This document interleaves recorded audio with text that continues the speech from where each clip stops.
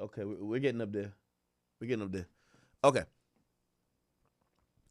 Somebody says Future fucked Lotto in a car and dissed 21 about it on Brazier. Where do y'all where do y'all come up with this shit? Yo, let me tell you this. Yo, I want to give a PSA, like a real quick PSA. I've told people this. For y'all own sanity, and anytime y'all got a group or y'all got a podcast, Reddit's an amazing place.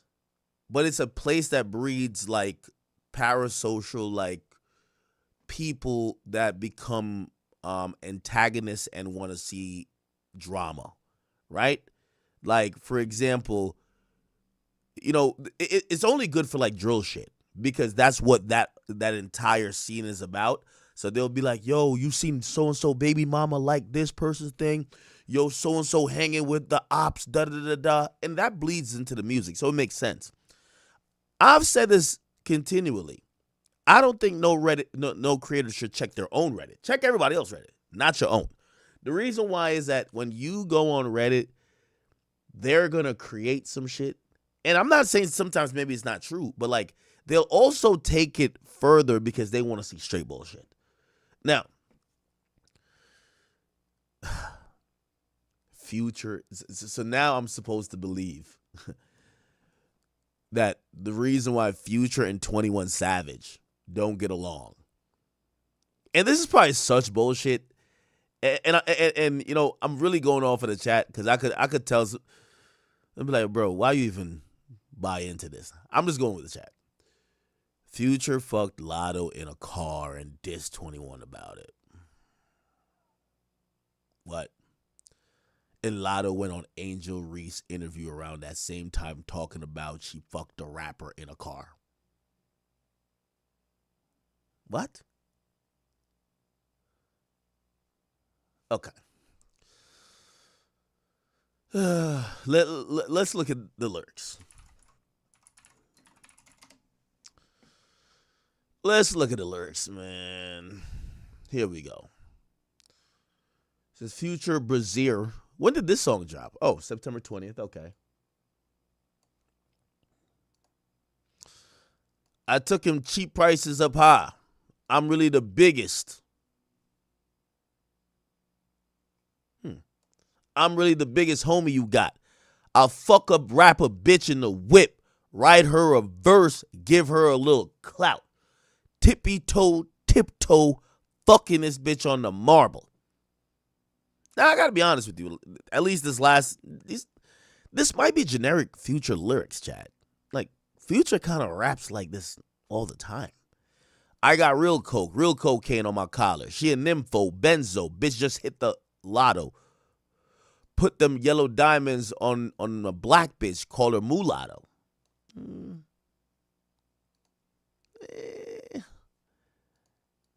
Now, granted, I don't believe this, right? I actually don't believe this, but I'm not going to lie. Future, he's doing too much to make it. It's kind of like he's trying to snitch on himself.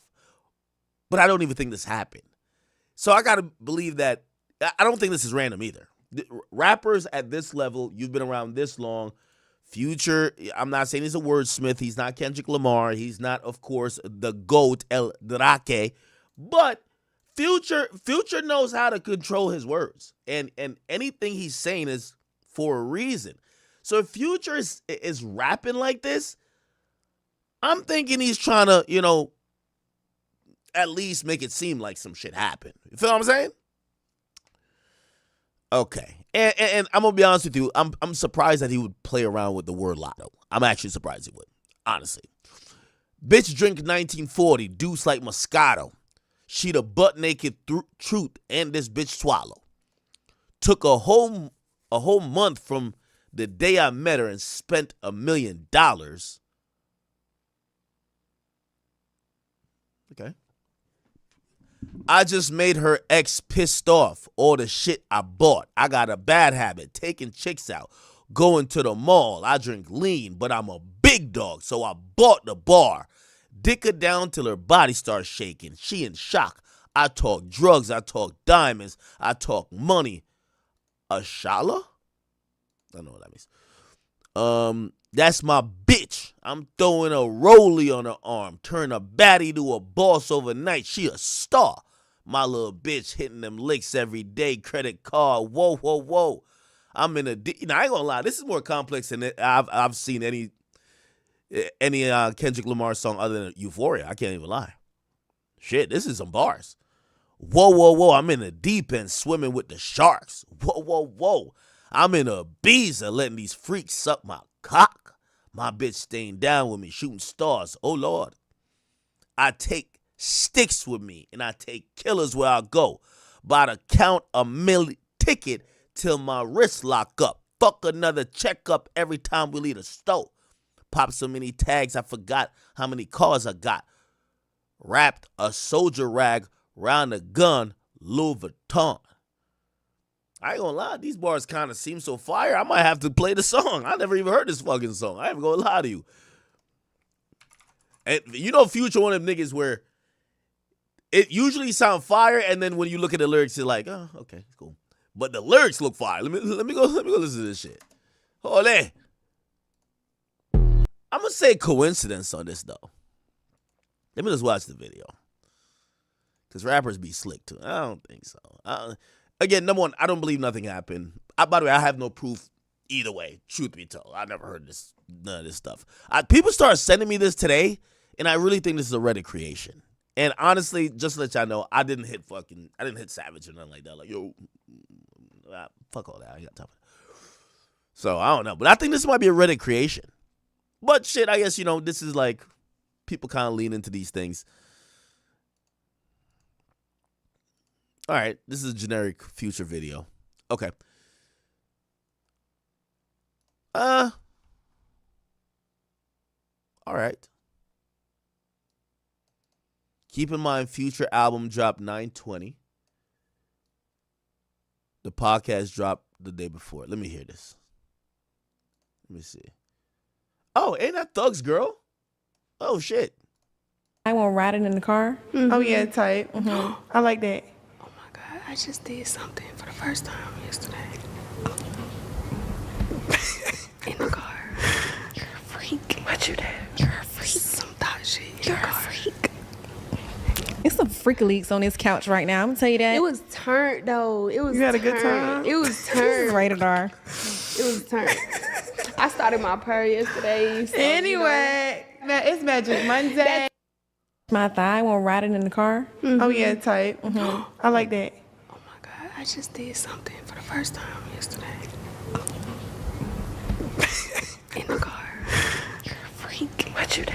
You're a freak. Some thought shit. You're a freak. It's some freak leaks.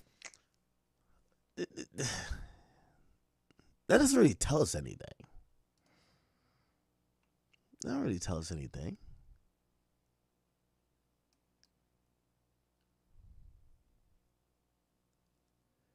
This is the problem with Reddit.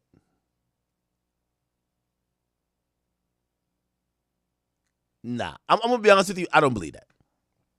I don't believe it. I don't believe it. And also, like, it's one of those things too. I don't even want to. This is beyond me. I'm good. But I see the Atlantaology people kind of like drumming this up. What I would say is this, right? And I guess there's rumors that like Savage and Lotto go together. Always, that's news to me. You know what I mean? That's news. But still, one of the reasons I don't even believe this is that let's think about Savage and Future's relationship or lack thereof. There are two Atlanta legends. They've been around for over a decade, and they have one song together. And it's a song that that song like Savage is like one of his first tapes, right? And then I believe, let me see. I believe Young Nudie has a song with Future, right? He has a song with Future. Let me see. Not this one, not this one. Is it the Zone 6 joint or is it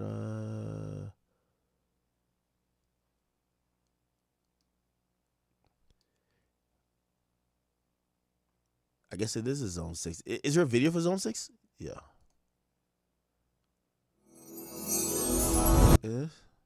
No. That's Nudie Future. Let's see.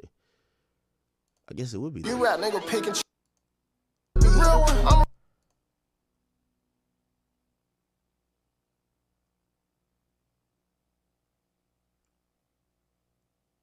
I'm just trying to see if there's like a music video with both of them. Yeah, I don't know. I believe whatever issue it is, I'm with y'all. I believe there has been an issue. So if I have to like, all right, let me try to recenter. So there's a few things about this Future and 21 Savage thing that I'm confused about. Now, this is how I look at things. All y'all Atlanta folks, please tell me if I'm bugging, right? Please tell me if I'm bugging and maybe I don't know Atlanta and some of my assumptions are clearly false. Now, to me, from what everybody, and I'm not only getting it from one person, okay?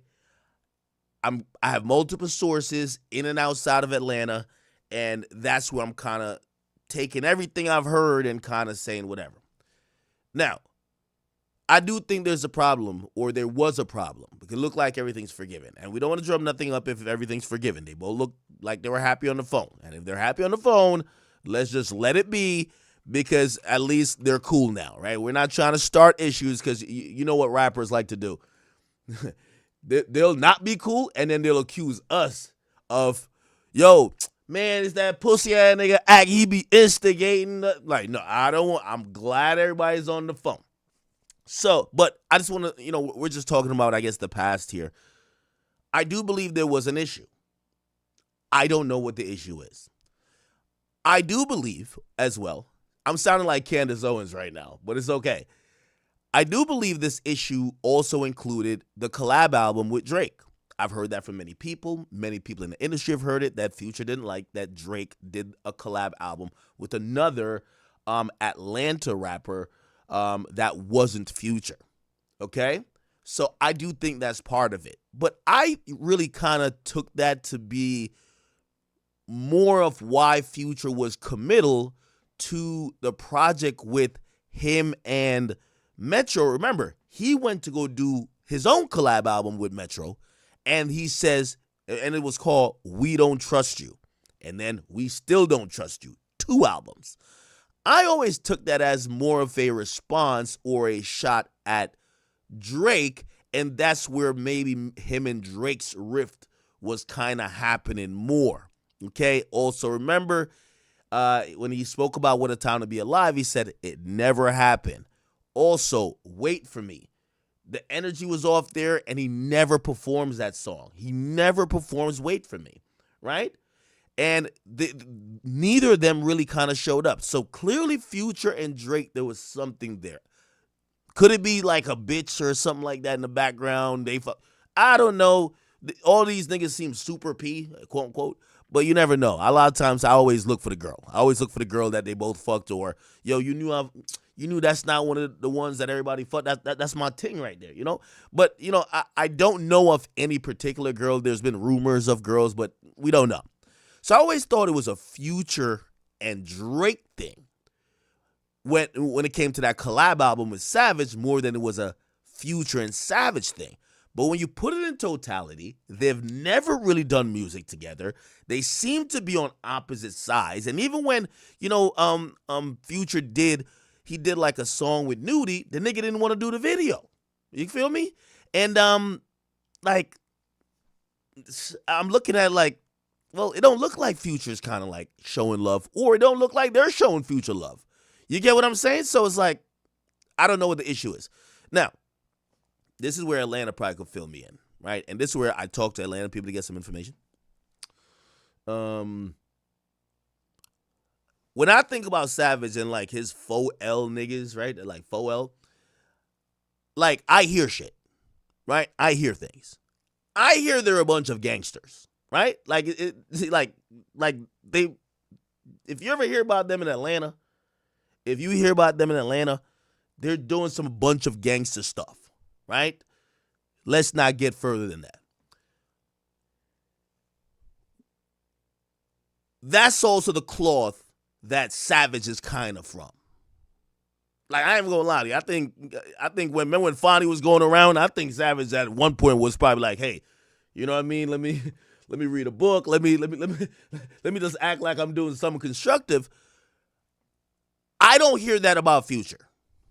And I'm not saying anything that he not tough, whatever. But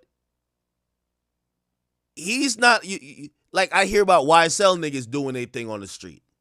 The 4L niggas is doing their thing on the streets. The 4PF niggas, I don't know if they still call 4PF, doing their thing on the street. Future just be kicking it. You know, he got niggas that's in the streets, of course, but like, I wouldn't imagine 4L or Savage's people would beef with Future and Future's people because, like, those aren't two competing factions in the streets. Do you get what I'm saying? So I'm not really trying to say who's soft, who's tough. I'm just saying they're not both running with niggas who's in the streets, or maybe some, because this happens a lot too. Sometimes, and Atlanta's really good at this. Atlanta is really good at some shit happening in the streets. The internet never knows. Sometimes a couple Reddit niggas knows. They be like, no, it's because so-and-so got his chain taken. Oh, yo, nah, he's seen him down there at Magic City and he slapped him. And, yo, this shit been beef ever since. We've never heard that. And no Atlanta nigga has ever told me that. Remember that one nigga we played last night? He's the first nigga who said some shit about the condo, right? The condo saying that, yo,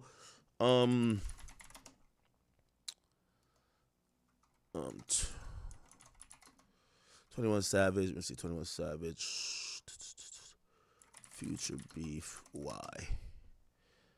Like, where's the old head at? Yeah, this guy right here, right? Yeah, he's the only one I heard. Trial of the I just watched some shit. Right? You know, Free Bands and 21 Savage crew, they don't get along. Now, I don't know about that. Like when people tell me about Free Band, they don't tell me like them niggas is like terrorizing the streets. Like, nigga, I ain't gonna lie to you. This is why I think Lil Baby changed his whole crew name. Nigga, I don't live in Atlanta, nigga. I haven't been in Atlanta in years. I was hearing about them 4PF niggas terrorizing shit, which obviously Baby might not even know them niggas.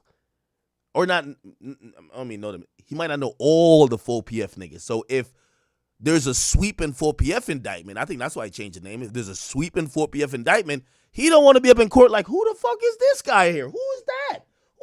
And so I think that's why he just said, all right, you know what? For the niggas that I do know, we're going to call ourselves some different shit.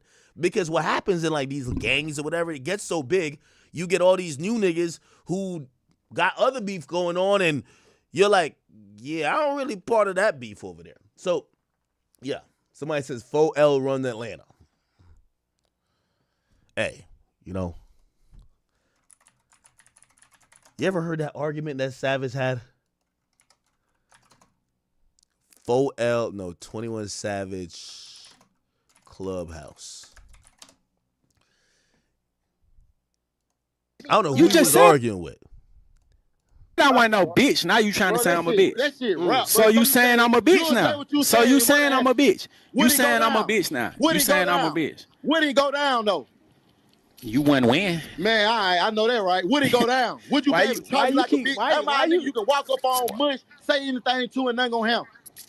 I don't know. All right, then. I nigga, can't say you ain't. I can't say you ain't or you is, but on my kids, I say the same shit to your face though.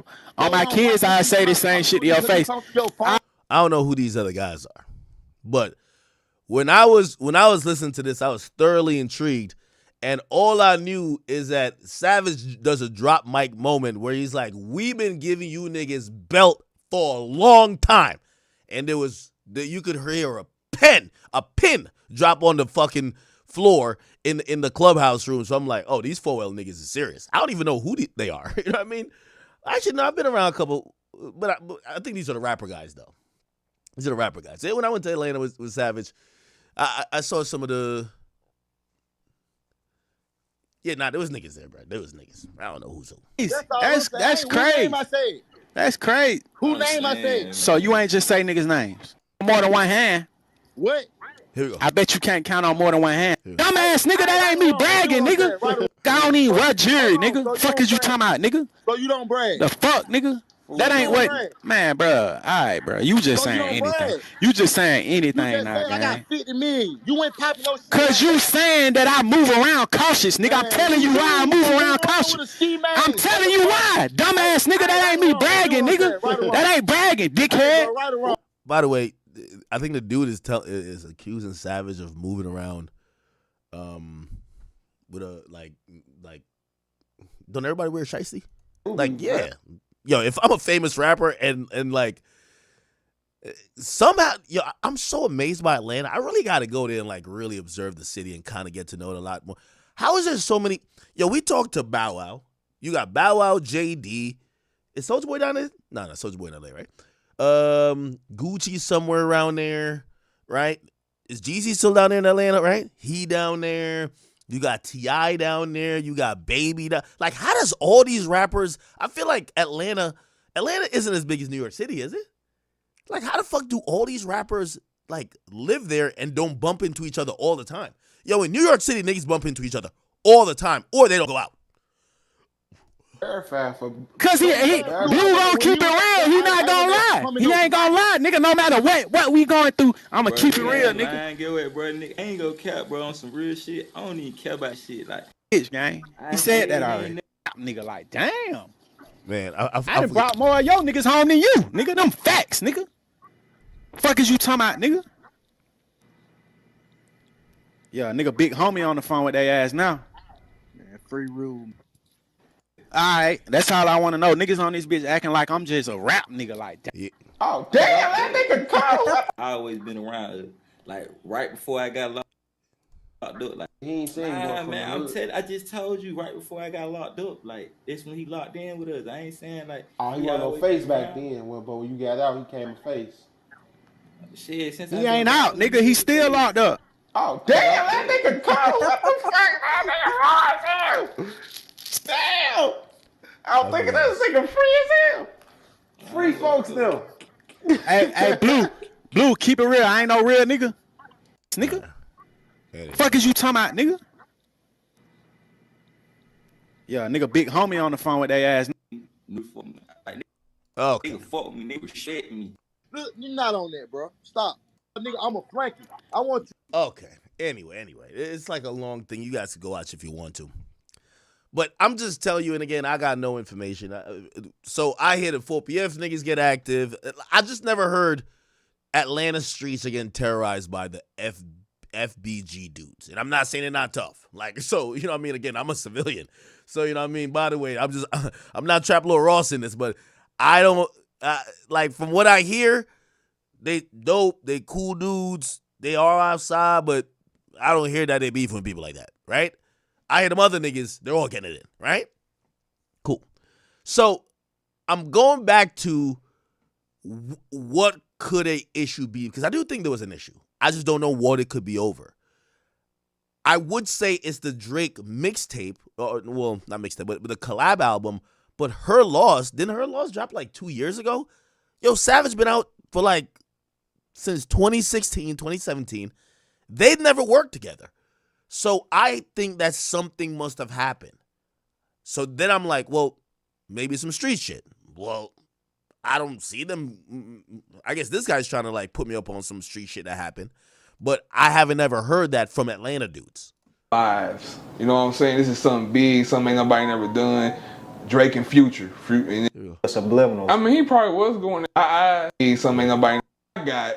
It's all allegedly. I don't know. The word I got, you know, free bands and 21 Savage crew, they don't get along. That's what I'm hearing. I don't know if it's true, but that's what I hear, you know. It's allegedly some shit went down.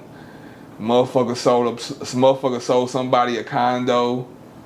And when they bought the condo, they didn't know the nigga kept the keys and the door opener and all that shit to get in. So when the other nigga went out of town, the nigga that sold the condo to him went back in there and took shit. That's all alleged. That's what I'm hearing. Damn. So there's some underlying. So it's like some street. Okay. So maybe that happened and everybody kind of like split. And you know, when shit like that happen, niggas might be like, yo, I don't want to be around they niggas. You don't want to be around they niggas. So like maybe that's why those two rappers, because I've never really seen Future and Savage like do stuff together, right? Again, I keep telling you that that we only seen that one song. Now, clearly they haven't been around each other, but Savage has spoken very highly of Future. The thing with Future though, Future don't really talk. Like the last time he's done an interview was like mad long ago. We don't know what Future think. He just kind of raps. So anyway, in trying to figure it out, and this is what I'm saying, that story that y'all are trying to go with off the Reddit, that don't really make sense to me. And the reason why it don't make sense to me is that why would let's say if that was the situation, why would that cause a rift with them if that happened last year when clearly they didn't fuck with each other for dumb long? You get what I'm saying?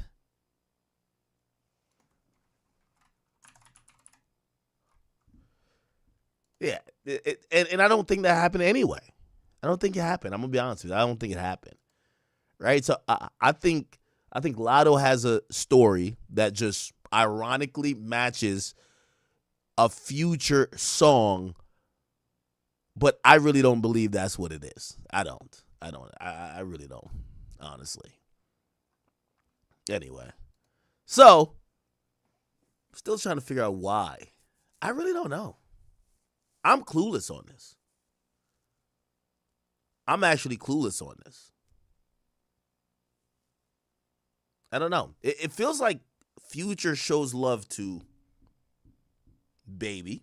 We've seen him in Baby, been on a bunch of records. He shows love to Thug.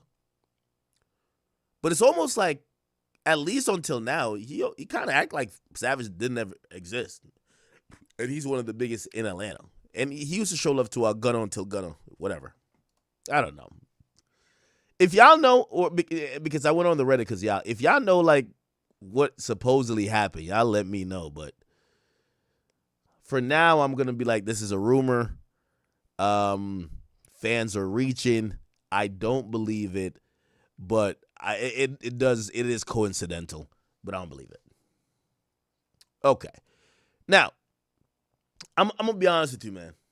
Atlanta needs like an emergency meeting. Honestly, they need an emergency meeting. I'm going to keep the same energy and also the same real talking points that I said last night. I think each rapper in Atlanta are going to have to start making some decisions. And this is the decision here, right? Especially the rappers who their music, their message, whatever they keep saying street shit, street shit, street shit. Now, here's the easiest option. There's 3 options. This is really option C, but it's the easiest and hardest option. The easiest option is saying, hey, listen, the streets are dead. This is music, not the streets, and I'm going to do music with whoever I want, and I don't care who told and who didn't tell. Now, the problem with that is that that is highly hypocritical. Okay? This is highly hypocritical because most of what these rappers has stood on in the last couple of years is pretty much based on street principles. So to just say now the streets don't matter doesn't look good. Now, the other 2 choices I keep saying, we have logic and loyalty. Right? And, you know, Savage has said something before, and I wish he actually took his own advice. Where when he was talking to Bank, you know, he basically agreed that the problem with the streets is that the streets are now being dictated, or not dictated, but it's being debated with people that's not in the streets. And that is true. I'm not saying it's a problem, but it is true. Because here's the problem here. The streets, I don't believe, has ever been logical. But when you debate with people that ain't in the streets and it's now online, we're going to come from a place of logic. And this is the logical thing that everybody wants to see, and this is why I say the streets ain't logical. Number one, let's point this out. If it was logical that, oh, if anyone is accused or if anyone talked to the cops, they're a rat, we don't talk to them. We learned through the court proceedings, y'all. Bunch of the YSL dudes were telling, none of them got cut off. I don't believe for a second that Young Thug only found out that Gunna a rat, Woody a rat, Yak a rat, this a rat, who this a rat. Come on, bro. You knew they were telling. So that's the part where I say that's not logic. That's loyalty. That's your man's. He ain't rat on the team. He ratted on the other guys, or come on. So you gave him a pass.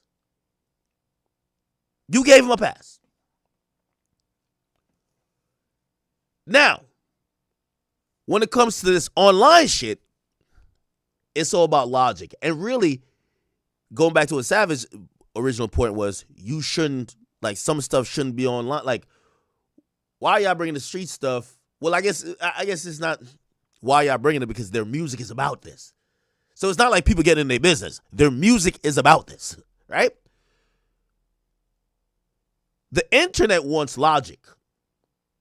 The internet's saying, well, since y'all are coming out and saying y'all don't like rats, fuck the rats.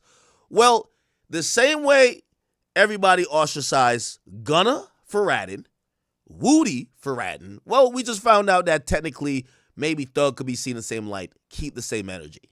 And I think that this is where Atlanta is fucking up for anybody who, I think everybody with Pluto, because he never really indulged in this conversation.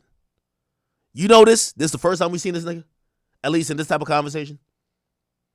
He's been exit stage left with all of this. We just keep hearing the same names. Baby, Wham, Spider, and now Savage.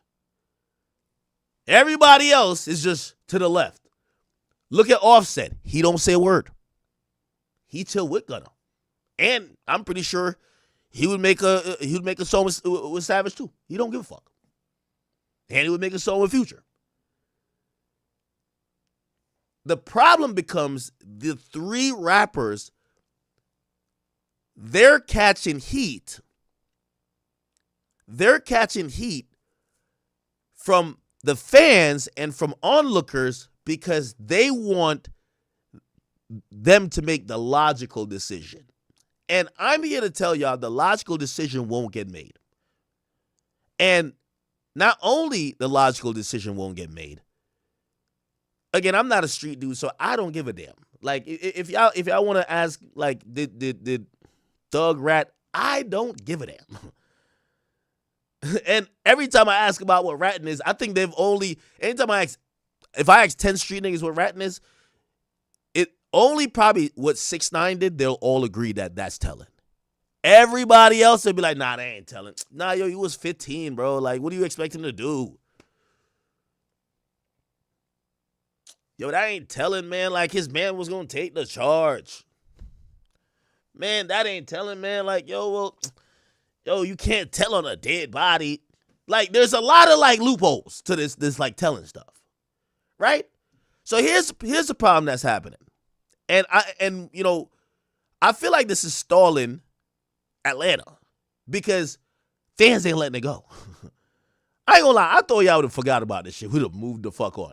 But people ain't letting this convo go. And I can't tell if it's because Gunna's successful, but this is what I guarantee everybody will be like, and I think that's why, see, I'm making this up because I don't know. And I'm telling you I'm making this up. I think this is why Wham fell back for a little bit. I think logically people wanted Wham to say, yo, I call a spade. I'm going to keep it fair. The same way I don't fuck with Gunna for that. I don't fuck with P for that. Thug, I love you. I can't fuck with you either. And I think people were about to like go like, yeah, Wham, at least you keeping it 100. Now, granted, here's the thing. It's clear, Lil Baby and Young Thug are real friends. Like, they're friends. Like, that's what I'm saying loyalty comes in. Like, you could tell, like, these niggas probably show up to each other's, like, kids' birthday parties and shit like that. You know what I mean? Like, I'm pretty sure Wham, like, talked to Thug's mama while he was locked up. Do you think he gives a fuck that much to cut off this guy who is his friend for the internet? I think he thought about it. Like, should I? I think he came back around like, fuck that, man. But that's the thing. That's why I keep saying there is no logic in the streets. Because if we go back to the Thug thing, I don't think that Thug could get on a song and say, Gunna a rat, Woody a rat, Yak a rat, this a rat. Like, he named 8 rats. And he never knew this until he got locked up. So he knew that people were telling, but out of loyalty and love, he allowed them to still be in the inner circle of YSL. So this is what I'm trying to say. The rappers involved with this, they're not cutting off Thug. And fans, I feel like fans want them to ostracize Thug on some keep the same energy shit. I don't know why they be like teetering though. I feel like all of them should just come out and say, yo, I get it, but that's our mans, and I don't give a fuck what y'all niggas say. Call us hypocrites, but that's our mans. The problem is, I think fans are still operating like logic applies. I'm telling y'all 50 different ways where logic doesn't apply. And in the streets, niggas do make exceptions. Now, do I give a fuck? No, not really. But I do like to see how this is actually if you ask me, it's having career effect on people. Like, Lil Baby went into hiding and stopped picking up the phone. Like, what the fuck? And it's not because, like, why you think that happened? Bro, Thug getting all this heat, probably the worst time to be seen with them. Yo, let's wait a couple months, like, wait till it blow over. Yes. So this does have some ramifications. I just don't know what these rappers do because they got to make a choice. Are you going to succumb to the internet? And yes, you might get a career boost because, yes, I think fans would support them. I think whatever rapper that says, yo, either one or two things. Hey, I'm going to be honest. If we cut off Gunna, we got to cut off Thug. That rapper getting mad support. And any rapper who says, yo, if we gonna rock with Thug, we rocking with Gunna. Fuck it.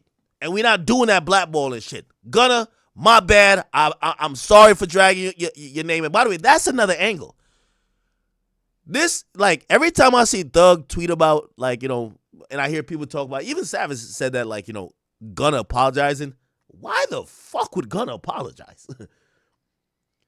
I think fans, Gunna would be the biggest idiot, and I get why the idea of him apologizing, right? But he would be the biggest idiot to apologize.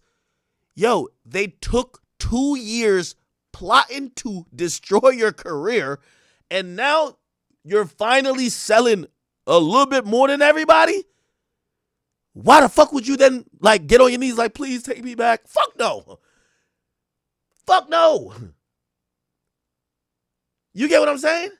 Fuck no. So he would be an idiot to apologize. And I think it's like a stalemate. I think the easiest option is to say, yo, bro, listen, man. Yo, are they going to call it ratting? Maybe not. But, like, let me use these alternate terms. Yo, man, we need to stop this bullshit. Thug did bad. Gunna did bad. Yo, bro, we were all family. We went through some crazy shit, but you know, this what happened when niggas is in the streets. Yo, let's all make music together. But here's the thing, I don't think you could go back. I don't think Gunna want nothing to do with them niggas, bro. I think Gunna looking around right now while he doing his CrossFit, you know what I mean? He like doing jumping jacks, burpees. He's running 5 miles and shit. I think he's looking like, y'all need me. I'm good. Honestly, I think that's what he's looking at. But I do think, you know, I don't know how these artists come back or fix this that fans will respect it. And this is why I think Future just like Future laughing to the bank. You know why? He never indulged in this conversation of who's telling, which by the way, Future makes the same calls as well. He just don't speak on it. The problem with and again, everybody does this hypocritical shit in a sense, what fans think is hypocritical. Future does too. He don't speak on it. I told y'all, Future signed Boston Richie. At first, he wouldn't do a song with Boston Richie because of the snitching allegations. The thing is, he's not coming out and saying, fuck Boston Richie. That's the problem. So these guys, and I think it's because of Thug. Remember, it was Thug that kind of like was using them as mouthpieces, right? Pause. So now, they're all out there. And then people are saying, well, what about Thug? And it makes it tricky. Because honestly, bro, if no one knew that like people were going against Gunna that much or ostracizing him and blackballing him to a certain extent and Dirk calling him out and Baby dissed him a couple times. If it was seen like, niggas kind of like look the other way or whatever the case is, no one would be thinking about how they're going to deal with Thug and if they're going to keep the same energy. It's a very bad position. There's no win. I can't see, like, listen, I'm a PR expert. I'm not a street expert, but I'm a PR expert. And I'm like, what could these rappers do to kind of like make this make sense and people be like, oh, nah, that's some real nigga shit right there. Well, the way I think that would help their career is to say, yo, fuck that, we're just doing music. Both of y'all did bad. But then the perception of what they supposedly stood for in the streets is going to come under fire. Well, you call that guy a rat. Why would you do a song with a rat? See, that's the thing. The name calling, the scarlet letter, puts you in a place where you can't walk it back. You can't walk it back. And that's where the PR nightmare is. And then they hold your feet to the fire to say, well, what about Thug? And then you kind of have to you got to ride out with the love and loyalty and say, nah, maybe he talked a little bit too much, but nah, you got to create a different reality. And here's the thing what I realized. We could even play from, and I'm being honest here, chat, and I hope y'all don't think, I don't got no problem with Thug, bro. I really don't. Bro, I'm a civilian. I don't give two fucks. Bro, I don't care because my favorite Thug song right now is when he's calling other niggas rats. I love it. Gunna a rat. Woody a rat. Yeah, I love it. So, I don't care. This idea, this is for the streets, quote unquote, they care. But what I realize is that outside of Atlanta, I'm going to be honest with you. If we did a poll of rappers or these street dudes, it looks like it would probably be at least 75% of people that would probably say what Young Thug did is whatever. Not in Atlanta, though. This is Albion from Jersey. Listen what he says. They stick together so much that they stick by their rats too, you heard? The same energy I had with Gunna, the same energy I had with that nigga Woody. How that shit with Doug, man? What y'all scared of? Ain't banging, I get DP, man. Atlanta stick together so much that they stick by their rats too, you heard? The same energy I had with Gunna, the same energy I had with that nigga Woody. How that shit with Doug, man? What y'all? Okay. And I realize this is the popular consensus, but not in Atlanta. In Atlanta, they look at it very different and very nuanced. Why? Because that's the big homie and that's her friend. And I get it. You know what I mean? I get it.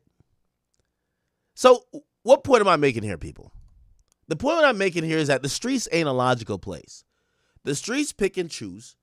And you get to realize the more you watch, even trials or whatever, and that's why I brought up the Young Thug thing where He names like 8 rats, quote unquote, that were in YSL. But if you watch the trial, these guys were cooperating since 2015.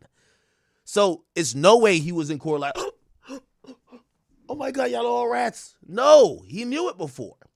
So what I keep saying is that I believe what's part of street culture is usually when it's your man's, if he, quote unquote, did bad or he told, you'll forgive him under certain circumstances.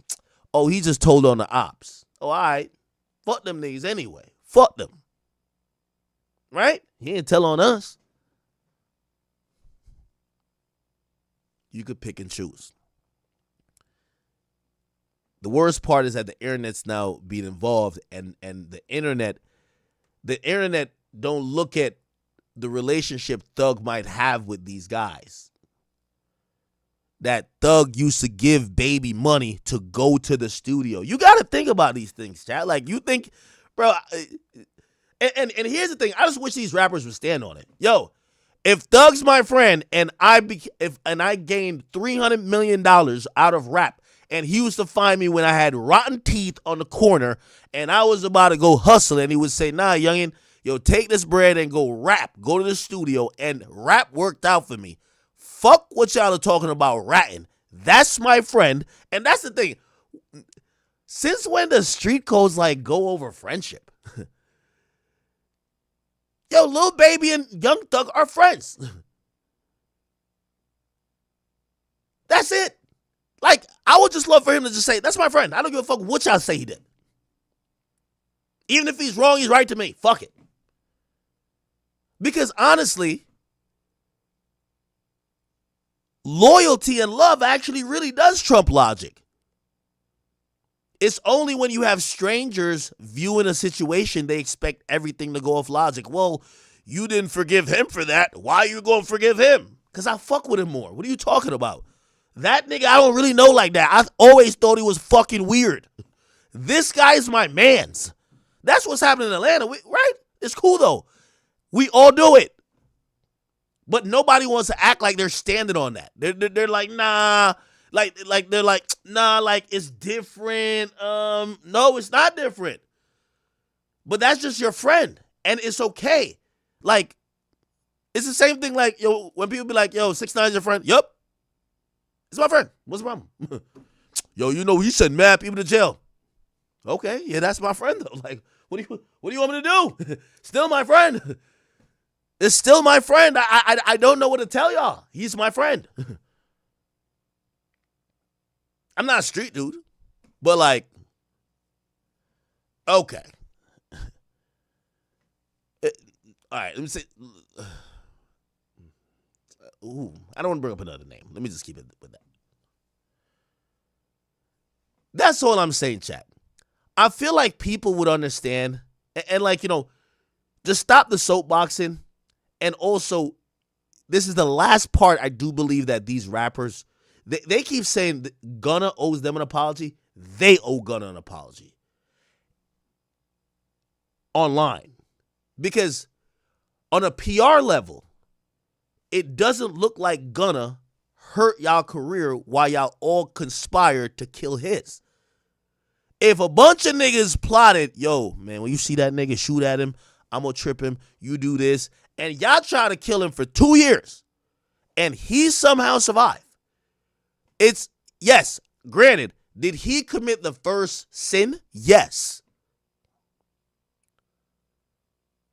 But the way how fans see it, and this is why I keep saying the street shit online, they don't look at it to say, oh, Gunna is the reason you almost went to prison. They're like, bro, you didn't go to prison.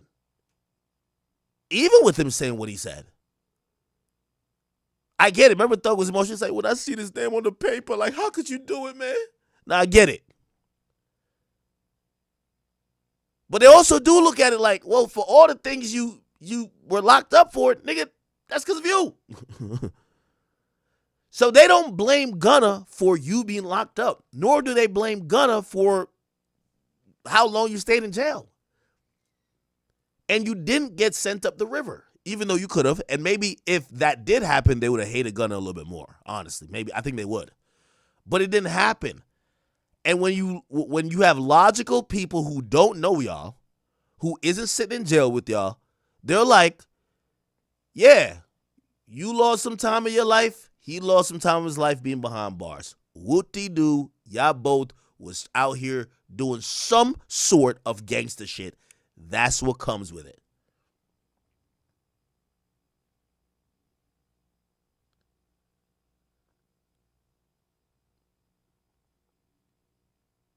Does that make sense to anybody?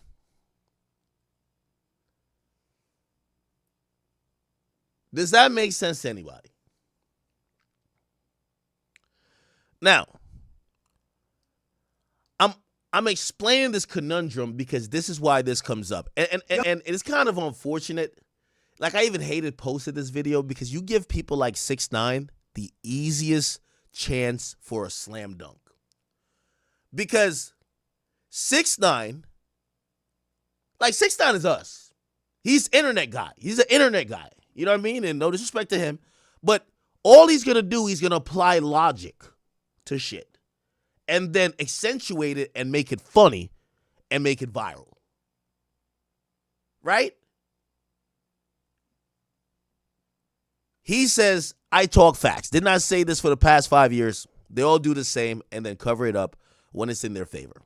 When it's convenient for them. But people don't like facts. So it's always, no, it's different. But I'm so happy. Now y'all see the truth. This is a video he made. Yo, if you watching this video, you about to hear some fucking facts. And people don't like the truth because it hurts them. I was going to do this video on TikTok. You know where you put the picture in the background and you start talking? But these facts right here need 100-inch. You see this bitch-ass sticker right here? Yo, listen, they going to skip this. Don't talk about savage like that. The facts hurts people's feelings. I just need y'all to know that. If I'm lying, I'm flying. Now, hear this out. This bitch-ass nigga says, yo, hold on, let's start with this. Gunna, Young Thug, y'all niggas fix that shit. Y'all love each other. Niggas knew Gunna wasn't no gangster when he told the first time. When he told the first time. And we swept it. We, not them. We, as the whole Atlanta. We swept it under the rug for you. You know, he wasn't trying to leave you to hang, nigga. Fuck the streets. Now it's fuck the streets when it's convenient for you. The album sales is not selling, nigga. The Drake stimulus package not selling, nigga. Now y'all talking about, yo, fuck the streets. I've been talking about this 5 years ago. Y'all bend and break the rules when it's convenient for y'all. When he told the first time. So you know, homie, a rat. But it's convenient for me, yo. My best friend could rap. You from Atlanta? He could rap. But y'all niggas can't. Yo, no, it's different. Bro, it's different. I've been saying this for 5 years. When he told the first time, we swept it under the rug.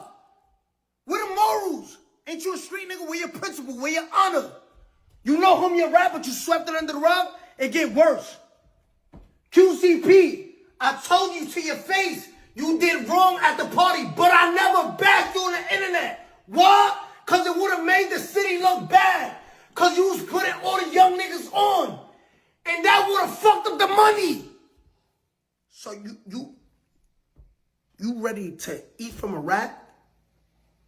What happened to all good money, all money not good money? Y'all was just bashing Kodak. What happened to all good money, not all money not good money?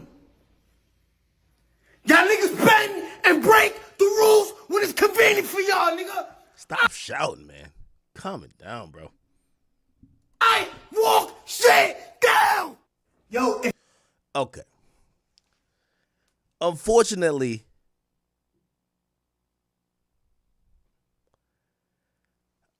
I do believe that the majority of the internet is going to think like this. And this is why I said, bro, the only thing I could think of is niggas is coming out and say, yo, that's my friend, bro.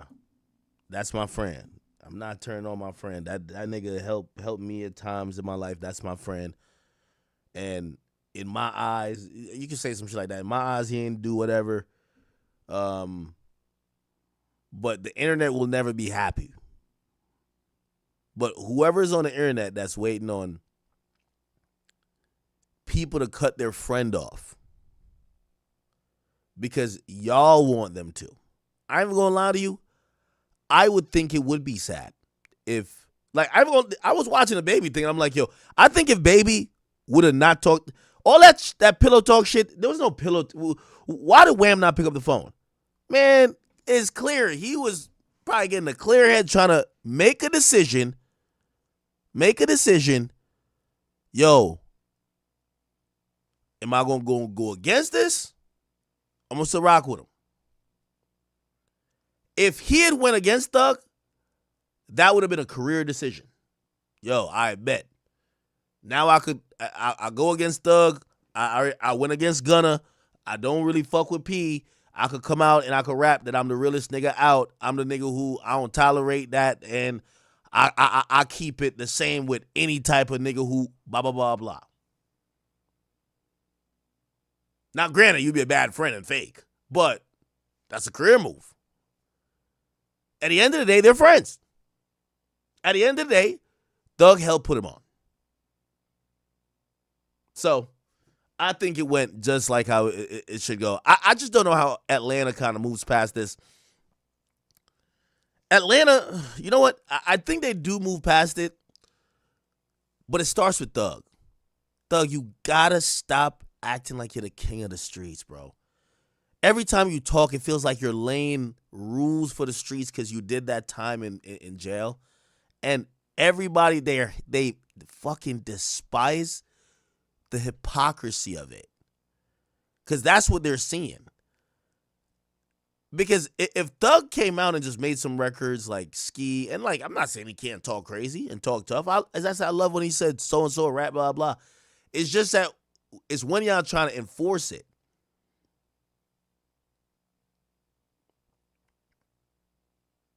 And the blackballing is come on now. But again, I think it starts from Thug.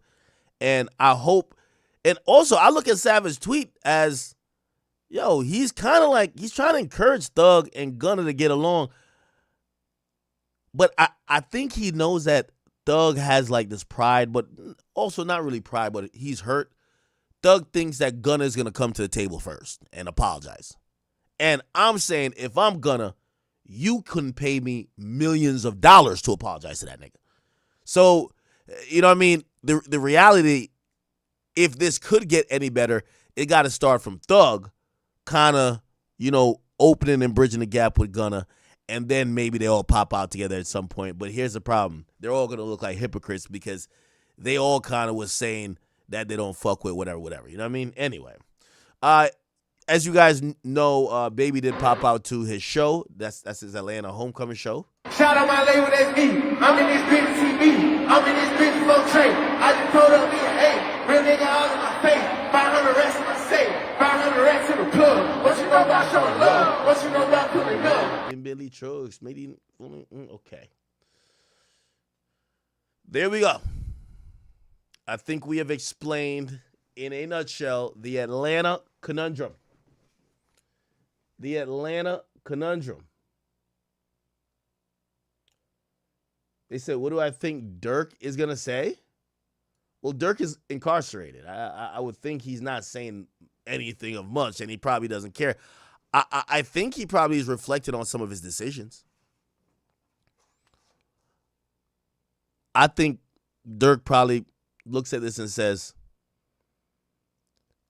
yo, I should have treated the niggas I met in rap like rap niggas and kept the street shit in the streets, if that makes sense.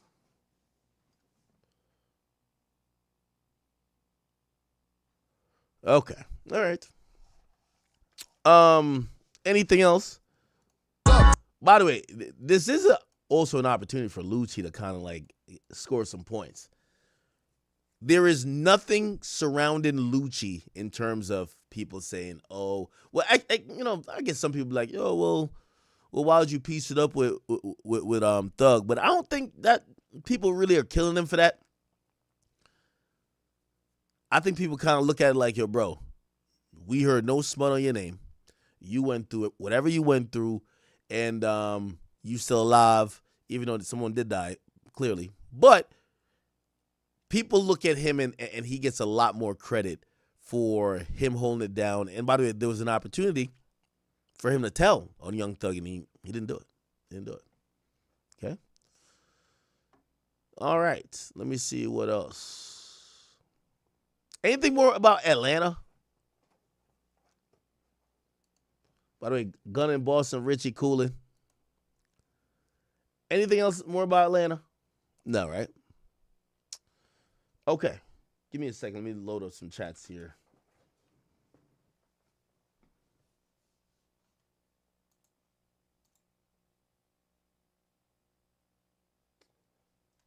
Somebody said, let's talk about Erica Kirk's tour. Do you guys want to talk about Erica Kirk? We can talk about Candace Owens. I actually do want to get to that tonight at some point. Okay. All right. If you guys have a topic, just let me know in the chat. All right. Okay. All right. Real quick. 50 Cent looked like he's determined to show people he ain't capping, and he basically let us know that, he put in some work, and he was really offered about half the podcast that was being filmed at the space that these guys didn't pay their rent. Now, we're talking about the Senior Citizen podcast, a.k.a. Let's Rap About It, featuring Jim Jones, Maino, Fabulous, and Dave East. And after their criticism of 50 Cent's documentary, almost saying like, yo, bro, like that's just kind of corny to make a documentary about, Diddy kicking his back in. 50 has been on the offensive since. Basically told them they were bums, they were squatters, and basically that these guys were, trying to be the best dressed or win that award.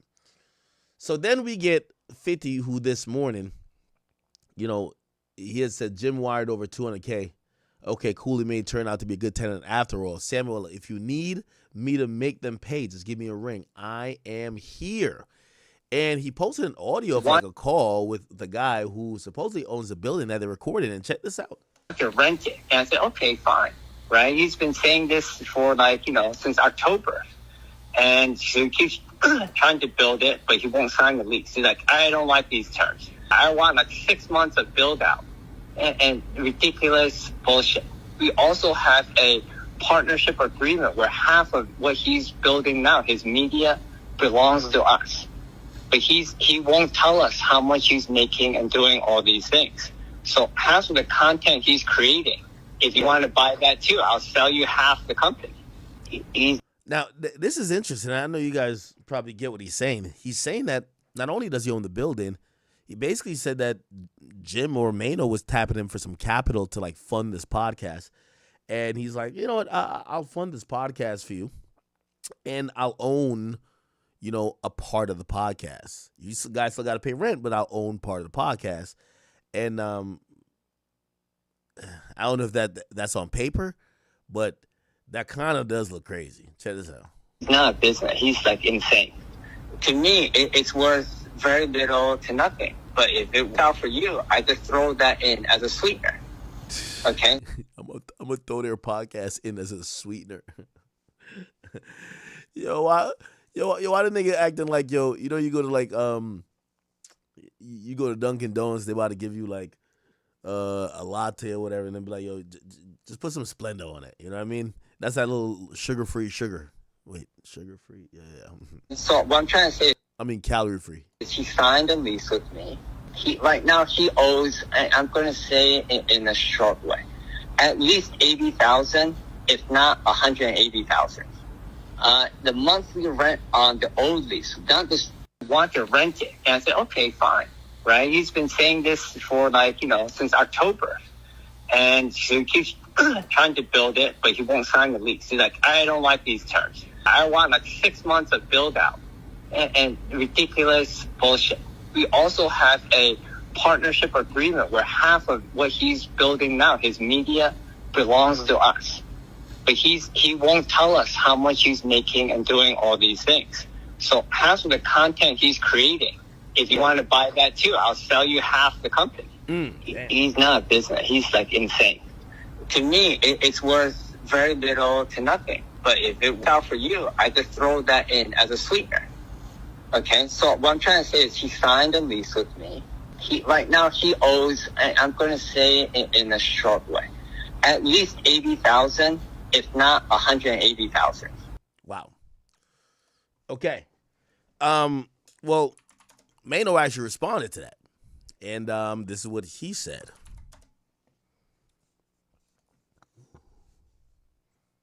Y'all let me know who you think is capping. It's two of the best in men's college basketball. What the hell? Okay, here we go. I'm going to grab another soda. So, Maino, we have to ask you, you Yeah. know, I know 50's been saying, you know, he's coming for everybody. Everybody Right. has jokes. He's coming for everyone. Right. And he said that he wants to buy into your podcast. Take us through that. Well, And, you know, yeah. I'm assuming, you know, that must have been kind of good press for you. Well, I'm gonna say this, man. Beefing with 50 is good business. Numbers is up, podcast is up, No way. engagement is up. He's been saying, you know, he's coming for everybody. Everybody Right. has jokes. He's coming for everyone. Right. And he said that he wants to buy into your podcast. Take us through that. Well, And, you know, yeah. I'm assuming, you know, that must have been kind of good press for you. Well, I'm gonna say this, man. Beefing with 50 is good business. Numbers is up, podcast is up, No way. engagement is up.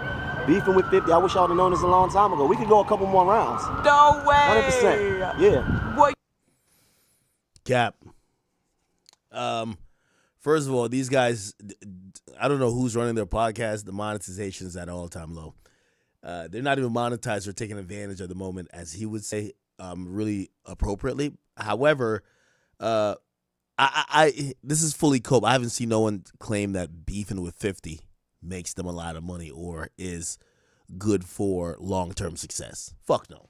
Are you surprised to see that, or? I mean, yeah, because it wasn't something that I was normally practicing. You understand what I'm saying? You know, it wasn't about, having an issue with anybody. But since we got a podcast, let's rap about it. It's good for business. But he said he wanted to buy half the podcast. Now, I'm saying if you want to buy half the podcast, I'm the person you need to see about that. Maino, the guy who owns the building, said that shit's worth little to nothing. I think he'll give you, listen, I'll be the negotiating lawyer for 50. I think we could get, let me see. How about 2 shiesties, a pack of Marlboro cigarettes, and the chopped cheese. That's all it's worth, okay? At least for half. Definitely for half. Maybe 75% of the podcast. Yeah, that shit's worthless. You get what I'm saying? Yo, you heard the landlord. He was going to throw it in as a sweetener just that he could get his fucking money from renting a spot. You know that shit ain't worth nothing. The landlord said, I'll throw in half their podcast as a sweetener. He didn't say as the main course. He said the sweetener. It's like syrup on a pancake. He's not saying like, yo, this is a shit. So I like Maino, and by the way, Maino, yo, the Lyft driver, you know what I mean? He got another ride to pick up, man. Like, don't just be talking to TMZ for too long, okay? He's on the clock and so are you. Hey, the point is this. He's acting like this is some big business. Where? Like, where? You know what I mean? It's like, yo, 50 need to call me. No, he don't. No, he don't. I'm the guy you got to see about that. I mean, do you think he was being like facetious, or was he say he don't cap? He say he don't cap, so I should be receiving a phone call, right, saying, yo, what's up with this podcast? Because I'm the guy. If you want to buy half the podcast, I mean, listen, I'm the guy. Right. I mean, we just saw Joe and Jada. We just saw Breakfast Club on Netflix. What did I just tell you? Beefing with 50, beefing with Curtis is good business. Oh my goodness. I mean, that's it. Well, what do you think is next for you guys? Do you plan on having like an actual sit down with him? Possibly. 50 don't want to sit down with these bozos. Yo, put it like this, man. Hey, we not talking about Joe Budden shit. Listen, I think they want to be, it is what it is.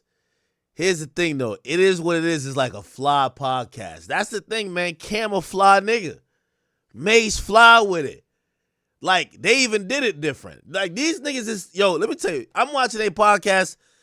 They talking about a dusty bitch they hit in the 90s. Like, yo, I hit this chick in the 90s. She had some good pussy, man. When she topped me, man, like, she was queefing and farting at the same time.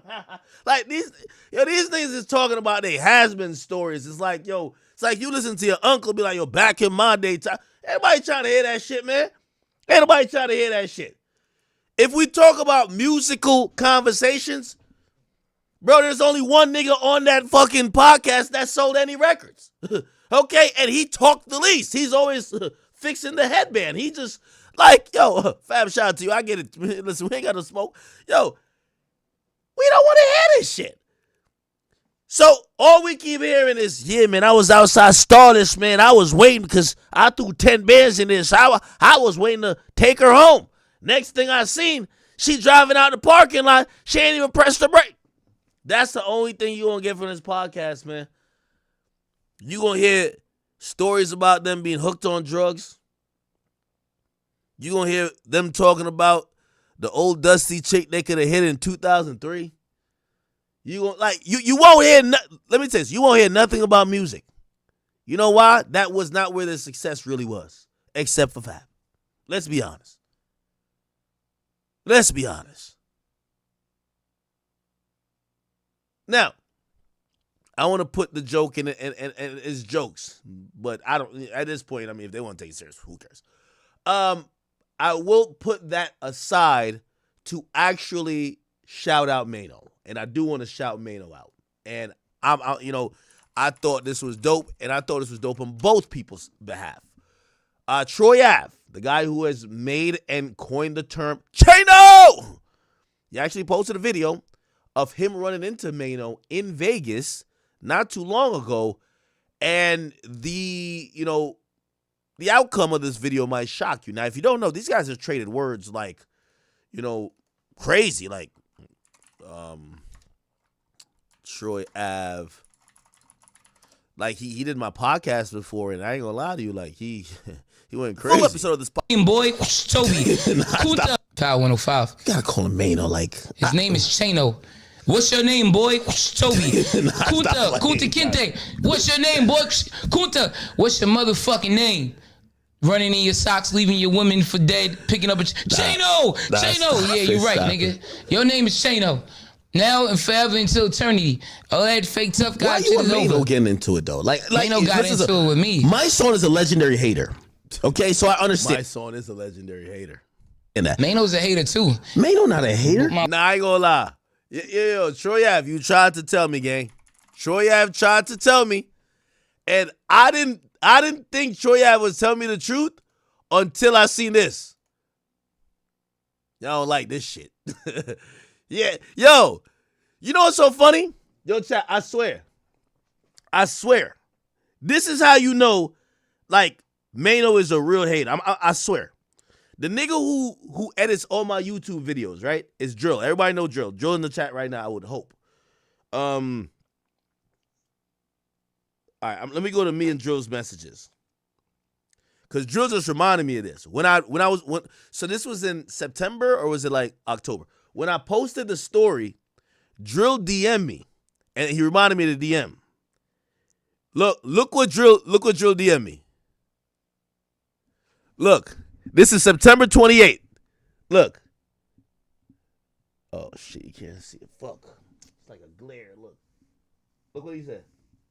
Can you see it? He said, was that Maino on the story? I said, yeah. Look what he says. Fuck. Come on, man. What the hell? Sorry, this is going now. Hold on. He said he looked like he plotting. You can't really see it. What the fuck? Why can't this shit work? Fuck. He looked like he plotting. And when he sent it at the time, I'm like, Maino look like he plotting. By the way, obviously, like a couple moments had passed. He finally kind of, geodudes his way to the front where I'm at. You know what I mean? And I'm pouring up shots. So I'm thinking everything's cool. But he told me back then. Drill told me. He seen the nigga in the back and he said, yo, Act, that nigga is plotting. He's a hater. And I'm like, nah. Because by that time, I'm taking shots with him. Yo, that nigga was right. Sure, yeah, if you told me, bro, I ain't believe it. My boy. He has a song-called High Hater. He was talking to himself. He was in a dirty-ass mirror that needs to be Windex and white. Nah, stop playing with me. This is a fact, though. Maino a gangster. A gangster from where? What's gangster? Going to jail makes you gangster? All right, hold on. I spoke to... Wait. No. You tell me if I'm green. I spoke to Black today. Don't play with me. I spoke to Black today. Man, when Maino went into jail, he tried to tell on niggas to get out of his first initial robbery. But niggas say, yo, he was younger, we was older. It is what it is. We ain't talk about it much. But he tried to tell on niggas to get out. They said, nigga, we don't care. You going to jail. It's a fact. Now, I always knew this. I heard people talk about it, but I never put that out there because I don't put snitch on people unless it's a fact. You know what I'm saying? If you tell on your friends when you're doing a crime, you're a snitch. If you're engaged in a street What beef... you trying to say, Maino told us? What? They ain't talking about it. All right, you tell me if I'm two green. separate occasions. I've heard that Maino, I'm going to be honest. He told in and this is jail why on a I'm nigga. very careful how I speak on him. I heard he's the realest nigga in New York, period. What has he done that's the realest nigga in New York? Man, I heard you got to do things that's real. I heard he Did slapped take at your family least out the 30 hood? niggas. Slapping niggas don't make you real, my boy. I heard he's a... Well, I would... Slapping niggas don't make you real. He might be a bully. I don't know if he's a bully. Taking your family out the hood makes you real. Raising your kids against... Yo, Troy, pop back up to the spot, man. We got to do a podcast. Not about Maino, but... Yo, Troy is a very entertaining nigga, bro. Some bars in jail for some unrelated shit for putting in work. And not even on some boxing... Anyway. Have to do that. You didn't have to go on that. You didn't have to say... Niggas talk out two sides of their mouth. He was on Angela Yee saying, yeah, that man Taxstone was chilling. He wasn't looking for no trouble. Man, he was chilling. He was chilling, sneaking in. I wasn't looking for no trouble. I left all the guns in the car. I came to perform. Yeah. He was chilling in the dressing room where he knew Troy Ave was going to be at, and he bought a gun there. Hold on. Not only that, this is a fact. If T.I. is there, T.I.'s trying to sign me everywhere. Maino. If Maino was here, would you say it to him? You would say that to me. Absolutely. No, he wasn't. Okay, anyway. After this interview, he kept roasting Maino for a long time. This was 2 years ago. And this is why I said I'm saluting to Maino because they both saw each other, and this was the interaction. Bing! Maino. Bing! Troy Ave. Do you feel like this is still the Canelo Alvarez that we've all known and loved for all these years? Or do you feel like something's changed? Are you still the fighter that you were? No, I feel like he's strong. Crawford is a great fighter, skilled fighter. And again, if you continue. Now, I thought this was cool and dope. Okay? Number one, the most important thing here is that I know hip-hop is crash out in ignorant culture, but it's clear you can see Troy Ave has a baby in his hand. I don't know what it would have been without the child in the presence, but I am happy that Maino, who I think, I ain't gonna lie to you, I give it a year, I think Maino gonna be locked up. Because, I think him podcasting, he's not intelligent enough to go back and forth with words. So at some point he got to start being physical. And he'll be bunkies sometime soon with what do you call it again? Taxstone. Just because I don't think he has high emotional intelligence, right? However, I'm going to give him some credit after I see he gets in a situation like this and he did the right thing. I think both men did the right thing. I think, obviously Troy has his kid with him, and I see Maino look at the baby. Yeah. You know what I mean? Now, Troy is hella funny on the caption. He said, I saw Chano at the fight. And I was chilling. I bought floor seats for the whole family. We kept it cordial, no disrespect. In fact, he even called me Mr. Ave. We didn't crash out or mess up the money. The issue started when he said I was his bro, that we were cool. But then he started rocking with someone who was publicly hating on me. If we were really cool and bros, like he said, I felt he shouldn't have ever done that, especially to someone who did features and videos for him for free. Am I wrong? And to add insult to injury, He did some foul, sneaky thief bum shit by picking up and pocketing a chain I dropped while disarming and beating the shit out of his befriended hater friend. That's how he earned the name Chaino. When I got locked up, he was screaming, "Free Troy Ave," knowing he sneakily stole that chain. The whole time, I didn't care to know who the thief was.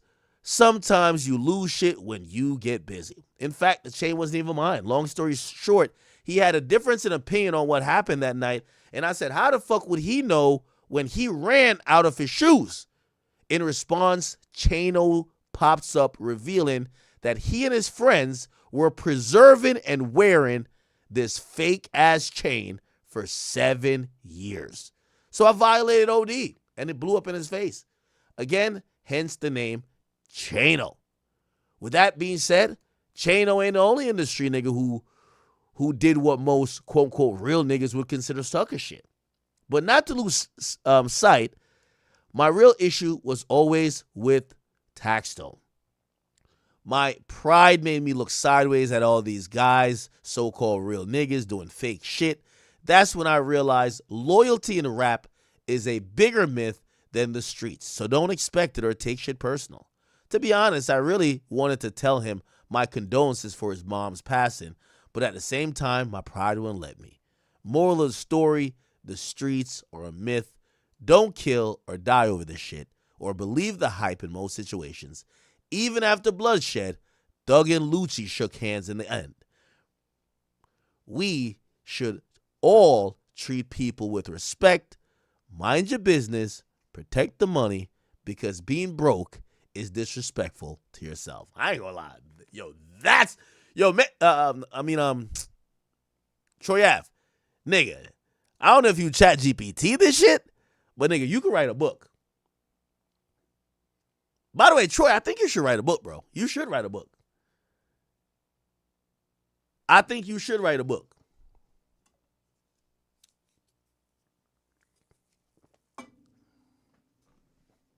That was a dope story. Okay. So love and blessings, and we gotta salute maturity, people. We gotta salute maturity. All right. Now, granted, maybe if it was somewhere else, it would be different, but we have to, we can't just encourage all type of crash outs. So salute to both. All right, let's keep it going. Let's keep it going. All right. Let me see. Hot 97 DJ Drewski. 50 Cents just dissing Ebro is just an opinion. Ebro did a lot for the culture. Let's hear this. Yeah, New York City's going through it, man. The morning show is out that they're speculating that there's a new big hire that's about to come through. Oh my God, Drewski, how are you? I'm doing well. It's the holidays. We're celebrating. Shout out to Johnny, the 9th annual Christmas event right here at Planet Hollywood. It's amazing, you know what I'm saying? Sometimes you gotta have positivity with all the negativity that's going around. Oh my God, so Drewski, you know we have to ask you.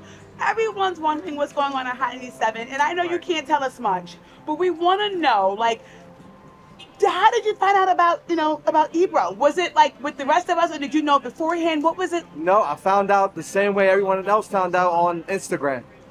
You would think as an employee you would get like an official email saying, hey, no way, we're making changes. Unless my email is messed up, we still haven't received any email explaining what's going on. Don't know who's replacing. Shout out to Flex. I know he was there for a couple days, but I'm sure they have other plans and bringing new people in. But there's been a lot of changes going. The last time I saw you, enough was gone. Right. So it's just a lot's been going on. I'm still thankful and grateful to be there. Right. So I'm there every day, but you would think like, they would send an email or something. Were you blindsided by it? To be honest, with everything going on, I knew there was gonna be more changes at Hot 97. Right. I didn't think it was gonna come this soon. But shout out to Ebro, Laura, Rosenberg. They got a #1 podcast out right now. They do not have a #1 podcast out, bro. Like, y'all gotta stop it. Yo, stop it. Yo, stop. Yo, Drewski, stop it, brother. Stop it. I rock with you. I think Drewski from Jersey, ain't he?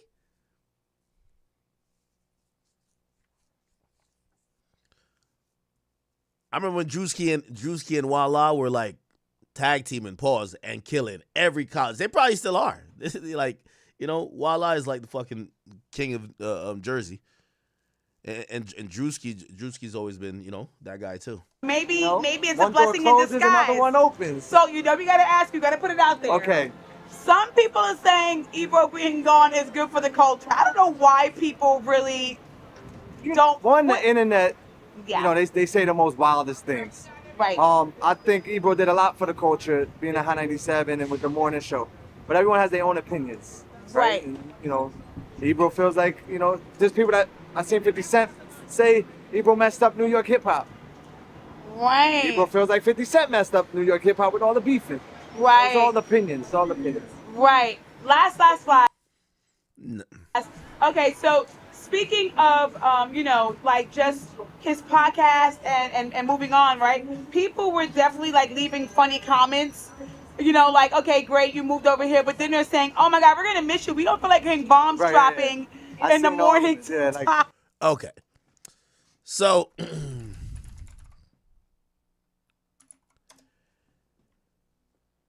Ebro and Rosenberg, they'll just kind of fade, like, you know, fade into obscurity like they've always faded into obscurity. But now people are wondering who's going to take over at the radio station for a morning show.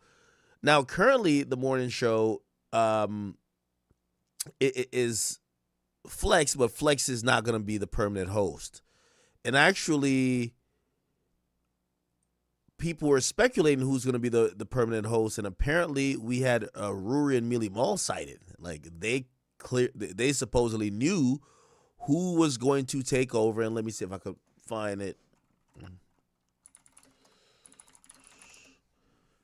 They felt like they knew, and this was it right here. Because of their privacy, I will not say what it is, and I hate being this person, but I heard a rumor of who they chose for that morning slot, and it's the best move they could have ever made.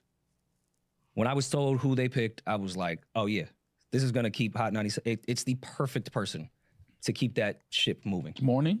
Mm-hmm. Speedy? No, not Speedy. But I know a lot of people have complained over the years that there's not a lot of New Yorkers left at Hot or at Power. And when you have a New Yorker that's relevant, that's funny, that can revamp something and is a creative fucking mind and has a cult following, yeah, that's going to keep the Hot 97 ship moving if he takes that offer. It was when I heard that, because I wasn't thinking too much of it. Like, I didn't spend my weekend wondering who Hot 97 was going to replace with. But when I heard it on Sunday, I said, oh, genius. Can you cover your mouth? Fucking and say it genius. And bleep it?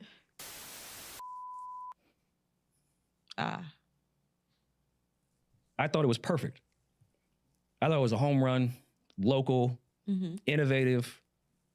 Yeah. Grew up on radio, but clearly is in a completely different world. Like, I thought that was, oh yeah, you guys may have a fighting chance now. Yeah. I'm interested you just had that reaction though. That's No, it wasn't a bad reaction. I said interesting. Which is more me processing it and thinking about it. And you've had time to think about it. I haven't, so. Yeah. Though Speedy would be great, but I think that was just a joke. I think Speedy enjoys his. All right, man. Let me cut Rory off, man.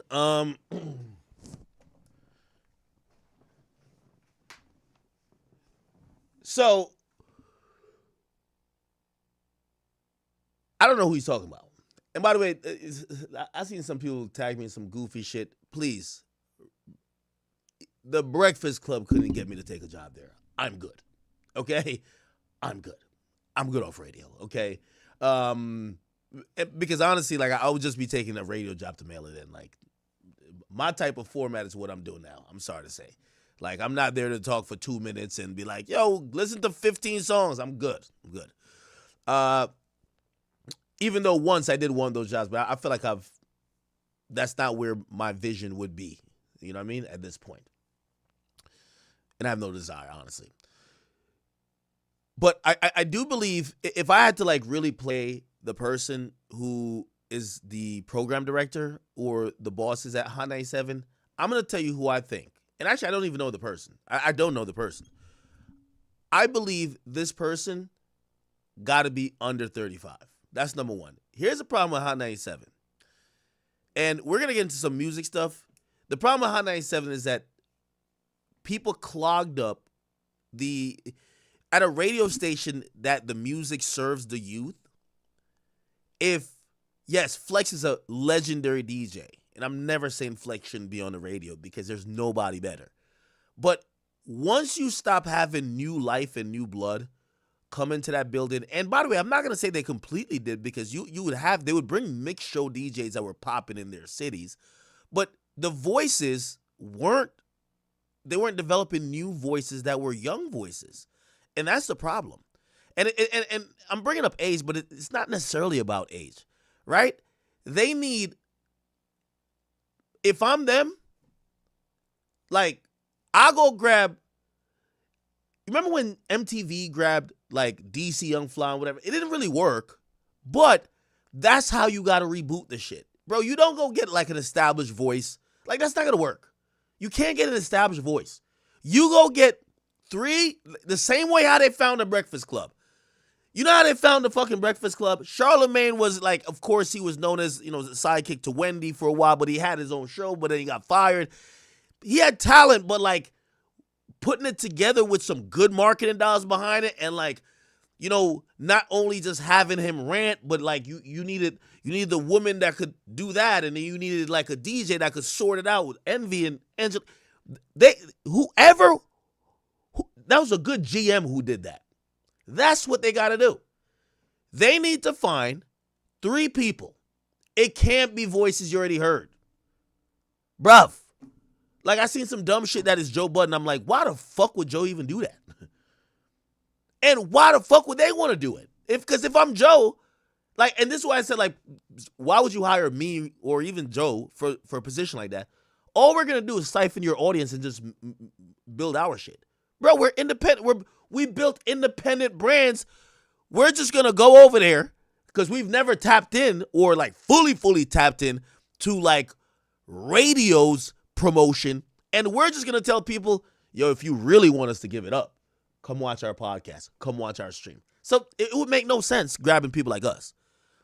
It would make more sense to grab someone who's been on radio, but I'm sorry to say, we're tired of the musical chairs. I see some people say start. With all due respect, no. Like, you gotta build new talent. That's the problem with New York City radio. Grab somebody who's 28. Maybe they're funny on Instagram, but they're known as a New Yorker, right? Like, you gotta kind of keep it homegrown, right? You gotta keep it homegrown, like a New Yorker. Like, please, no Desus in Mirror or whatever. No. Find some new talent, and there's talent here. Maybe radio's not necessarily their format, but they should be synonymous with New York. And that's how you do it, because put like this, Rome wasn't built in a day. You're going to have to put some time and effort. You got to give them all 4 or 5 year contracts. And hopefully on the first 3 years, they catch a stride and they can start whipping the Breakfast Club's ass. That's how you do it. That they could be the new life and new blood of the people, and, kind of also galvanize, maybe the younger of the working demographic that goes to, because that's the most people that, it's a morning show. Morning show are listened by people driving to work that don't have an aux cord. You know what I mean? If you have an aux cord, why the fuck are you listening to radio? Right? And I'm only saying that just for commercials. Like, why the fuck would you sit, they talk for 2 minutes and play 20 commercials. What the fuck? Hell no. But those are the people.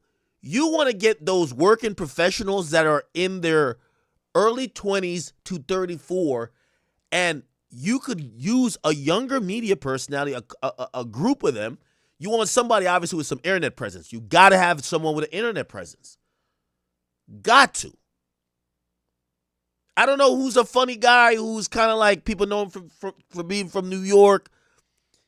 He's hip-hop enough. But also, here's the thing, too. It's a morning show. You got to be messy. Mornings is all about the news. It's all about the gossip. You got to be a little bit messy. So that's why maybe you have one guy who pops shit, but then you need somebody who's a gossip girl, or you need somebody who go like, hey, so This is what's going on. Offset's back on the Instagram. He's beefing with Cardi B. Yes, you need that. You need that. Yup. Mm-hmm. So I don't like the thing with niggas like Ruri and Millie Mola and niggas like that.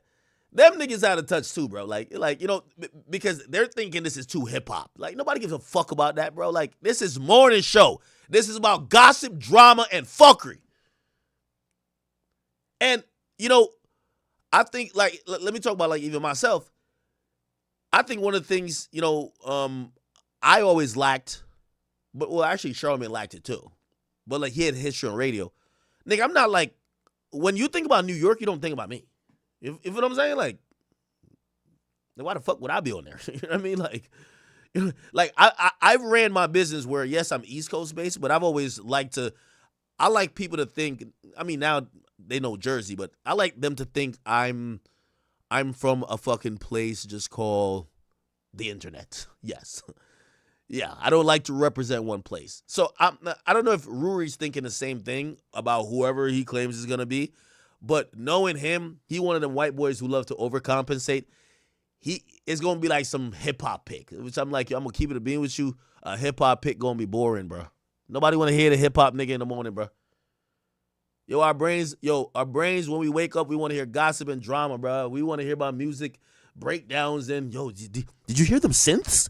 Oh, my God, them primo drums. Man, shut the fuck up. We want to hear that shit after we ate our lunch, man. Real talk. Real talk. We need some bullshit in the morning. Facts. You feel me? Like, again, I just know what morning shows are for. Like, you come with any other format, it ain't going to work. Like, when you think of morning show, you got to think of this. You ever seen this shit right here? You girls know that I'm a real messy bitch. Now, I'm not talking about no homosexuals on there. Like, but I ain't gonna lie, it's New York City. Mondami over here now. They might have to put a homosexual on there. A Saucy Santana type nigga. I ain't gonna lie to you. Bro, listen, that's what I'm saying. I'll be a good GM because I know you might have to put the gay nigga on there. You might have to put Saucy Santana. So, like, but here's the thing. Saucy not New York, though. Is he? Is he from New York? I don't know. You got to have, the lead nigga kind of has to be New York, but not too New York because you want to get it syndicated, right? You want to get it syndicated eventually. And one thing about New York people, because they don't care about nowhere else, they always like, AOB, yo, what up, done? Yo, like, they just talk so like, Jesus Christ, tell me you just never been off the fucking subway. Yo, what up, my heart? What up, my heart? Like, goddamn. Even the women talk like that. Safety. Like, shut the fuck up. Nigga, we ain't playing football. Safety, my heart. What up, mud? The fuck are you talking about, man? For real. Somebody said Justin LeBoy? No. Nah. Justin LeBoy got the hurt bitches, but he don't have, like, you also need the construction workers. So, like, if you think about morning show, you also need the construction workers, the niggas with Timbs, the hard hats. They're going to be listening to the radio on the job site. They don't want to hear Justin LeBoy talk about, like Justin LeBoy is like a meme nigga. Like, he's like, no disrespect, that's my nigga. But, like, he's like caption for lonely hoes. You know what I mean? Like, yeah, nah, not Justin LeBoy. Bro, I'm telling you, if I would pick, nigga, I wouldn't even pick myself. That's how good I would do this. Like, nigga, I would pick the right person to, like, but watch, they're going to pick somebody, you're going to be like, yeah, I guess it's hip-hop, but, like, nigga, you got to get this. Yo, put it like this. This is how you compete. You need a nigga that's funny enough that he could rival Charlamagne's funny. Charlamagne turned his funny down, and he did it, like, he did it. You need a nigga that's kind of low-key half wildin', word. Like, back in the day, it would be Star and everybody else. Like, you don't want to get star level wildin'. Star level wildin' is too much. Because star level wildin', he gonna have the radio station getting fined $500,000 a week. Because these days, anything near star level wildin' is like sponsors is out of there. Yeah, it's gonna be too crazy. Early Charlamagne wildin', You can't do that no more. Smelling seats, that shit's done, right? You know what I mean? Niggas gonna put you on a list. Word too. You feel me? Now these days, you know, I keep telling you, Charlamagne is like an executive. He's an executive player. Like he's like Michael Jordan when Michael Jordan showed up on the Wizard. You know what I mean? Like he signed a couple checks. You know what I mean? Like, yo, he approved a couple trades and he went down and crossed a couple niggas up and shot. Yeah, that's what Charlamagne's at. So you need somebody who's maybe a little bit more edgy, right? Because obviously they're not a boss like Charlotte is. Because I look at Charlotte as an executive over at iHeart. So you need somebody a little bit edgy. And then you need, like, I don't know who that would be on Instagram. Like, you need, like, a shade room queen. Like, it could be a gay nigga, too. It got to be somebody who the shade room loves. Like, that's their fave. I think that's what they try to do with Just Hilarious. It's just that she ain't funny unless she doing skits that she can edit. She not that funny, gang. You feel what I'm saying? Like, she one of them people, like, her funny don't really translate on radio like that. It be coming across try hard. So you just need a chick, like you need like a Tasha K type chick. Word too. You need a Tasha K type chick, but the one that's loved. Like, who talks shit and gossip a lot as a female or a gay dude that the shade room love. The shade room gotta love that person. And then after that, DJing is out these days. Like, Envy, like one of the last niggas, like, bro, is niggas even DJing on the radio still, bro? Like, I like what I'm saying, I know they do, but you don't need to know the mix show DJ. Like when Hot 97 did it, Rosenberg could DJ, I think. But nigga, they would just have like, oh, Shawnee or somebody else do the DJing. Like, that DJ, we don't really need to know that well that more. Like, you just need the other person who, he's the Envy role type guy. He needs to, let's get to segments, because that's how radio's set up. Hey, so let's talk about the weather report. Hey, by the way, on the Holland Tunnel, the traffic is backed up for 45 minutes. Also, if you want to go to Tappan Zee Bridge, you want to go to the you want to go, yeah, the Lincoln Tunnel. You want to go over the George Washington Bridge. You expect an hour and 20-minute delay. It's partly cloudy with a chance of rain. It's 20. Yeah, all of that. That's radio. Like, that's what radio is. Radio ain't just like popping it like how we popping it. Radio is about informing somebody sitting in their car. That's what radio is. Informing somebody sitting in their car of everything they need to know. Hey, by the way, if you're approaching the Tappan Zee Bridge, there's a big accident that's taking out about 3 lanes. Yes, that's what it is. Oh, by the way, there's a gay pride parade going on, so the entire 5th Avenue and Times Square is shut down. Just to let you guys know, adjust your plans accordingly. Yep, that's how it is. Now I see some people say, Nori, respect, but I'm not even dissing these niggas. I hope y'all know that. Because I'm saying that I wouldn't be qualified for it. Not qualified, but it's like, I wouldn't pick me neither. If I'm the guy, bro, if they let me pick Hot 97, Breakfast Club getting a run for their money, gang. You feel me? Like, we all know, like, we used to watch Ebro in the morning, like, yo, this is the lame squad. Like, this is like, you know when the Breakfast Club don't show up, you're like, yo, we don't got nothing else to watch? You'd be like, what y'all got, man? Like, we hated watching them. Why? Because, like, bro, why would you have Rosenberg in the morning? He's up, bro. The nigga even got a face for radio. Like, that's an ugly motherfucker. You put that nigga on after midnight. He's supposed to bring his backpack and some laptops and play some boom bap raps and get the fuck out of the building before it's daytime. Why the fuck y'all got that nigga up there in the morning when you got people going to work? Nobody want to hear no fucking Rosenberg in the fucking morning. Fuck wrong with y'all niggas, man? That should have been got that. Yo, if y'all let me pick, I'll pick the most fire morning show crew. I guarantee. They'll be, yo, Charlamagne gonna turn into old Charlamagne the way he got to turn up. Facts. Only way he could compete.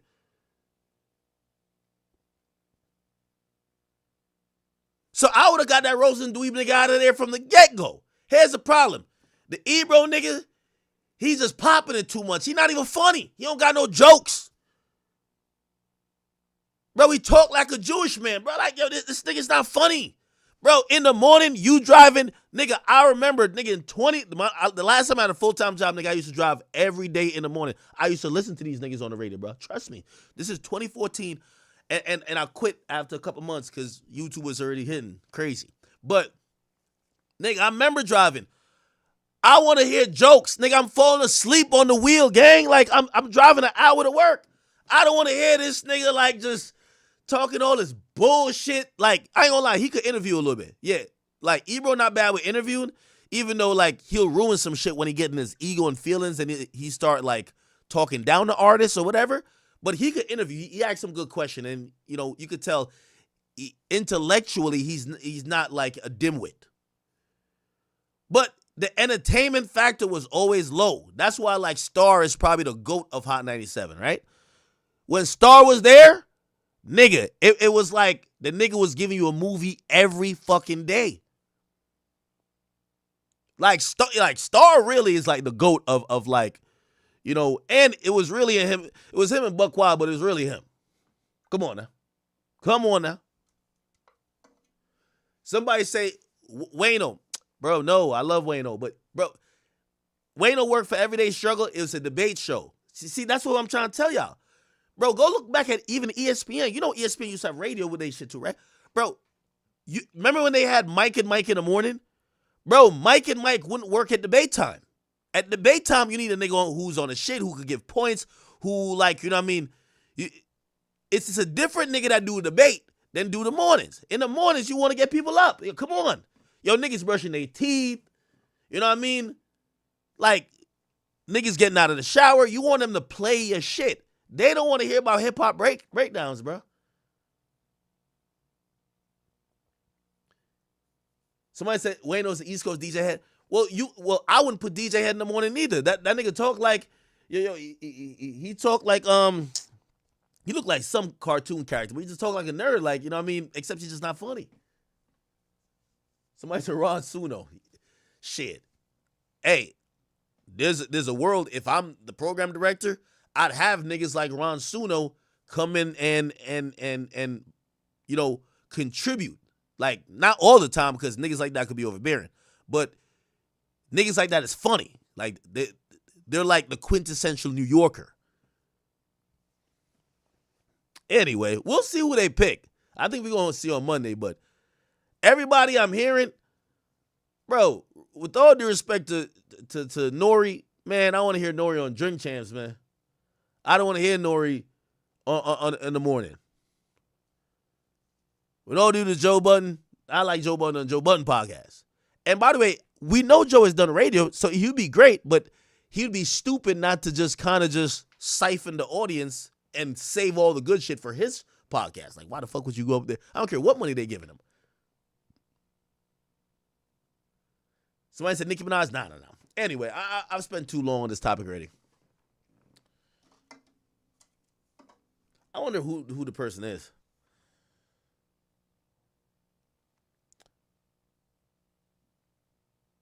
Yes. That's kind of interesting. Yeah, somebody says Zoe Spencer. You know that girl? She a little bit loud? Yeah, she could. But that's what I'm talking about. That's young. You got to go young. Like, if Hot 97 don't go young and gets an established person, because this is what they do when, I heard somebody say, like, no disrespect to, like, Miss Info, and I used to listen, not Miss Info, Miss Jones. I used to listen to Miss Jones a lot. And love her. I listen to them a lot. You don't throw them into the mix when y'all trying to refresh and figure out how this new space is going to work. You know what I'm saying? All right.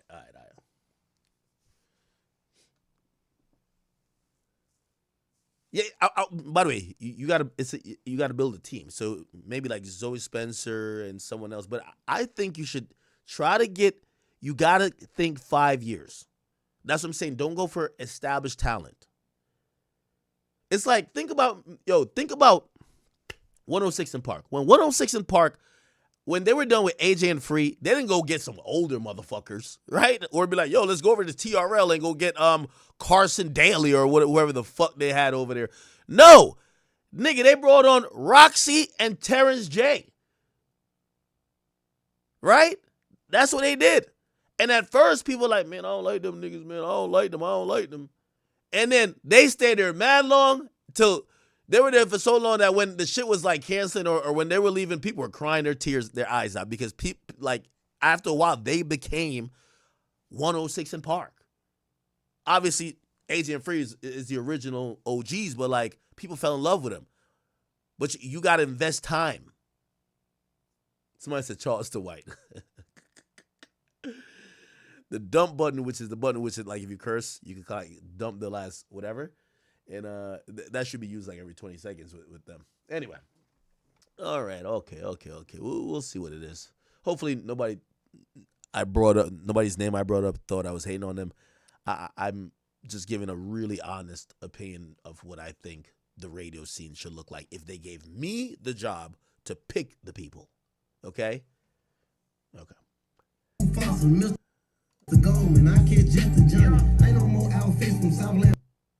Oh, is this like where he was shooting the video at? Oh, shit. Okay. Alrighty then. Let's see. Somebody said go look at No Jumper. I said No Jumper. Adam was wilding out. Let me see.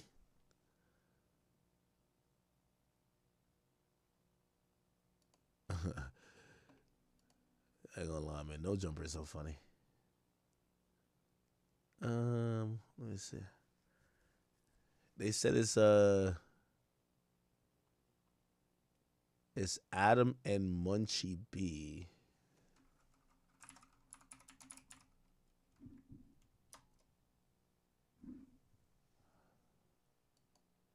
Half of the hosts of the show are consistently too up to conversate. Munchie can't not make shit about him. Yes, Munchie. We should probably talk about this because you have kind of it's been a little rough this episode. Let's make it about me right now. Yeah. What have I made about me though? You're way too drunk and you just keep talking about your own. Well, hold on. We're talking about like topics and then you just start. Now, this guy Munchie B, I think he's blind.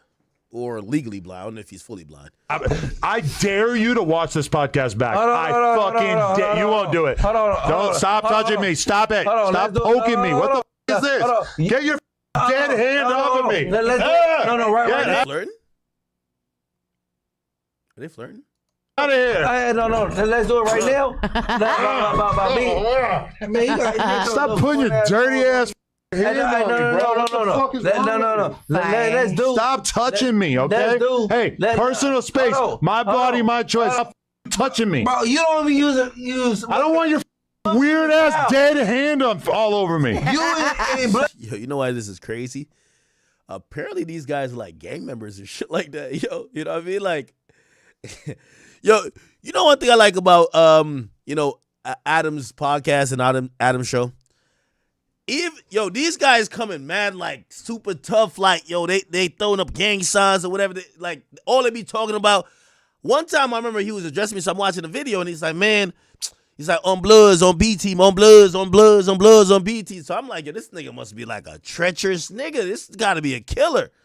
Yo, Adam be so comfortable with these niggas, he just chumps all of them. Like, yo, man, get your dirty ass on out of here, nigga. Nigga, stop touching me, you bum. Like, yo, Adam started treating this nigga, like, to the point I'm like, maybe Adam is a gang member.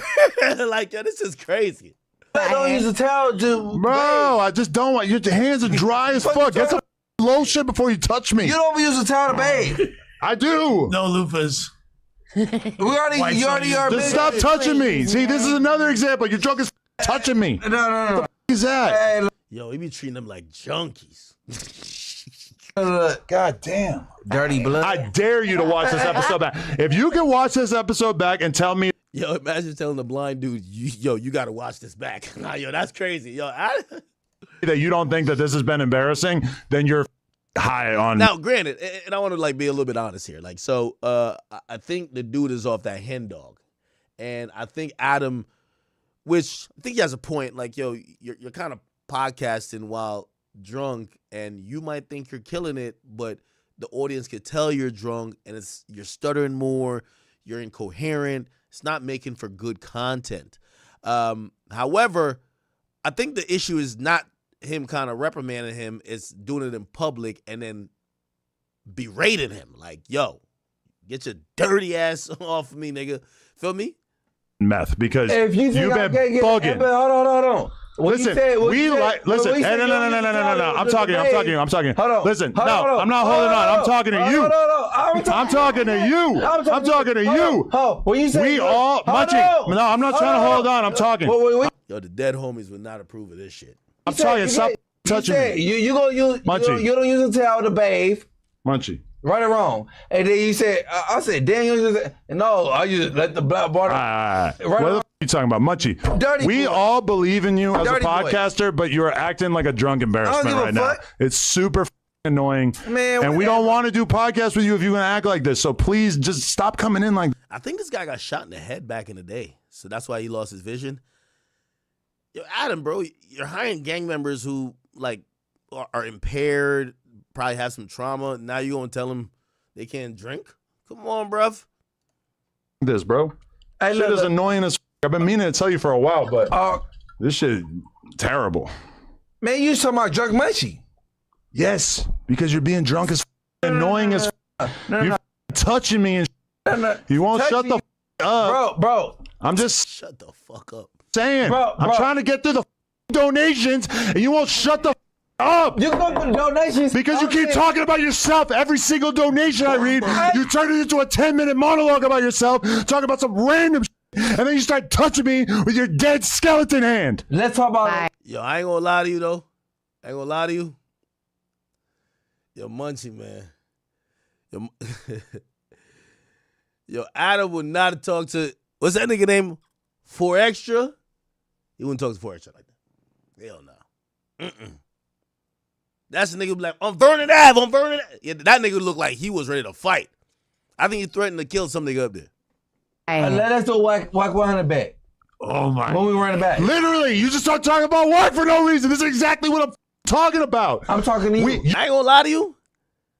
Adam been getting a little, he been popping his shit.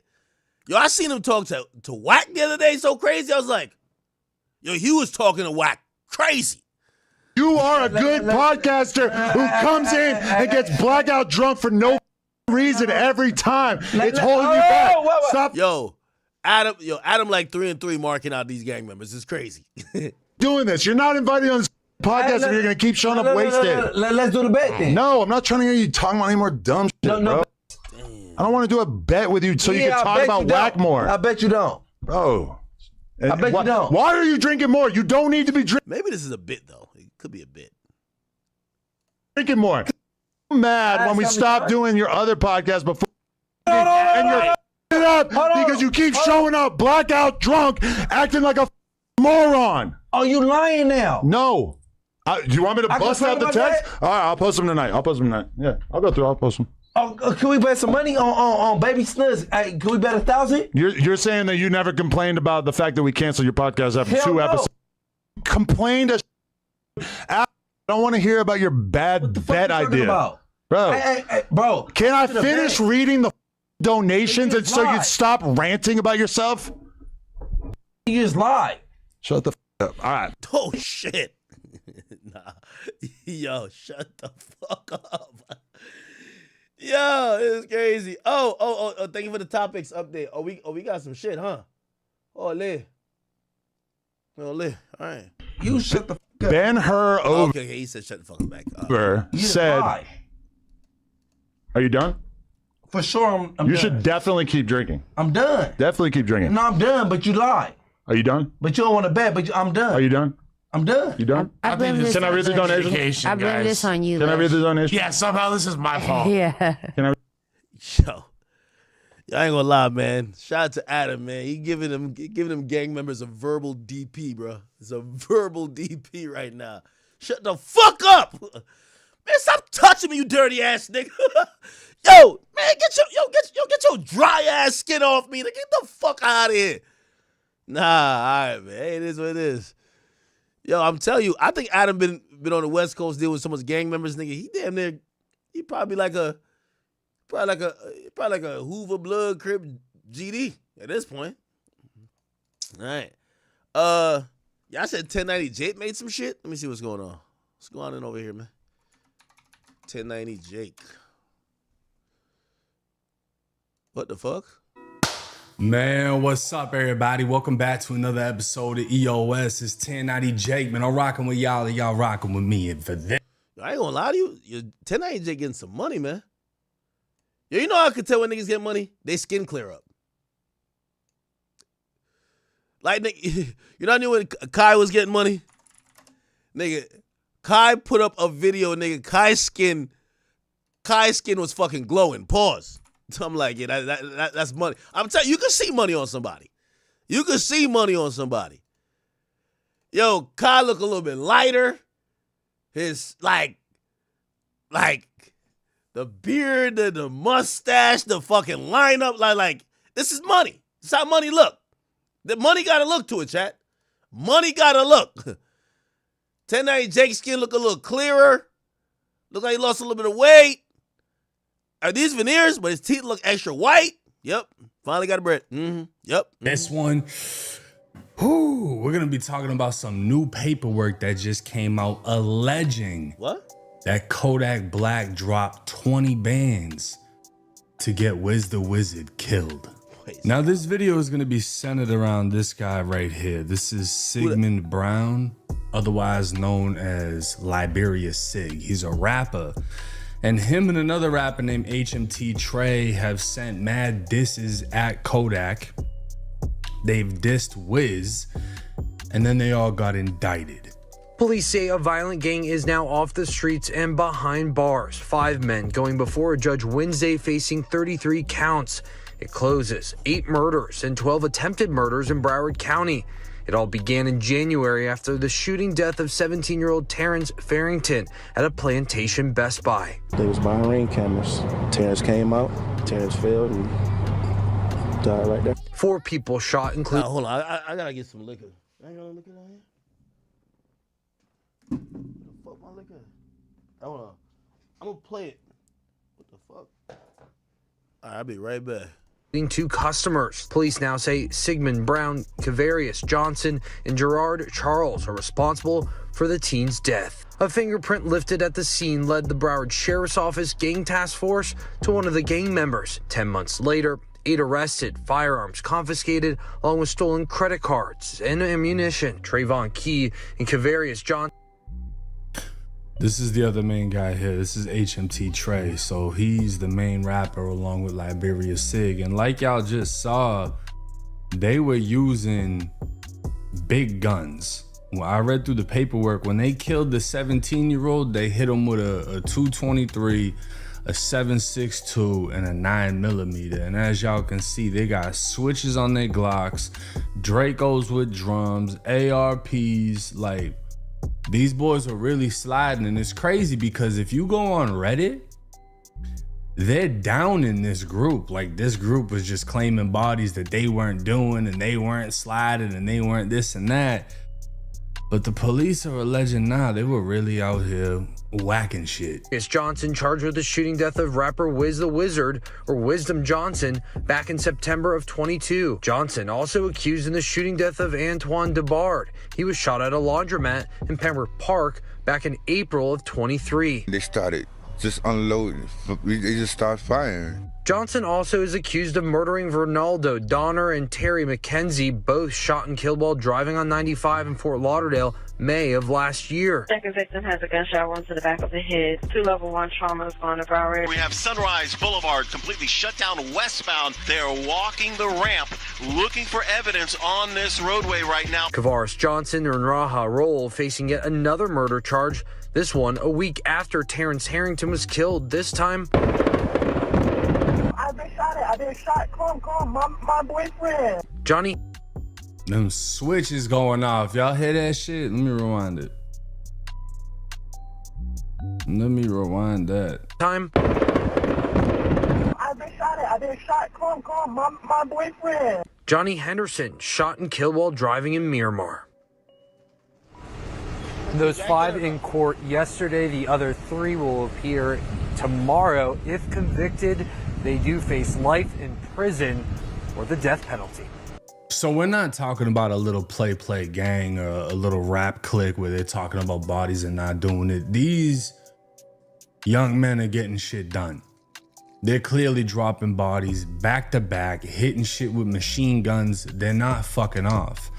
But the thing that's weird is, how does Kodak come into play? Because this same group has dissed Kodak in songs. So were they cool at one point? Did they fall out?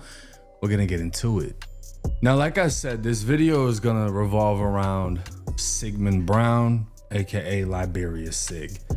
And this is just, again, gonna run through the 10-month investigation that began with a fingerprint and all of these shootings. Now, Brown is the suspected leader of the Dania Hot Boys, otherwise known as Grand Mafia.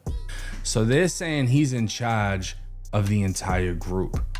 And the main murder we're looking at is the first victim, Wisdom Williams, aka Wiz the Wizard. Now, I have to obviously mute this, but this is the song Righteous Reapers with Kodak Black, Wiz the Wizard, Wham, Spin the Bend, and Psycho Bob. The original video was taken down for whatever reason, but here you can see Wiz, Kodak, all of them, right? Together, rapping. There's Psycho Bob. He's in the feds right now. Y'all know his mom got killed recently. What? A whole bunch of craziness has gone on. But Wiz and Kodak were very, very close at one point. God, family business only, man. I'm still with the same niggas. Oh God, I'm still with the same niggas. Tag me in that bitch, girl. And I can show y'all countless videos of Wiz and Kodak together, but eventually it went bad. It went sour and it turned into this. And Chopper 4 was over the scene of a death investigation in Hellendale Beach. Police say they got a call this morning about the body of a man found near an abandoned house on Northwest 6th Terrace and 10th Street. Investigators are trying to figure out what happened and have not released the victim's name. If you know anything about this case, call police. So Wiz ends up dead. The internet goes crazy because there was rumors he was found with his head cut off, all type of shit, right? What? But what we're gonna do is we're gonna look at the paperwork, and I'm not just gonna show y'all the paperwork. I'm gonna show y'all how to find the paperwork. And we're gonna read through it together because these are some serious allegations. I don't want you thinking I'm making this up. This is on the actual court site leading from a police investigation. So this is the Broward County Clerk of Court's website, and this right here is Sigmund Brown's case. Now I'm gonna skip through this to make sure I don't show any addresses or any information that could potentially F up the video. Now, if we come down here to the filed defense motion to set bond, this is going to explain that he had an Arthur hearing in which he's trying to bond out of jail, right? And it's going to go through the history. Brown is charged in a 33-count indictment with 3 counts of first-degree murder, 8 counts of attempted first-degree murder, 1 count of racketeering, 1 count of conspiracy to commit racketeering, 1 count of conspiracy to commit first-degree murder, 3 counts of unlawful use of a two-way communication device, 1 count of shooting into an occupied dwelling, 1 count of conspiracy to commit murder in the first degree with a firearm. The murder, attempted murder, accessory after the fact, shooting into an occupied dwelling, racketeering, conspiracy to commit racketeering, and conspiracy to commit first-degree murder counts allege a gang enhancement. Now, this is the thing. When you add on a gang enhancement, the charge punishment automatically goes up. You know, how far up does it go? Let's read. The state has filed their notice of intent to seek the death penalty should the defendant be convicted on any of the first-degree murder counts. Now, this is the same exact thing they attempted to do with YNW Melly. We're going to use the gang narrative, the gang enhancement, and if we get the conviction, we want death as punishment. We want to sentence you to death. So this is alleging if he gets found guilty of any murder, they want to put him to death. Now, this is a largely circumstantial case built primarily on cell site location data and text messages between Mr. Brown, his co-defendants, and others. There is scant forensic evidence connecting Mr. Brown to the crimes he is accused of. Given the lack of compelling evidence required to hold the defendant without bond, a reasonable bond should be set on all counts, including those for which the maximum penalty is up to life or death. So they're saying there's not a lot of evidence in this case, it's mostly bullshit. His fingerprint was found in a rental. The rental was apparently used in the murder. Other than that, they don't really have too much evidence against him, but the police were able to put a lot of pieces together, right? Now we're just gonna jump right into the part that everybody wants to know about. We're not gonna go through every charge in this case. We're gonna get to Wiz. We're gonna get to Sig's connection to the murder. And we're gonna get to Kodak Black. Now count 17. Sig was charged with accessory after the fact with a gang enhancement alleging he assisted Trayvon Key to avoid arrest after the murder of Wisdom Williams, aka Wiz the Wizard. This is a first-degree felony punishable by up to life. On the morning of September 17, 2021, the body of Wisdom Williams, aka Wiz the Wizard, was discovered in the front yard of a home in Hollandale Beach. Williams had been shot in the back and head multiple times. Mr. Williams was a documented member of the Zone 10 gang and was being investigated by detectives of the BSO gang task force. Evidence suggests Williams was transported to the area in a gray Charger where his body was left in a yard in Hollandale. The gray Charger was later discovered to have been intentionally burned in a parking lot of a residential area in North Lauderdale. The police investigators believe this arson. Why did they drive his body to a spot and leave it?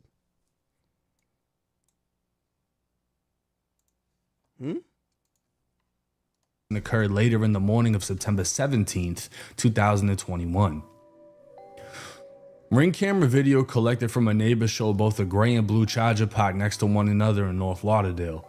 A male wearing a yellow jacket then got out of the blue Charger and entered the gray Charger for a moment, then got back into the blue Charger which left the area. Very shortly thereafter, the gray Charger burst into flames. Evidence collected from the gray Charger confirmed DNA analysis to be Williams' blood. The blue Charger was traced to an individual named Fabian Chambers. Chambers and his girlfriend Kristen Kunzler were interviewed by the police. They advised law enforcement that they rented the blue Charger to Martavis Cross and Devontae Cross between an unspecified date. They had been in contact with a request to rent the blue Charger between the dates that the murder would be committed. When shown the ring video of the arson, they identified Devontae Cross as the person who entered the gray Charger. This identification was based on Cross's gait, physical build, and the yellow jacket he was wearing. Now, Brown's phone, Liberia Sig, was in contact with Martavis Cross's phone between September 16th and 17th. These calls consisted of 9 answered calls during this period and 4 unanswered calls. On September 17th, early in the morning, Brown's phone sent a text message to Martavis Cross's phone with latitude and longitude coordinates. These coordinates show a location approximately a quarter of the mile from the arson. On September 17, 2021 in the afternoon, Brown's phone sent the text messages to Martavis Cross's phone and requested his address. Cross's phone then sent Brown's phone his address. On September 17, 2021 at 8:37 in the morning, James Samuel, a known associate of the Dania Hot Boys Grand Mafia Street Gang, sent an iMessage to Brown's phone with a picture of Wiz the Wizard's crime scene, including a body covered by a yellow tarp.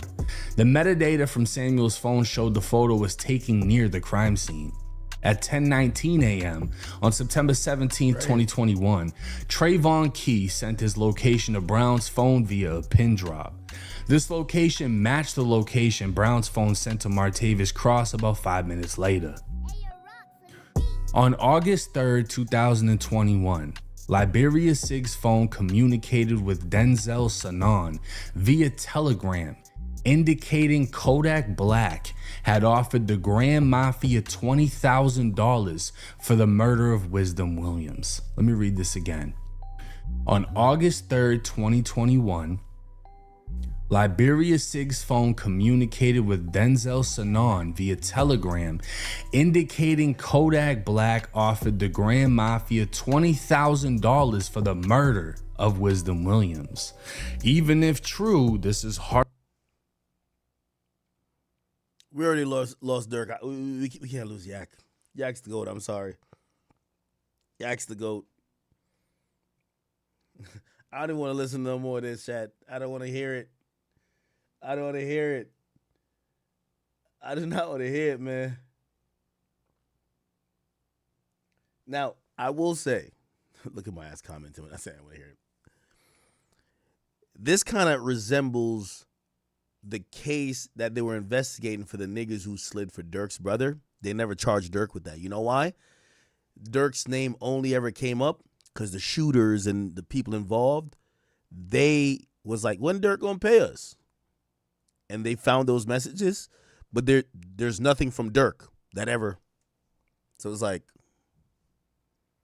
and also clearly, you know, let's say it was 20,000. You can't wire a nigga 20,000, right? Or else your ass going to jail.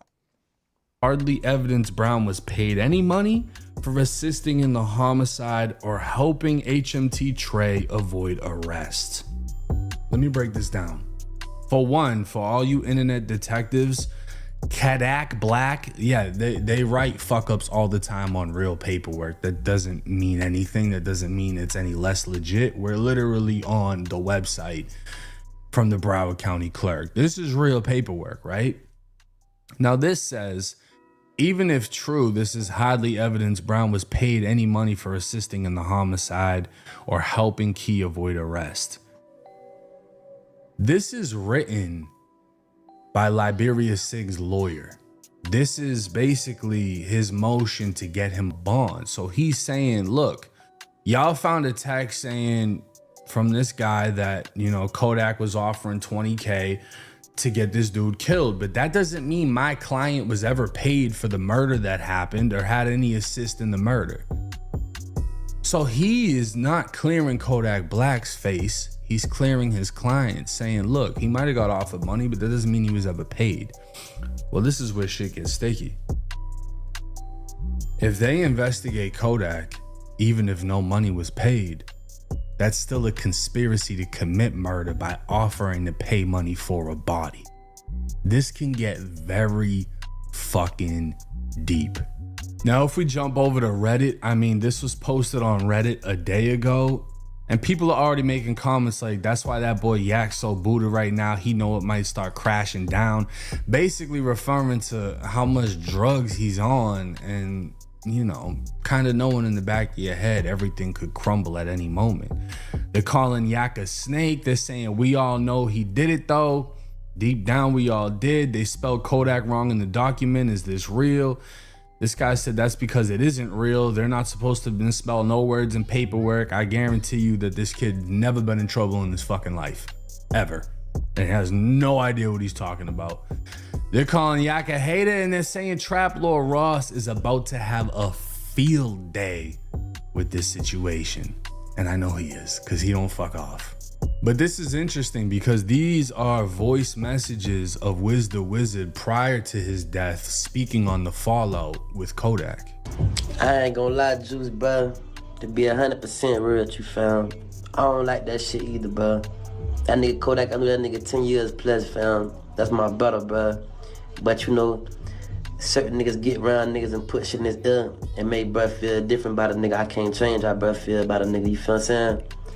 Shit, I wish we could fix it, but you know, it is what it is, you know what I'm saying?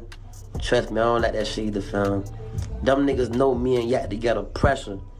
They know that, you feel what I'm saying? Niggas don't want to. Okay. I hate that I'm entertaining it for the sake of a topic, but why, like, if these guys are close, why would Kodak want him dead? It's not like, was there known beef? See that shit crazy. So Wiz is basically saying he doesn't like the fact that him and Kodak fell out. And he believes Kodak was listening to people around him that divided them both. It's an unfortunate situation. But taking a look at this video, this is after Wiz was killed. And it would seem like Kodak is trolling his old friend's death. Yeah, long live family, long live that boy. You hear me?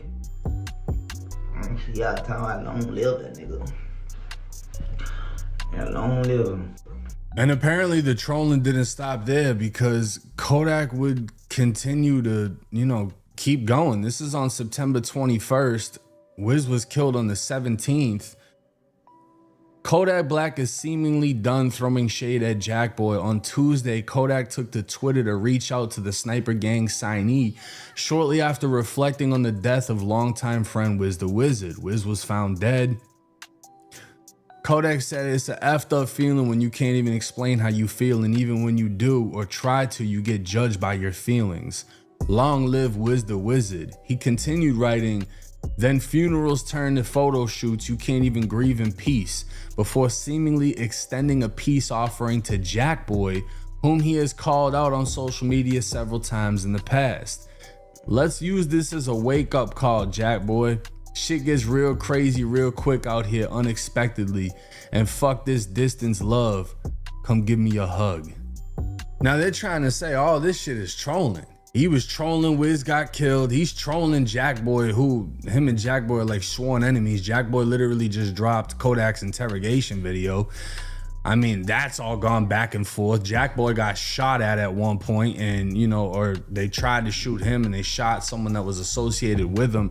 No ties to Kodak in that situation that anyone knows of, but they're saying that Kodak is just trolling at this point.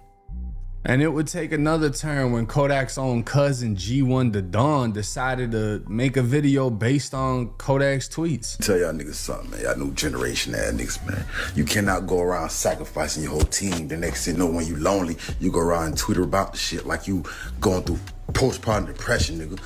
Shut the fuck up. Let's listen to that again. Man, y'all new generation ass niggas, man. You cannot go around sacrificing your whole team. The next thing you know, when you lonely, you go around and Twitter about the shit like you going through postpartum depression, nigga. Shut the fuck up.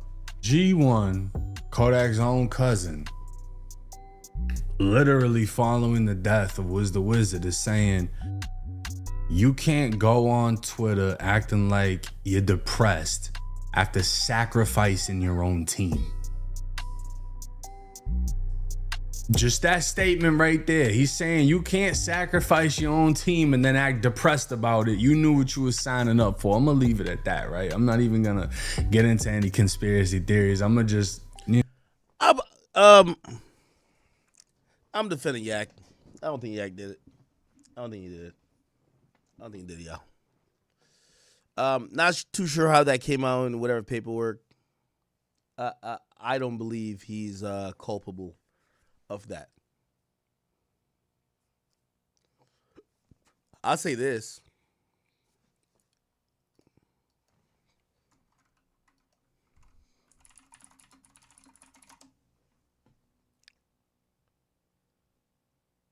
This interview, like on some Z shit, when I was in this interview, I don't know if y'all remember. I ain't gonna lie to you. This interview was interesting. He was rambling a lot. And I really didn't know too much. I didn't really know the guy Wiz, whatever.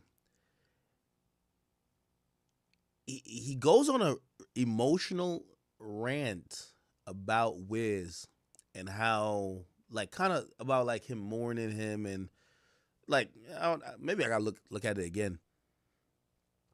And I remember because I thought, was it Jackboy or I don't know who he was gonna talk about that was gonna make this kind of spicy, but he brought up Wiz. I never asked him a question about Wiz. He brought up Wiz, and he went on for a while. It never made the final cut. They told us to take it out, and I took it out. But it from what I remember of what we took out,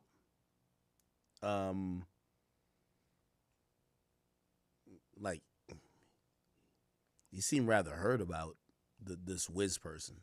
I didn't know Wiz that much, so. But yeah, I remember that. It's interesting. Yeah, I'm not buying it. You know,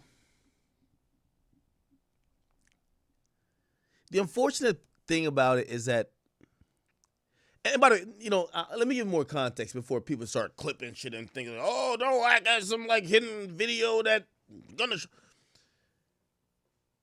Based on, like, I didn't even understand why they didn't want it in.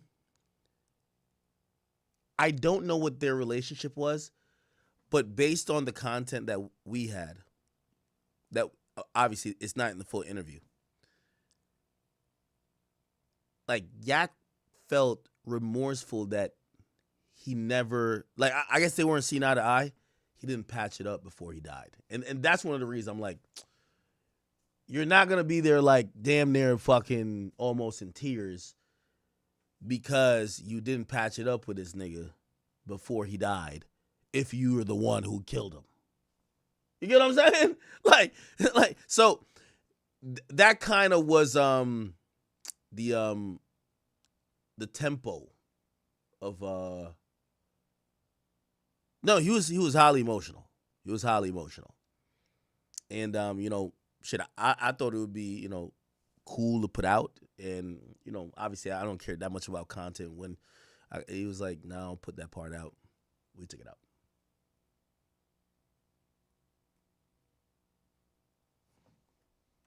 When I was in the feds, I was really like in a blood car. You know what I'm saying? Yeah, now he admitted a lot during the first one. He had a little monkey. Is this a monkey or something like this on the shoulder? Yo, he admitted he was just like, yo, you know, he said he was rocking with the Bloods. But niggas respect me because I ain't never start like talking down on my Z. Niggas don't know that I ain't riding y'all boys trying to act like y'all. You know what I'm saying?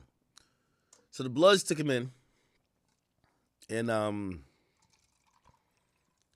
yeah, that's cool.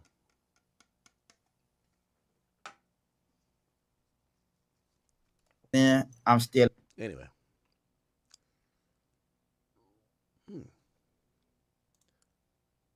That's interesting. Let me see. Anything more from Tonight Jake on this? That's kind of interesting, bro. You know, that's what Kodak's cousin said. But things would keep heating up as Kodak Black would diss Wham Spin the Band, who was cousins with Wiz the Wizard. Every nigga out your clique dead, nigga. Fuck, boy. I ain't got no homeboys who dead, nigga. I don't never say long live or rest in peace, nothing. None of my homeboys ain't dead. The whole shit dead, boy. All niggas.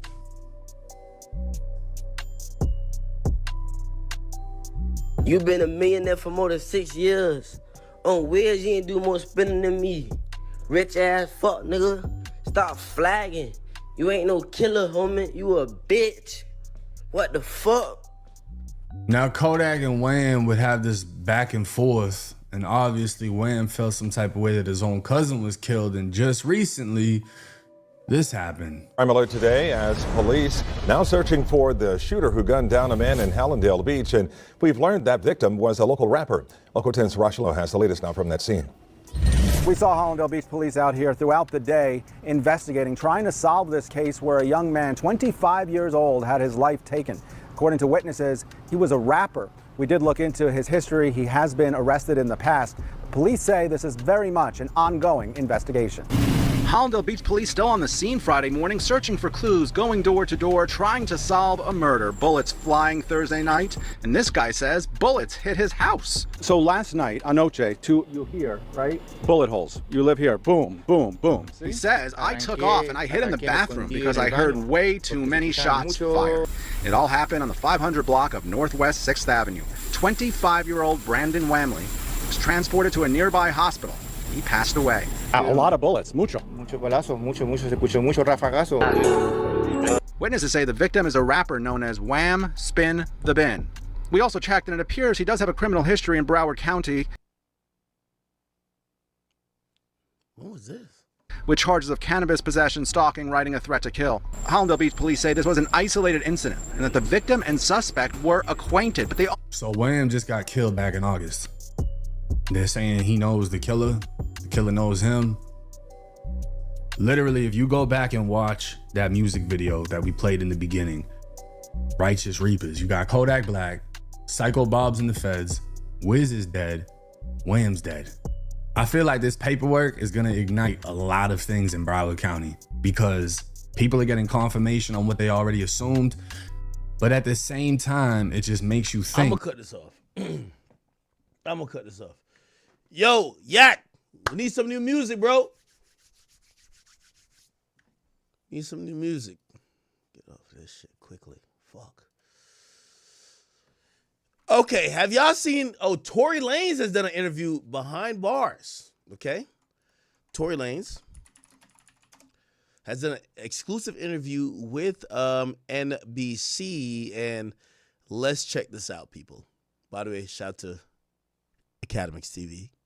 Exclusive interview with rapper Tory Lanez, currently serving a 10-year prison sentence after he was found guilty in the 2020 shooting of Megan Thee Stallion. Tonight, Lanez's lawyers say there was evidence not presented in the initial trial as they argue for his release. Here's NBC News entertainment correspondent Chloe Malas. Tonight, rapper Tory Lanez breaking his silence in his first ever broadcast interview from behind bars since being found guilty of shooting Grammy winner Megan Thee Stallion in the foot outside a party in 2020. I've never been violent towards a woman. I would never hit a woman, let alone shoot a woman. Lanez, whose real name is Daystar Peterson, spoke to NBC News from California Men's Colony, a prison where he's 3 years into a 10-year sentence after being found guilty on 3 felony counts, including assault with a semi-automatic firearm. There is definitely a very big misconception about me that seems to the public as I'm this monster. I feel like... Nah, Tory looking swole. Holy. He don't got no products in jail. The hair looking good. Oh, nah.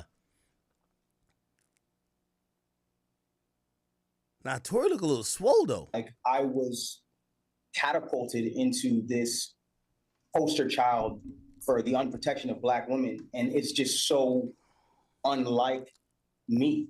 And I've never really had a chance to express that, but you can look at my criminal record. I don't have one.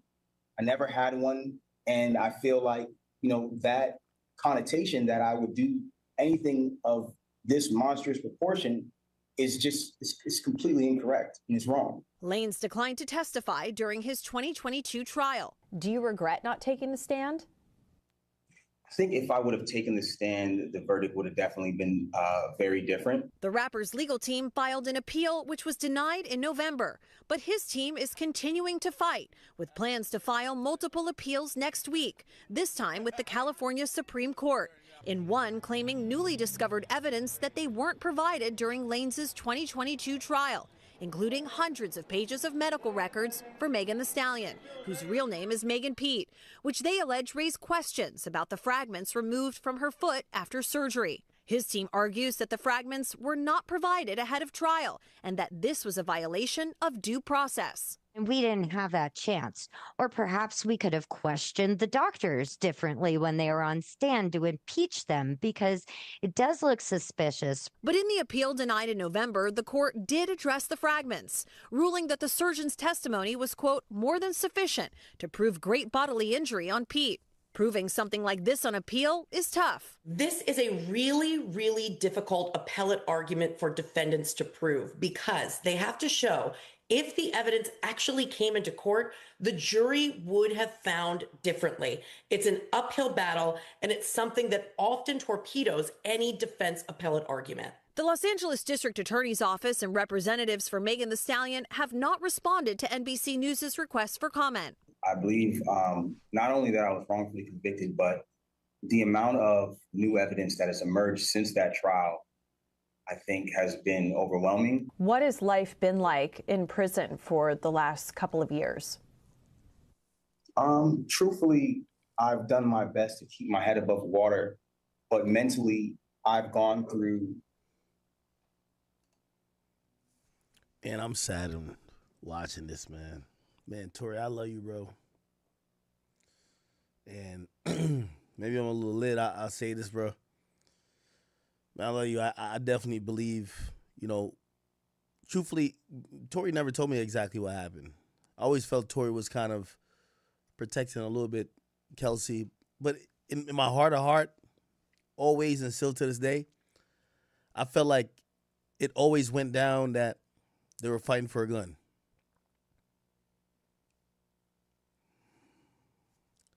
Do I think Tory was trying to shoot somebody? No. Do I think Kelsey was? I do think Kelsey was. Why would a nigga?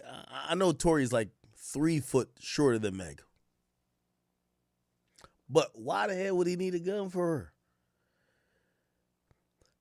I definitely felt, you know, incredibly sad with his conviction, but I also do look at Tory to say, bro, why didn't you take the stand? Why weren't you forthcoming?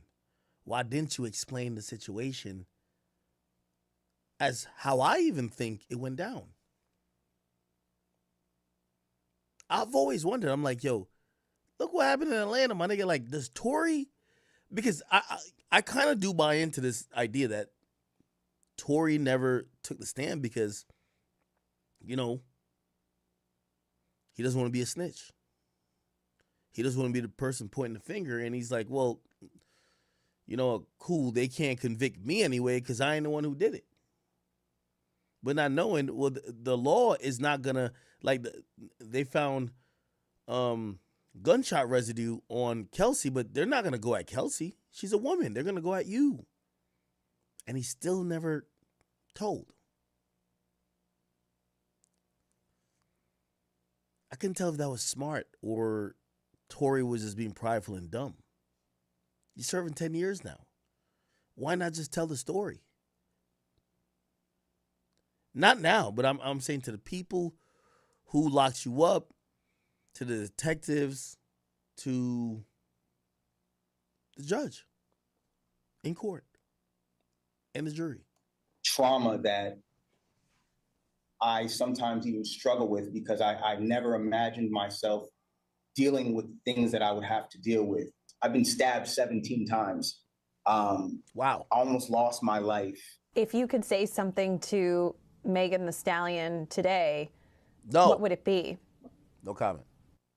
No. No, nothing. I think no. that No. I wouldn't say something directly to her. I would like that moment to happen in person. No. We've both gone through a lot. No.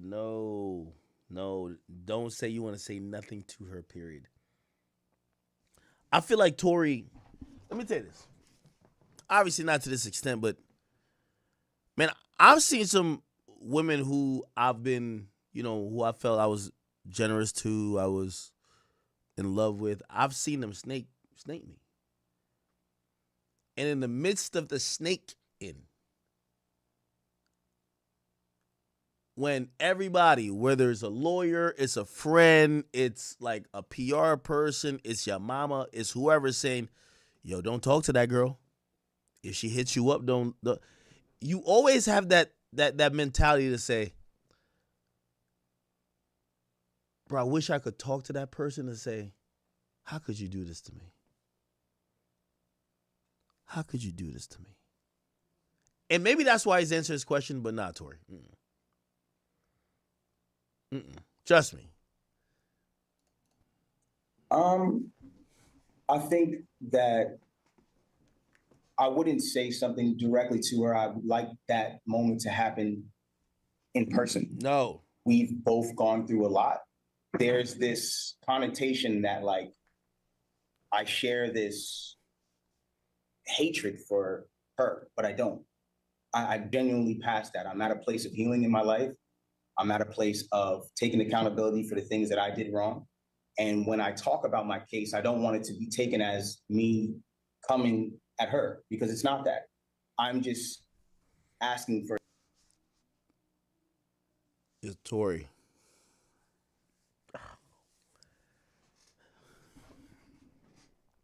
This is why I wish you no comment to this. Currently, you're convicted of shooting her. You answering a question about if you forgive her, any parole board, any appellate court, any future proceedings is going to look at that and they're going to say, this nigga is bugging. What do you mean if you forgive her when we convicted you of shooting her? How the hell you shoot her and you that's why I said he should have said no comment. Remember, he's still on appeal. And what's going to happen is that an appellate court is going to consider that he did an interview. And when watching the interview, when he says, hey, I'm remorseful, that I did make mistakes, they're going to remind him of what he said here. What do you mean you need to forgive her? What do you mean? because I never imagined myself dealing with things that I would have to deal with. I've been stabbed 17 times. Almost lost my life. If you could say something to Megan Thee Stallion today, Nothing. what would it be? I think that I wouldn't say something directly to her. I would like that moment to happen in person. We've both gone through a lot. There's this connotation that like I share this hatred for her, but I don't. I genuinely passed that. I'm at a place of healing in my life. I'm at a place of taking accountability for the things that I did wrong. And when I talk about my case, I don't want it to be taken as me coming at her, because it's not that. I'm just asking for somebody in the system to look at my case and look at the evidence and ask if this was fair. And with that, Chloe Malas joins us now on set. So, Chloe, Tory Lanez is also seeking a pardon from Governor Gavin Newsom? That's right. His legal team has filed the necessary paperwork, and it is before the governor now. So they're seeking either a pardon where his criminal record will be wiped clean. Nah, at max, he'll get a commutation. He would be released from prison, or to have his sentence commuted, meaning that the time he has served is sufficient, and release him, but that doesn't change his criminal record. As for when this could happen, the governor typically does these twice a year, so this could happen before the new year. All right. Chloe Malas for us, Chloe.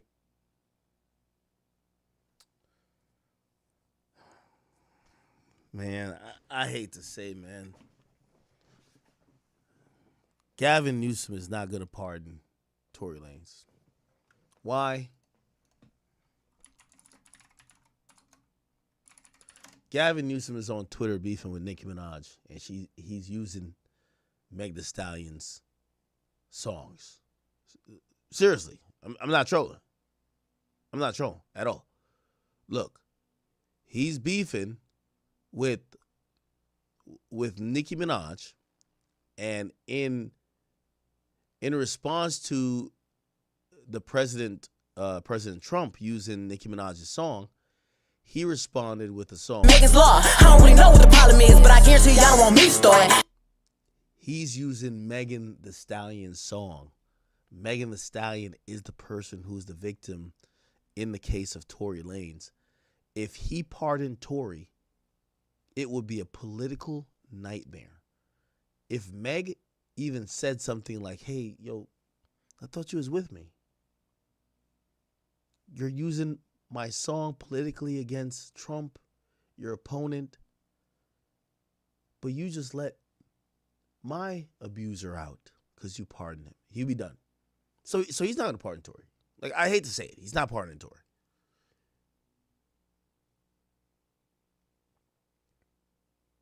Somebody said, oh, he'll know the difference.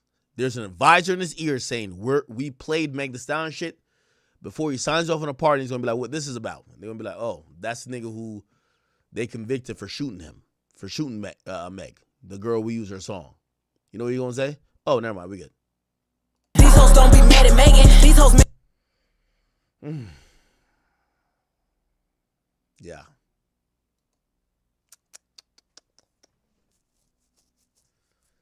Tory, we love you, man. We love you. Okay. So I've been waiting to look at this. All right. So let's look at Candace Owens and all right. Okay, everybody. So is this sped up? It is, right? I want to give you guys a real quick breakdown of what's going on, okay? Let me see if I could do this for Google Images. So, if you guys don't know, I feel like it was about a couple of months ago, Charlie Kirk murdered, okay? If you guys don't know, Charlie Kirk was murdered on Wednesday, September 10th, 2025, while giving a speech just like this. I believe it was moments before a bullet struck him in the neck and killed him, okay? The guy who was arrested for killing him was this guy here, supposedly a guy who was radicalized by, you know, some of hatred for Charlie Kirk and the opinions he shared, and he felt it was his thing to take him out. the whole country reacted to the death of Charlie Kirk, okay? The entire country. And in their reaction to the death of Charlie Kirk, you know, people have asked a lot of questions. Wait, how did this guy successfully do this assassination? There were images released, which were these, by the police of supposedly the shooter, which is Tyler Robinson. And they said this is him almost like going up the stairs to get on like one of those roofs to like shoot him in the neck and then subsequently kill him. Now, a lot of people say, nah, this is too crazy and coincidental. There's probably a bigger picture at play and a lot more conspiracy theory shit going on around this guy's death. Why? If you don't know, Charlie Kirk essentially runs an organization called Turning Point USA. It was one of the biggest organizations that galvanized youthful Republican voters to get active, especially for the last election that Trump won, that Trump could win the young vote, especially with, you know, Caucasians and young working class voters. Okay? Now, one person for sure who does not believe that this random guy just went on a roof and pulled the trigger and killed him is Candace Owens. So Candace Owens has taken the time to compile a bunch of questions that she feels are suspect. Hey, how come a bullet gets fired, you don't duck, but he gets shot in the neck? Why is your behavior like that? Oh, who else possibly had access? Why, you know, and essentially she's almost turned this into a full-blown investigation, even though the law authorities, they're investigating as well. Okay? Now, Candace Owens has pointed out many different questions that makes this entire situation about the death of Charlie Kirk look a little bit fishy. However, it culminated recently when the widow or the wife of Charlie Kirk said, you know what, her name's Erica Kirk. This is her, white lady on the left. She said, you know what, I'm going to sit down with you, Candace, and I want to go over every theory you have. And hopefully after this meeting, you could possibly change your mind on some things in terms of the conspiracy theory stuff. Now, keep in mind, Candace Owens was basically accusing his own organization, I'm talking about Charlie Kirk's own organization, of basically damn near engaging in a cover-up of Charlie's death. Anyway, after tensions got high, these two met up in like a hotel or something like that, had a private conversation for 3.5 hours, and now we are here where Candace is back and she's telling what happened with the meeting with Erica Kirk. Here we go. Everybody, Shabbat Shalom. I just want to say Shabbat Shalom to everybody back at home. Happy Hanukkah to our greatest friends and allies. And, you know, this is a good time to mention that Israel does have a right to defend itself. Tucker Carlson is Adolf Hitler. And TikTok does need to be purchased by the Mossad. It's just how I'm feeling today. I am not different. Maybe you are different. Welcome back to Candace. Okay, let's skip past this a little bit. Then when he tweeted a lot of years ago, just fired my manager because I realized I can't be managed. So she's like, they had a private meeting, so she's like breaking down what this meeting was like for the regular folks. And some people feel like it's fishy because why have a private meeting when this entire thing that Candace has been doing is public, and she's kind of like publicly crowdsourced investigatory materials. Why does this need to be private? Managed. That is me. That tweet right there, I was like, oh gosh, yes, Kanye, that I get this. Okay.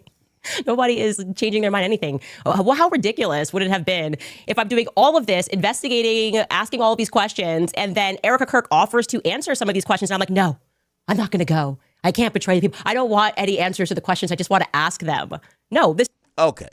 So at first she had like turned down a possible like maybe debate or whatever, but now she says, no, it's incumbent on me to go get the answers of some of the things I've been theorizing, and who better to get the answers from is a leader currently of Turning Point, but also the ex-wife of Charlie Kirk. We're talking about Erica Kirk. So she's going to explain her meeting with Erica Kirk, and you guys let me know what you think. Like if it was going to be more of an argument, if there was going to be legal threats. You guys were telling me not to drink water, so I didn't drink water. Well, I brought my own water, but I didn't drink that water too. There's a lot. There's a lot going on, okay?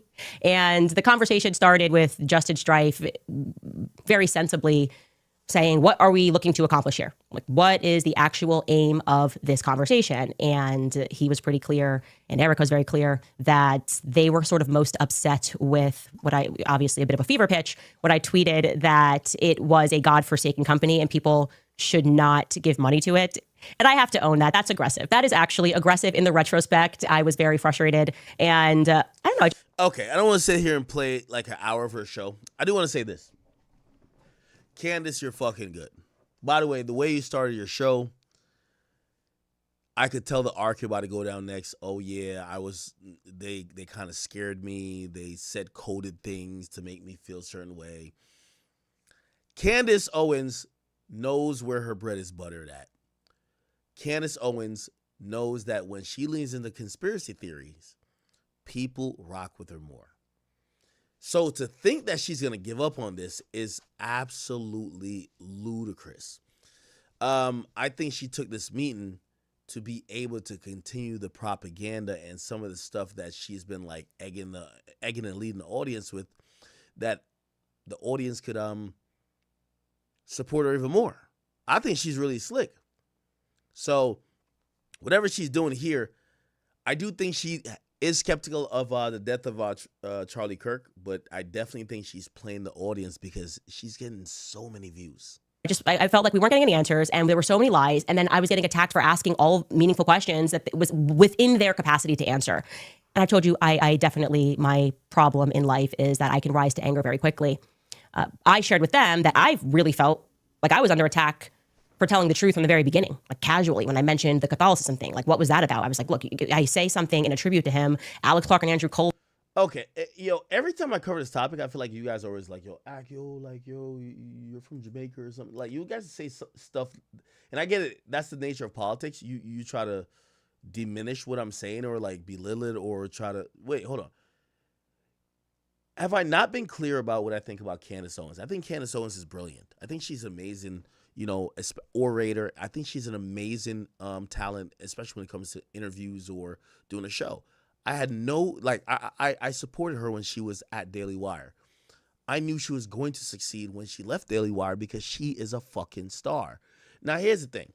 Candace Owens, I believe, is going down a slippery slope that kind of resembles Alex Jones, where there's just too much currency. And I'm not saying she's doing it for money, but the economy of kind of investigating these leads that make people feel like there's a conspiracy when there's not that much proof.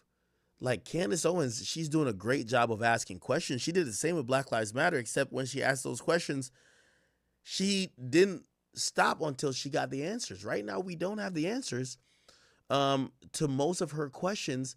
And also, we don't know what her, I personally think that she just wants to get a popping show, but we're not getting much info on how she views things or what theory she thinks is the operative theory that would make people not think that Charlie Kirk got killed by some lone gunman. She wants to make us believe that this was a conspiracy among his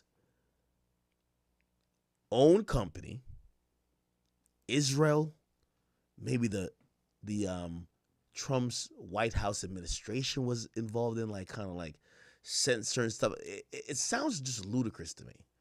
And that's my issue with it, right? But I do think she knows how to get an audience. I think she's, she had a gut check moment today.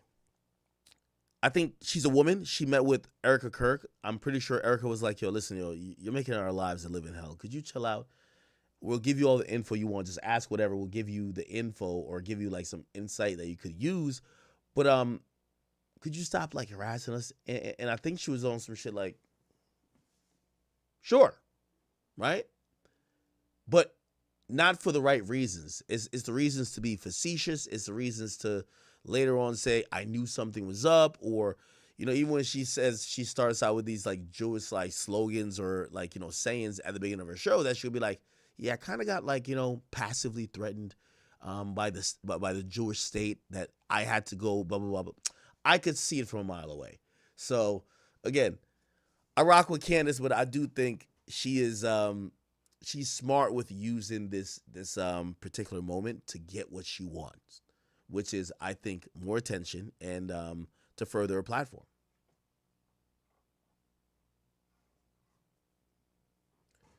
Big Mike says she didn't ask her to stop. Yo, come on, bro. Yo, you see a grieving widow online, basically like saying, like, I love Candace, but like, Candace, you're not bigger than the fucking program. You know why the wife is sitting down with you, because she wants you to stop talking shit. She wants to try to give you whatever info you want that she could possibly provide, that you stop talking shit and make her and her co-workers look like people who would cover up the death of someone that built that company. That's what's happening. Somebody said TPUSA is moving funny, including Erica Kirk. Okay, cool. But beyond just asking, I don't think asking questions is a problem. It's when you're trying to attribute what you believe is the truth, or you don't really, if I'll give you an example. If I said, you know, this is a good example. I don't know. Anyway, the point with all that is that she's not really telling you what she thinks at all. She's like, I'm asking questions. And anytime she can find that someone is inconsistent, she's like, I told you, there's something here. But none of that is actually an evidence that they killed Charlie Kirk or evidence of a crime. A lot of times it's just evidence that, you know, someone is, you know, potentially forgetful of like a scenario, and maybe they said it went this way, but it was that way, or I waited 2 minutes before I did that instead of what. She's not giving us much. That's my issue with her. Right? And then also it's too lucrative to say, to kind of like cop a plea or be like, I was wrong. So she has to kind of ride this into the sunset. And no matter what they show her, they could like bring the body and be like, yo, look, feel inside the neck. Look, that's where the bone, the bullet went there and went there.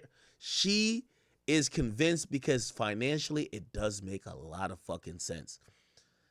She needs to keep the gravy train going on, and I think she is she's 100% taking advantage of all the attention and eyeballs she has. Not saying her only motivation is money, but she's definitely encouraged by all of the attention with her looking into a conspiracy theory that she can't prove, so she's going to keep doing it even more and more. Again, I'm not trying to say that no one else was not involved in the murder of Charlie Kirk, but she's definitely going on a long way to basically accuse, like, come on, bro. Like, how you damn near accusing, she stopped short, but damn near accusing his goddamn wife. Like, come on, bro. Like, do you think Charlie Kirk would have wanted you to even, like, at the end of the day, you're a blogger or you do a video podcast. Like, he married his wife. They got kids. He loves her. If she goes on, she doesn't owe you to be like, oh, she got to ask Big Bad Candace Owens to stop. Bro, she went on national TV and said, bro, I want one thing. Could I have my husband's legacy? Because y'all chill. She don't want to chill. Why? Because it makes too much money. So, it is what it is, man. It is what it is, unfortunately. Okay, give me 1 second. Yo, whoever sent that donation, man, you guys hit the nail on the head for that.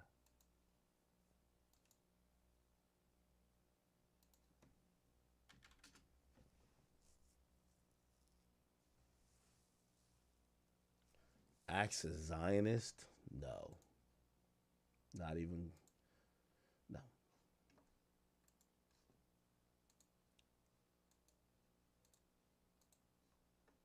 There we go.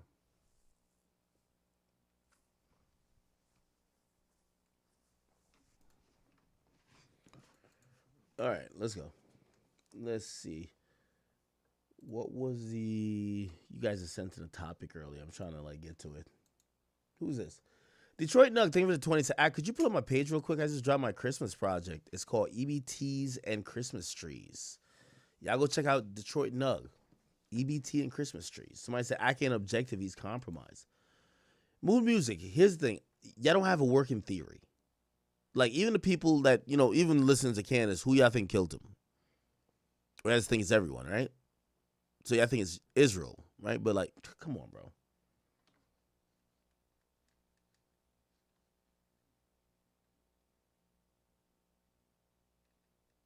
Okay.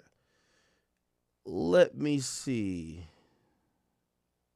Dirk and Melly update. I do have a Dirk update. I'll give you guys that tomorrow. We did the Kodak and Wiz join, the Tory Lanez interview we did. This whole Tylil and Jordan thing. Like, I'm trying to, like, I want to kind of like abstain from really even commenting on that period. And just because, I'm going to be honest with you, I really don't know what's what. Right? And I think in due time, if this is a bunch of bullshit, it'll be abundantly clear. But also, if this is anything, you know, sometimes you don't got to slam the person or blindly defend the person either. So, you know, I haven't even seen him defend himself that much. So I'm going to wait till, you know, more facts come out, but I really got nothing to say about that. Iceman didn't drop. Watch the video.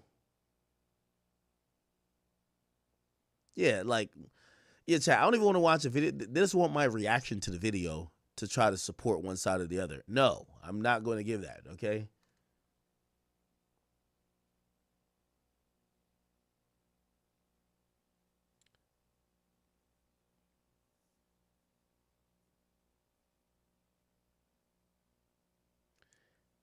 He defended himself today? Okay.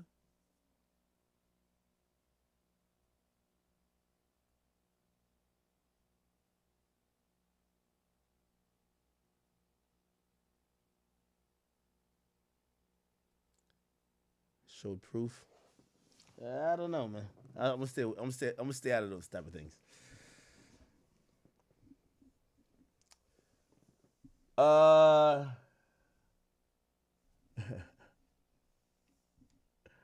I'll play the video. You want to play a video? But, like, I feel like y'all want me to, like, jump out there on something. Hell nah. You know, and also I'm not going to bash nobody neither. That's my thing. So,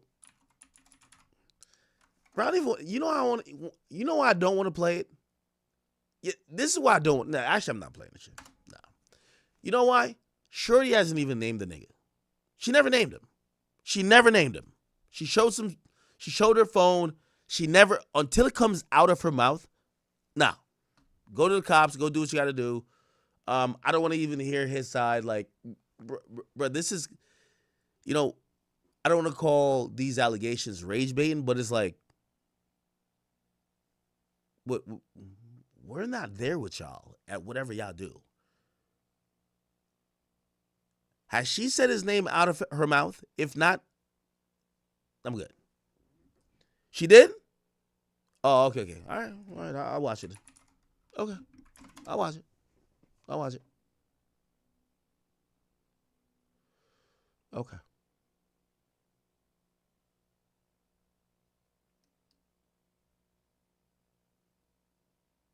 Is it this? I was sexually assaulted at a party, a stream reward party. And not only that, it's by somebody that you guys fucking love. And I'm tired, bro. I'm tired, guys. I'm fucking tired, guys. Like, literally. People are evil and malicious. And like, people think they like anything. I'm literally like so disappointed in people because I think people are good people, and I always give people the benefit of the doubt. And they're evil. They're fucking evil, bro. And I'm done streaming. I'm done doing this shit, bro. And this is gonna be my last stream. Because people are fucking evil. And it's always gonna be sides being chosen on. And I'm tired. I'm literally tired, you guys. I don't deserve being treated like I'm nothing. And I'm really like trying my best to not be, you know, like, I want to save people in their careers and shit, and like, you know, but what about me? Like, what about my feelings? What about how I feel? You know, and not everyone is your friend. And you guys love these people so much. You guys fucking love these people so much. And as a woman, you always get exiled, and it doesn't matter how I dress, you guys. You guys know I'm asexual. I keep my body to myself for a reason. I am a temple. I do not share myself with people, especially if I don't know them. And it's really unfair to me because I feel like I make sure that everyone is in a good position and they feel good, and like, you know, everything was innocent. And I don't care how drunk somebody is, you should never take advantage of them. My phone was stolen and broken. I had no way to get home, and I was assaulted, you guys, by someone that you guys all love. And I'm so tired of this streaming shit, and I'm done, bro. He taped me. The reason why he stopped anyway is because I started boohoo crying, you guys. I was crying, and he taped me as I'm crying like this. He was like, why are you crying? Da, da, da, da. And I'm like, because like I didn't want to, like, you know. And he's like, oh, well, I'm gonna talk to you again. I'm like, I don't care if you talk to me again. It doesn't matter if you talk to me again. It's the simple fact of like me not wanting to even go down that route because you have a fucking girlfriend. This isn't the first time I've been assaulted, but this is the first time I've been assaulted by someone popular and famous. Indigo, I'm not that drunk.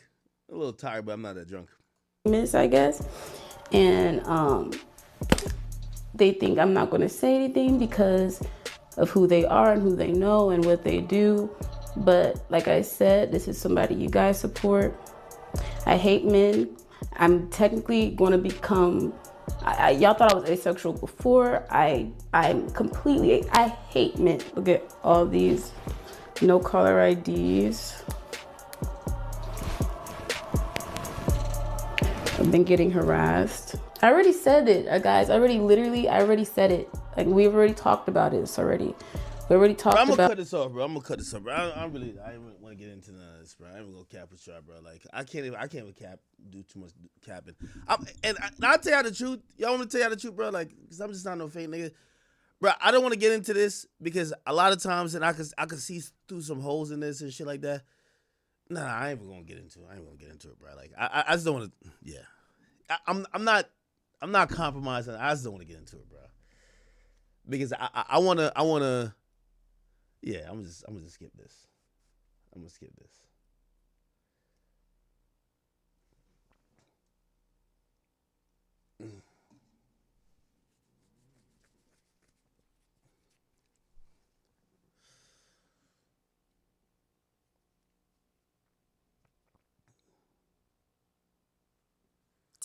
You want me to listen to his thing?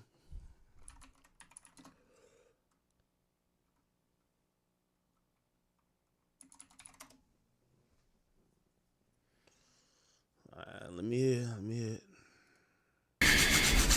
Let me give y'all some facts, and I got some evidence to show y'all. Chat. My silence does not mean I'm guilty. My silence was intentional. My team has already sent Jordan a cease and desist, and we are also moving forward with a lawsuit for defamation.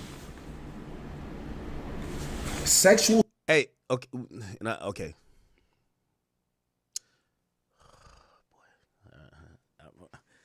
don't know why y'all suckered me into even speaking on this fucking thing.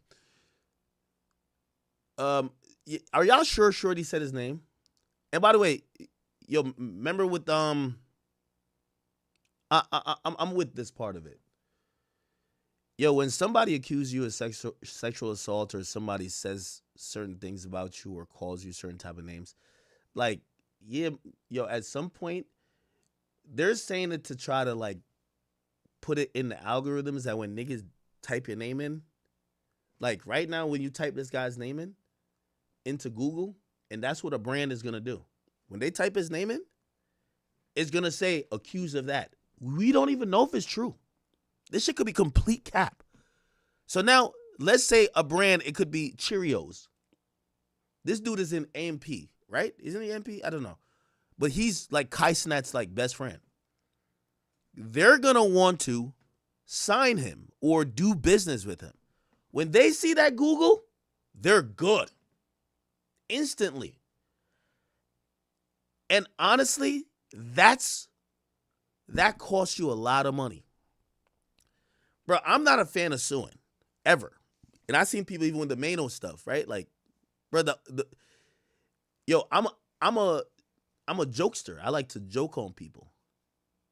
But when people start saying certain stuff, and just like how Shorty, you know, I know Shorty might be seen as a victim, but she just said, if she's saying that, yo, this guy did that to me, whether it's true or not, whether there's ever criminal charges or not, it's a stain on his career. So I'm with legal action quickly, especially when people make those accusations on you. So it looks like he did that, or at least he's saying he did that. Moving forward with the lawsuit for defamation. Sexual assault is no joke. That's true. Any real victims of sexual assault deserve to be believed and protected. And that shit should be taken serious. Jordan has claimed that she was sexually assaulted at the Stream Awards after party. That did not happen. Now, I don't want to be his legal counsel either, but you got to be careful though. See, you should speak on what happened with you. Who know? You see, these days in chat, y'all know. Bro, let me tell you this. I've been through the ringer. You should speak on yourself. You can't say she was never sexually assaulted because you never know. Maybe you never know. She ran into another nigga. You never know. She should speak on you. But, man, yo, these are the nastiest, like, accusations, bro. It's the nastiest accusations. People bring up shit about me, my nigga. I tell everybody, the police looked at it. They looked at the videotape. They seen everything. And not even with, like, me, and it's with anybody else who they claim that I wasn't even there for. I was sleeping. They said, oh, ain't nothing happened. No charges. People still online still would bring it up when they're trying to disrespect you or hurt you. Or trying to just get it back in the algorithm, trying to, you know, devalue your brand. So I get it. Like, as a guy, you're in a tough spot. Like, you're in a really tough spot. Like, you got to speak, but then maybe the police going to look at some stuff. But even if the police come back and be like, bruh, this nigga ain't do nothing wrong, you still not clear. Now, I will say this, though. Homie he's actually helped by the fact, and I hate to bring into it. That's why I also don't like to talk about this topic. Yo, I keep telling y'all, it's better to be right than to be right. And I'm not saying he's wrong at all. I don't know the details of the case or the details of the situation. This is the first time I've ever seen women out the jump was like, yo, stop lying on that nigga. Facts. I've never seen this before. Yo, women out the jump was like, stop lying on that nigga, bro. Stop lying. Yo, girl, stop lying. Usually, chicks is like, bury him. Like, obviously, this wasn't sexual assault, but DDG. Nigga, y'all went on the shade room. They were like, man, that nigga did that shit. That nigga did. Whatever Hallie said, that nigga did that shit.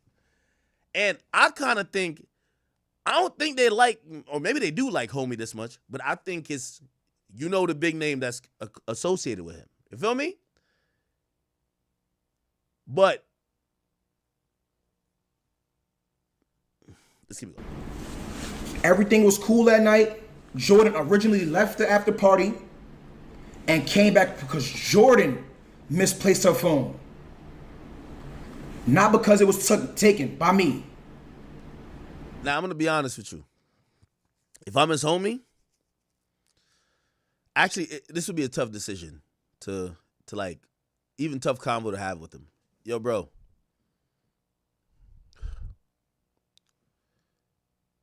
Did you fuck her that night?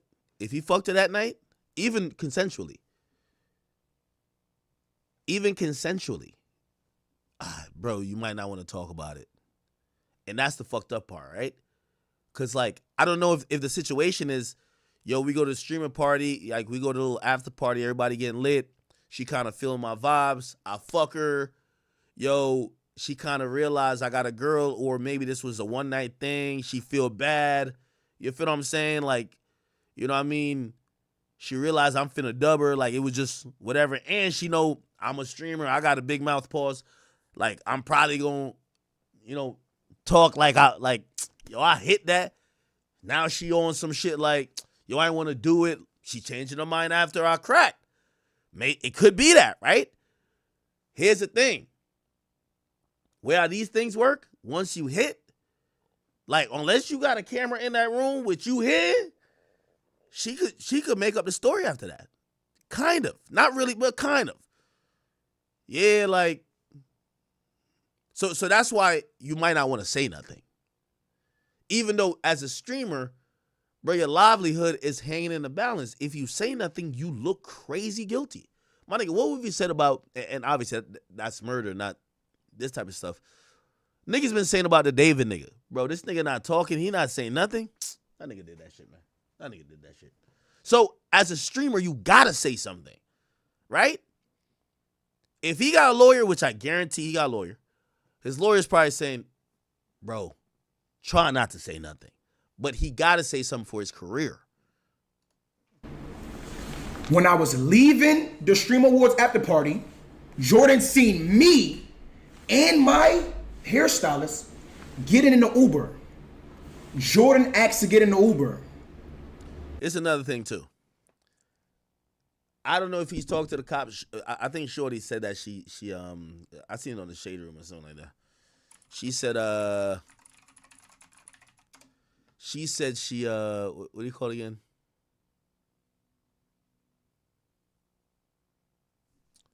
I don't know why they be putting it on Shade Room tees. Ain't homie like he's like 25 or something, right? This is what she said, right? The police got all the details. Now, if I was his lawyer, like, you know, just legal advisor, I'd be like, bro, I get it. You got to speak on some shit because you are a streamer and your career is in the balance when these accusations come out. First thing I would say, did you talk to the cops yet? Number two, I would say, whatever you're saying on stream, like, make sure you remember the story of what happened. Because, you know, if niggas could be drunk, niggas could be whatever, maybe you don't remember. Hey, think about what happened. But whatever you say on stream, if you ain't talked to the cops yet, make sure that's what you're saying to the cops. Not saying you're coming up with a lie. But you need to remember all the details. Don't just come on stream and just say some shit before you talk to the cops. Because the cops is going to use your stream and to say, well, nigga, that ain't what you said on stream. So if he ain't talked to the cops yet, whatever he's saying here better be what he says to the cops. She was not lured. That was Jordan's own choice to come to my hotel in the Uber. She was not lured or forced. These are real facts. We got to the hotel. I offered Jordan a ride home. Jordan asked if she can use the bathroom upstairs, and I said okay. Everything after that was consent. Everything that happened after that was consent between two adults. She was not coerced, she was not forced or pressured. It was a mutual agreement between two adults. Jordan seen everything went left, chat. I hope y'all follow me, and I'm gonna show you the timeline, and I got real evidence to prove everything I'm saying. So just please follow me. I know I'm speaking a little fast, but I'm gonna slow down for y'all. Everything went left when my partner called. The moment my partner called, Jordan started acting crazy. She got really aggressive, and she was acting weird. She made me uncomfortable, and that's what made me start recording to protect myself. Let me make it very clear right now. I have never recorded no sex tape of Jordan. That was also false. Now, that y'all following me. Jordan seen the call come in from my partner. She got upset, started talking aggressively, and she made me uncomfortable, so I started recording to protect myself. Now let's play the first piece of evidence. And every piece of evidence I'm gonna show y'all has got approved by my legal team. That's another reason why I didn't rush to come on live. Because it's a legal matter, and sexual assault is not a joke, and that should be justified in the courts and not on social media. So let me show y'all the first piece of evidence. Take it off emote only. Chat, listen. Here's the first piece. I've never had a one-night stand in my life. What is a one-night stand? Like after the party type shit, when you first meet someone, and you don't talk to them. So that's what we just had. Did we just have one night stand? No. As long as we cool about it, that's not a one night stand. I said, as long as we speak about it, it's not a one night stand.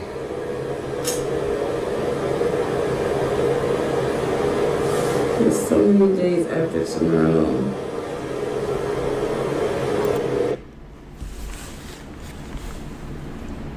That's one piece of evidence. After a while, Jordan wanted to leave. So what? Now, chat, I'm going to be honest with you. I'm going to be honest with y'all because I've been through the fire. And I've been through the fire as the nigga that was sleeping. And then cops raid my house and I gotta talk to them. And then they're asking me shit about shit that don't gotta even do with me because I'm not even around for. Okay? And they're trying to get my security tape because it's at my spot. The police is going to say to you, remember, see at my spot, there's cameras all the time. It's surveillance tape. But if you have a video on your phone, which by the way I didn't, obviously no. But they were inquiring. The police look at you as guilty. Well, why are you recording that? I know for the internet, it looks as, oh nah, yo, he beat it. 3-0, 4-0, oh shit, spanked it. In the cops' eyes, they're gonna say, why are you recording as if you're setting up an alibi? I'm telling you this, bro. Trust me, gang. I'm telling you this, bro. I'm telling you this. Now, granted, this might be a flimsy case. So like the cops might laugh it out the door before it gets to this. But if it does get to this, especially when there's video, what they are gonna say is it's not normal for a nigga to fuck a chick and then record him, quote unquote, almost like convincing her. I'm telling you. I'm telling you these things. You get what I'm saying?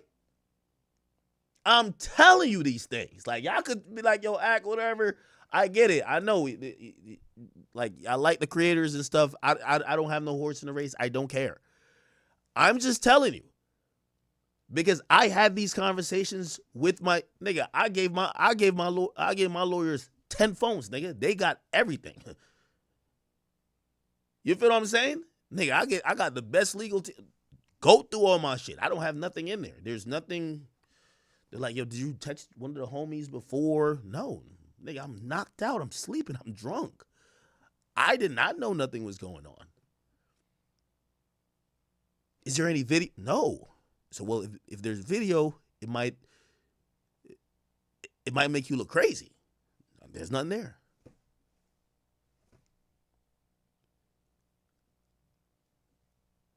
But I get to realize these things because I remember even thinking, man, I could see why a nigga, like, after you cracked, you might want to be like, hey, by the way, so what we just did, you agreed with, right?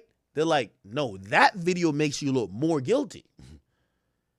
If the video ain't from before, the video after looks like the alibi. I'm telling you what, I've been in these. If it's not from before, the video after makes you look guilty. Why? The cops is thinking it's not normal for a nigga to be like, yo, so we just fucked, right? And you loved it? That was cool? I'm telling you. I'm just telling you. Now, I'm not saying they're guilty or nothing. No. I'm just telling you that this is why, like, certain stuff, and I know his online reputation, like, obviously he has to address it, right? Like, you got to address it. But if I'm him, I wouldn't even play that video. Like, I'm going to leave that, if the cops come, let them go review it with everything else in context that I got. But I'm not putting that video out. But again, I'm, obviously different people. Okay, let's keep going. What did Talil James do? I got her an Uber, a Toyota to be exact. I requested Jordan a Toyota. Jordan left the hotel. No black truck for you. Jordan came back when she realized it was a Toyota. She banged on the door and demanded a black truck.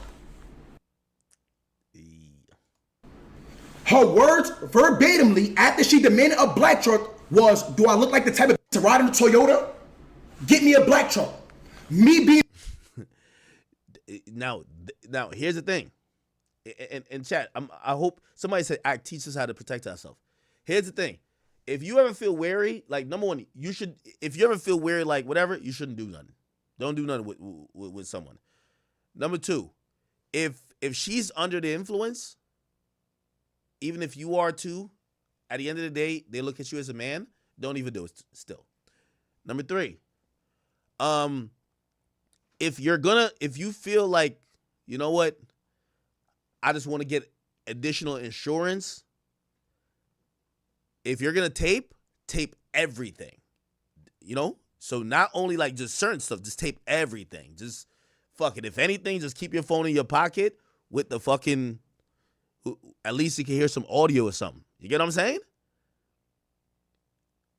Because what'll happen is they'll use video against you to be like, well, why is it only this but not this? Oh, you setting up an alibi. Oh, like, nigga, the cops is not looking at you as, oh, you a famous nigga, you lit, you dope, these chicks is throwing it at you. They're looking at it like, yo, you's like a sneaky, wild, trying to take the joint and having an alibi and trying to make up an alibi type shit. You know what I'm saying? So, like, if he had that video of Shorty saying, yo, get me a black truck, man. Stop playing with me, nigga. Get me a fucking black truck. It could start to show her demeanor that, because here's the thing. You want to have a timeline. Shorty, we did what we did. You still cool. You may have hung out there for 20, 30 minutes. Then, like we laughing, That's important. You want to also, that you got to get that. Yo, chat, if you can, bro, just get cameras in your shit, bro. Like, nobody gonna see your shit. Like, anybody looking at your dick when you walk out of the shower, my nigga, just have it there. You're a man. Like, you need to have, because put it like this. At the end of the day, your words don't mean nothing. Because put it like this. I know the majority of people, it looks like people kind of rock with him. And they're like, nah. Yo, he beat it. Yo, them cops is not looking at it like that. Them cops is looking at it like, yo, this nigga's trust me. Being a gentleman, I got her a black truck. But wait. There you go. I also got the receipts to that. Because they say you're innocent until proven guilty. No. You're guilty until you prove your innocence, and that's what I'm gonna do. Because this is my image. This is my life. So that's what I'm gonna do. I'm gonna show evidence. I'm gonna show facts. I got receipts. There you go. What I'm talking about. Now, the first, boom. There you go. December 7th. Yeah, it feels like he ain't talked to the cops yet, though. 2025. At 8:04 a.m., chat, I got Jordan a Uber. Remember, Jordan is a victim now. She claims she was sexually assaulted. So you trying to get away from me as fast as possible. So if I call you a Toyota, a scooter, a Rebel, you're trying to get away from me as fast as possible. It shouldn't matter what car you get home in. You just That's a good point too. That's the lawyer to put him on that. That's good. trying to get away from this person that violated you. So you say, I called her Uber. She didn't want to get a Toyota. I canceled it. Boom. Let's take this down. Chat, I'm listen. Yo, unfortunately, yo, I just been through life, man. I'm telling you, your life will life puts so much scars on you. Again, I can't tell everything about the situation I went through. And keep in mind, yo, squeaky clean. There's nothing, right? Like the internet still be saying, when leaves in the car, I got that same thing. You know, the cops. So remember, the cops, grand jury, they do their research and they look at everything, surveillance, whatever. No charges, whatever. We're good. We get our team because we know this was always a money play. They just trying to. You feel me? All right, nigga, got the best people. I can't. I'm gotta be a little.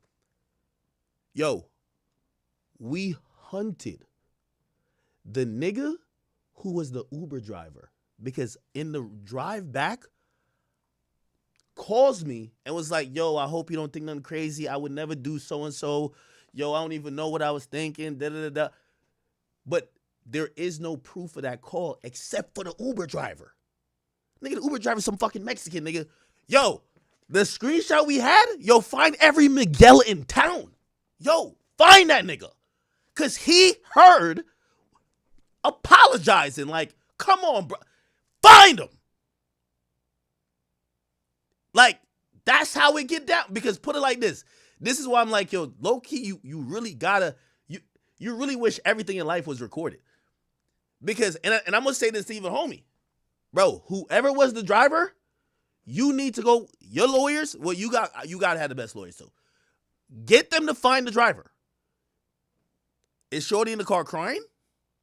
Did she call you and be like, nah, it was lit, I thank you for the car or whatever. Nah, yo, it's fun. Yo, when we gonna link up again?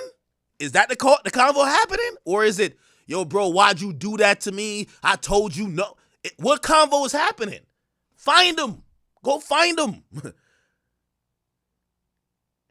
You feel what I'm saying? Look at the time too. At 8:07 a.m. At 8:07 a.m., Talil James called Jordan a black truck. Look at the payment right there. Black SUV. Fair. Now, this is gonna. I ain't gonna lie to you. They probably don't even need to seize his phone because they're gonna realize. Check this out. The timestamp is here. They're gonna have something on camera. West Hollywood, they have surveillance, so they're gonna know when she came in, when she's alleging this happened, and when she left. And they have pickups now. So when people are thinking about investigations, like they need timestamps. So she leaves at 8 o'clock. Did she sleep? Like, what point did you crack? Did you crack? She chilled for 20 minutes and said, I'm out? Did you crack? And y'all laid up and cuddled for 4 or 5 hours? All important. Did you crack? She's mad. She keeps going downstairs. She's whatever. They're asking her if she's okay. She looked distressed. All that's going to matter. 16.7 miles. $132.89. Talil James called her Uber. Let me just calm down because I'm not going to lie. This shit is not no joke. I called her Uber. The Uber was $132. These are receipts. These are facts. this is gonna save your life in the court of law. The ride was 33 minutes.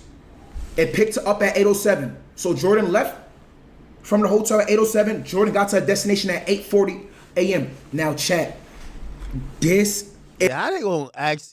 Who said that? Watch your ask this topic if y'all want me to like at least chime in, bro. Like if y'all just want to watch the nigga, bro, go to his channel, bro. Like I don't want to talk about his bullshit. I'm just telling you, like, just certain little shit. I'm like, fuck. I get it. You get what I'm saying? Is where it get really weird.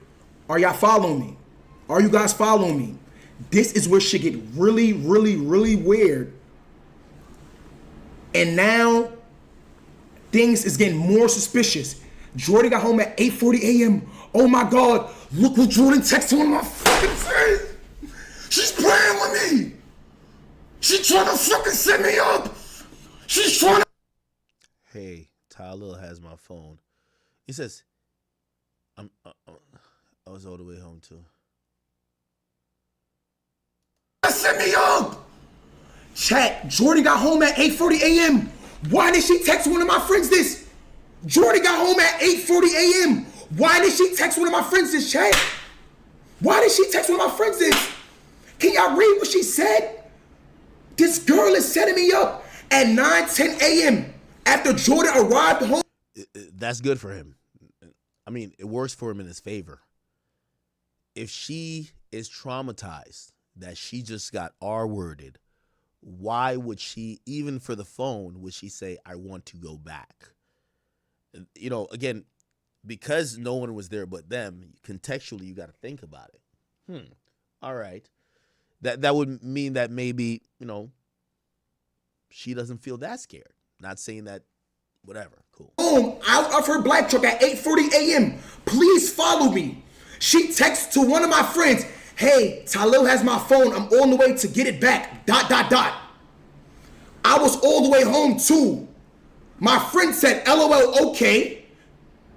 Somebody got to call me a car back home now. Okay, let me go back. Hold on. Look, 9:10 a.m. Sunday, to all the police officers and lawyers and DAs on TikTok and on Instagram, the one that got so much to say, please follow this, the truth, the real facts. I'm gonna tell y'all the reality with this too, though, and this is why, like, when you're responding in a situation like this, these messages, like, yes, it's help proves the point, but you do open Pandora's box. Because put it like this, you know what's gonna hit harder than this? If she texted one of her friends, yo, I think I got SA'd. That won't matter, right? So it's like, when you open the Pandora's box of, oh, I'm showing my messages, yeah, she might not tell your friend that, but if she texts her homegirl, yo, I think I got SA'd. That nigga, da-da-da-da. Contextually is going to look different. So, and also, you don't want her to come online posting shit too, right? Like, remember, she's a public figure. So she might be like, oh, where are we posting screenshots? I bet. I got a few of them I could post too.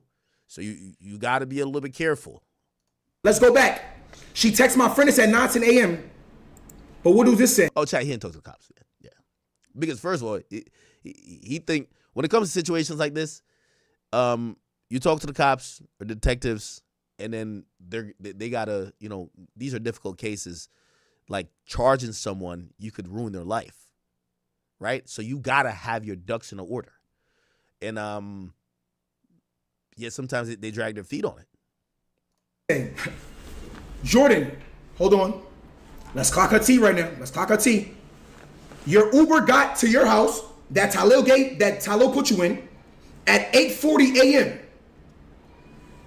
Why did you proceed to text Talil friend at 9:10 a.m.? Hey, Talil has my phone. I'm on the way to get it back. I was all the way home too. Jordan, did you not just get out of a black truck at 8:40 a.m.? I'm gonna leave that up to y'all.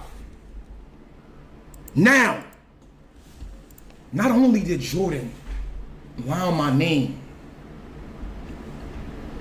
and come to the internet and speak and make a false allegation about me. Chat, bruh. See, y'all just told me she did this. I kind of want to stop covering this shit, chat. I'm good. Look, chat. When you start posting screenshots, she posts the other screenshots. Look, she just posted this. Look, I told you 7 minutes ago. This is her page, 7 minutes ago. I don't even know how that happened. That's crazy. She said, did you tell da-da-da? So I'm about to. Everyone left. I had to come back to get my phone. Da-da-da. Then he kept saying he was waiting on his assistant to call my car. He broke the phone. He never called nobody. Then went to pee. Look. Then went to pee. Did you call it? Then he got hella aggressive and forced himself. See? This is why I said you're opening Pandora's box for her to post shit. Yo, the only people gonna know the real full story is the cops. Bro, the cops is taking both of y'all phones. He's gonna look at your messages, subpoena the iCloud. They're gonna know both messages for everybody involved. They're gonna know what's going on. But once you get into, I'm defending myself, let me post my screenshots, she's gonna now, because she's a public figure. So, nigga, she not trying to go out. You realize that the trash part about this, if homie beats the case 4-0, she's known as the liar who tried to torpedo him. She's done. So she gotta go hard. So she gonna post every screenshot known to man. Watch. She said I try to blackmail her. Let's speak on that. I try to blackmail you, Jordan. Chat, I try to blackmail her. Jordan, I try to blackmail you, Jordan. Jordan, I try to blackmail you, Jordan. Jordan, I try to blackmail you, Jordan. Jordan, I try to blackmail you, Jordan. Jordan, I try to blackmail you, Jordan. Jordan, I try to blackmail you, Jordan. Huh? You have a Zelle request. $2,000 for playing with me. That's good for you. See, that's good for you. Now, oh my God, bro. Like, what I would say is this. Bro, stop talking. You know why? You see, with her requesting $2,000, you don't need to talk. You need to have your lawyer to have this in hand, that whenever the police show up, to be like, wait, how do we know this girl wasn't an escort? Like, first, like, if she's requested money, if she's saying that some sexual crime happened, but she requested money for the sex, that sounds like a sex worker to us. Don't say nothing. If you say something now that is blackmailing, whatever, that might fuck it up because it takes it off of angles that your lawyer could go with. Chat, how do I know this? I give you a scenario. Not even this is real. This is real, chat. Okay, this ain't no sexual shit though. Yo, Pluto bit a bitch at my crib. The bitch was like a dancer. Bro, like, we got her to the hospital this and third. Bro, the chick said, I didn't even know she was like a dancer, honestly. But she was like, yo, I work at the club. I'm like, what? She was like, yo, Pluto, like, my shit got bit. Like, yo, bro, like, because she had gotten bandaged up. She's like, I can't work. Gang, you know I sent this chick 10 bands, like $10,000. I sent her $10,000. Just because I'm like, I feel bad. Nigga, Pluto is a demon. Nah, he not a demon. He is. But he went to she went to pet Pluto's bitch. Like, Pluto has a dog. She went to, and what the fuck? You not, come on. I told her to, I'm like, my dogs are not pettable. Do not do this. She does it. Bit. Cool. I feel bad, whatever. I had asked her, she was like, yo, like, the bite is crazy. Like, I can't work for a month. I said, damn, where you work at? Like, what money? Like, I'll give you whatever money you would make in a month. Because I get it. You're going to have to rest up, you know? Cool. Like, you know, she's apologizing. Yo, I should have never touched a dog. You told me not to touch him. I said, bro, I told you not to touch him, bro. Like, yo, don't pet my dogs. I don't have pettable dogs. Like, niggas try to break in my house. I got killers here. I want dogs to, come on. So I send her 10 bands. Whatever. Like, she go to the hospital, cool. But low key, like, y'all don't hear about this when that case is over with. Insurance is handling it. Bro, the chick blocks me from her story. Bro, 3 days later, she's back in the club. She said she couldn't work for months. 3 days later, she's back in the club, gang. Right? I sent her 10 bands. I'm like, you know, I'm going to take my L. Bro, you know what? Whatever, I'm going to take my L. Because Pluto went crazy. I'm going to take my L. She sues me 3-4 months later. Randomly, a lawsuit pops up. You're suing me for a dog? I gave you money, shorty. I gave you money. Bruv, when she sues me, we finally accept it. I get with the lawyer, house insurance involved. Like, yo, bro, I paid her already. Gang, her lawyer told my lawyer that the money I gave her, the 10 bands, was for company. What? Think I gave you money because my dog bit you. Yo, you got a written contract with her? Did you have her sign something to say that the 10 bands you gave her? So I'm telling my lawyer the story. They're like, yo, bro, why would you ever send this chick money on some word of mouth? Like, she's like, oh, I can't work for a month because your dog bit me. Gang, I sent her 10 bands, nigga, fleeced me. She's suing me, nigga, like, she trying to get, she think this is $1 million dog bite, but whatever. But yeah, that's how they looked at it. Now, why did I say that? Like, why did I say that? I said that, like, literally, yo, because I think I did a deposition for it, right? Their stance is that I'm on some little baby shit. Like, come on, bruv. Like, come on, you know I can do it. I sent you 10 bands because Shorty, and by the way, like, I gave my lawyer all this stuff. I'd asked her how much she made out of her job. She told me she was a dancer. She sent me a fucking thing of month by month how much she made. It was like, oh, $12,000 this month. I'm like, $12,000? The bitch is from Philly, gang. Like, whatever, man. So I sent her 10 bands, because I ain't gonna lie. Nigga, this was when, remember Pluto got, is this before Pluto got hit by a car? Like Pluto ain't playing. Anyway. So I give her the money. She still sue me after the money. I tell my lawyers, I say, yo, because they're like, yo, well, so Jersey is called it's if your dog bites somebody, you're automatically at fault. There's no conversation, like, and I'm like, yo, I told her not to touch my dog. They said, well, happened at your crib. It's dog bites are automatically the owner's fault. That's how it is in Jersey. It is certain states too. So I said to my home insurance, I said, well, yo, I got the receipts. I sent her $5,000 twice on Cash App. That's $10,000. Could y'all take it off? I know y'all about to hit me like with an upcharge. Like, I sent her $10,000 for the dog bite because she told me that she wasn't going to. Well, we didn't even talk about suits. She was just like she couldn't work, and I sent her money for that. They were like, all right, cool, because you sent us a screenshot. We sent her a screenshot. I sent my lawyer a screenshot. Bro, when it came back to it, the next meeting I had with my lawyer, they said, yo, they said the $10,000, because we're going to discover, they said the $10,000 you sent her, they're claiming it's for her company. What? Nigga, almost got on some Kodak Black shit, nigga. Like, yo. Nah, let me stop. You know what I'm talking about? Let me stop. Almost got some little, yo. You think I'm a little baby bit? No, let me stop. But yeah, and then Shorty, I guess she Googling me and type shit. Oh, I'm gonna tell you the most treacherous part.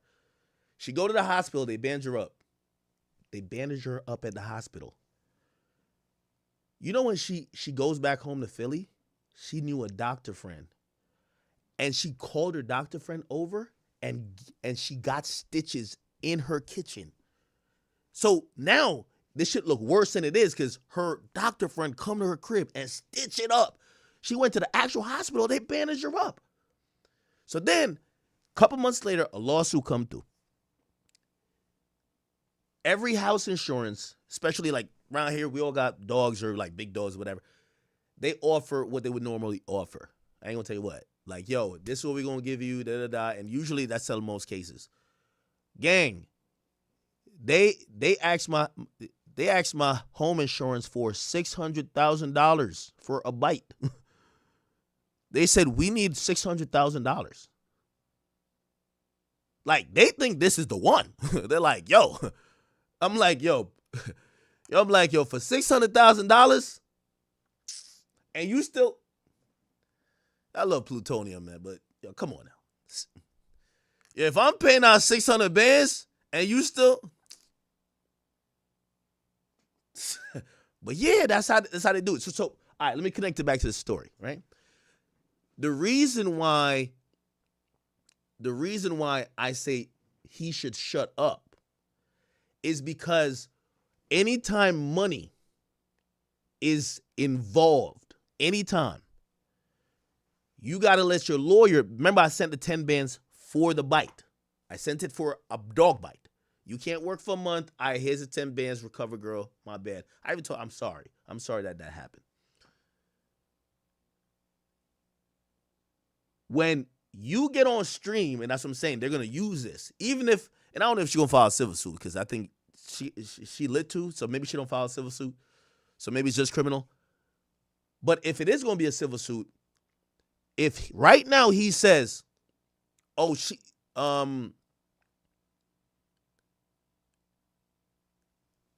he should let his lawyer frame what that money was for. Because his lawyer is going to frame to the DA and also in any civil court, that $2,000 was extortion. That $2,000 was, if you don't do that, we're going to make an allegation against you. If he don't say that, what's going to happen is that the lawyer for Shorty is going to say, oh, that $2,000 was already an agreed upon sum for them to hang out. Guaranteed. No, that was an agreed upon sum for hanging out. So she was never trying to extort him. They tried to do with Kevin Hart shit too. So that's why he shouldn't say nothing about this. Jordan, I try to blackmail you, Jordan? How, Chad? How? Look at what it say, Chad. Jordan sent me Jordan requested 2,000, and then in the note it said. You know, somebody said she requested. It's not about sent. It didn't matter if I sent the money or not. You don't get what I'm saying. If he's saying that was blackmail, it's better you let your lawyer frame the context of any monetary or potential monetary transaction. Because here's the thing. Your lawyer could even try to say, hey, the $2,000 was for sex. I'm trying to, you know how the chick with the dog bite basically said the 10 bands? When I said, no, I paid the money for my dog biting her. And she said to her lawyer that they came back to us to say, no, that $10,000 you sent was for her time. Like she's an escort. So they almost kind of make it like she's an escort that the judge won't subtract the money I sent or think of it as a verbal agreement that she agreed to $10,000 for a bite. What I'm saying with this is that when he speaks on the request of this money, his lawyer is locked into it. Right now, his lawyer has options. Remember, he's being accused of SA. He's been accused of SA, right? He's been accused of SA. You want your lawyer to be able to interpret that $2,000 request however they want. I get it. He probably don't pay for pussy. But if his lawyer says, hey, how do we know this wasn't, this is how this woman does her thing? She has sex with people and she requested. If she's a sex worker, how did he sexually assault her? If she's requesting the money to send, I don't know if I'm jumping ahead or some of you guys not getting it. What I'm saying is that with things like this that could be interpreted, it doesn't matter if he send the money. You let your lawyer do it, because you're going to have to see how the DA or their civil attorney is going to try to spin it on you. And when you are talking as Ty Lil, you're going to have to stick to this story for life. Your lawyer has to play off your story. Not saying you're lying, but your lawyer can't say,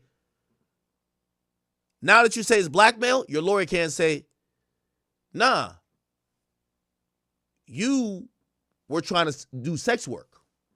You can't say that now. You have to say this is blackmail. I hope you guys get it. It's for playing with me and not trying to blackmail her. She's trying to extort me, gang. She's black.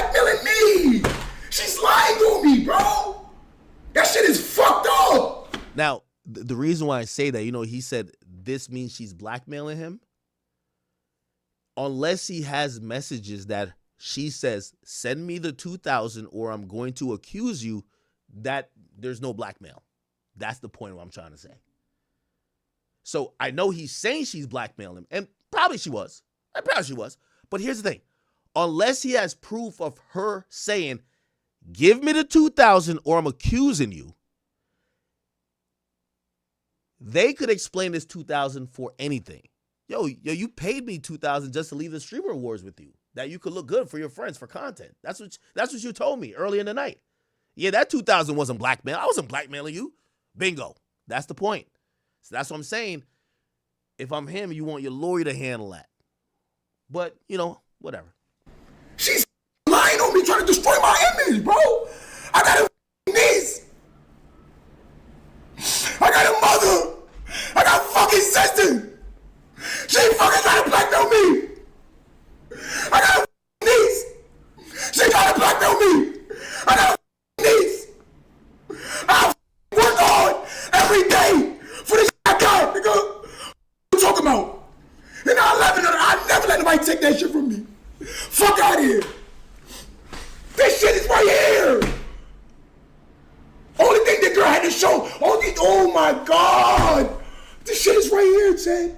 Yo, it says a Zelle request for $2,000 for playing with me. What the? Now, remember, the thing with also posting these, there's timestamps. Remember, Shorty gets home at 8. She goes back. Then she supposedly leaves or something of the sort, and now it's noon. Number one, did she sleep at all? Because it's not normal that you went to an event, people are drinking, inebriated, something happens. When was the sleeping happening? Also, what's the text messages leading up to this? Usually somebody sent a request and be like, yo, I'm going to request you this for that. You get what I'm saying? That's blackmail. Okay. What the do she mean by for playing with me?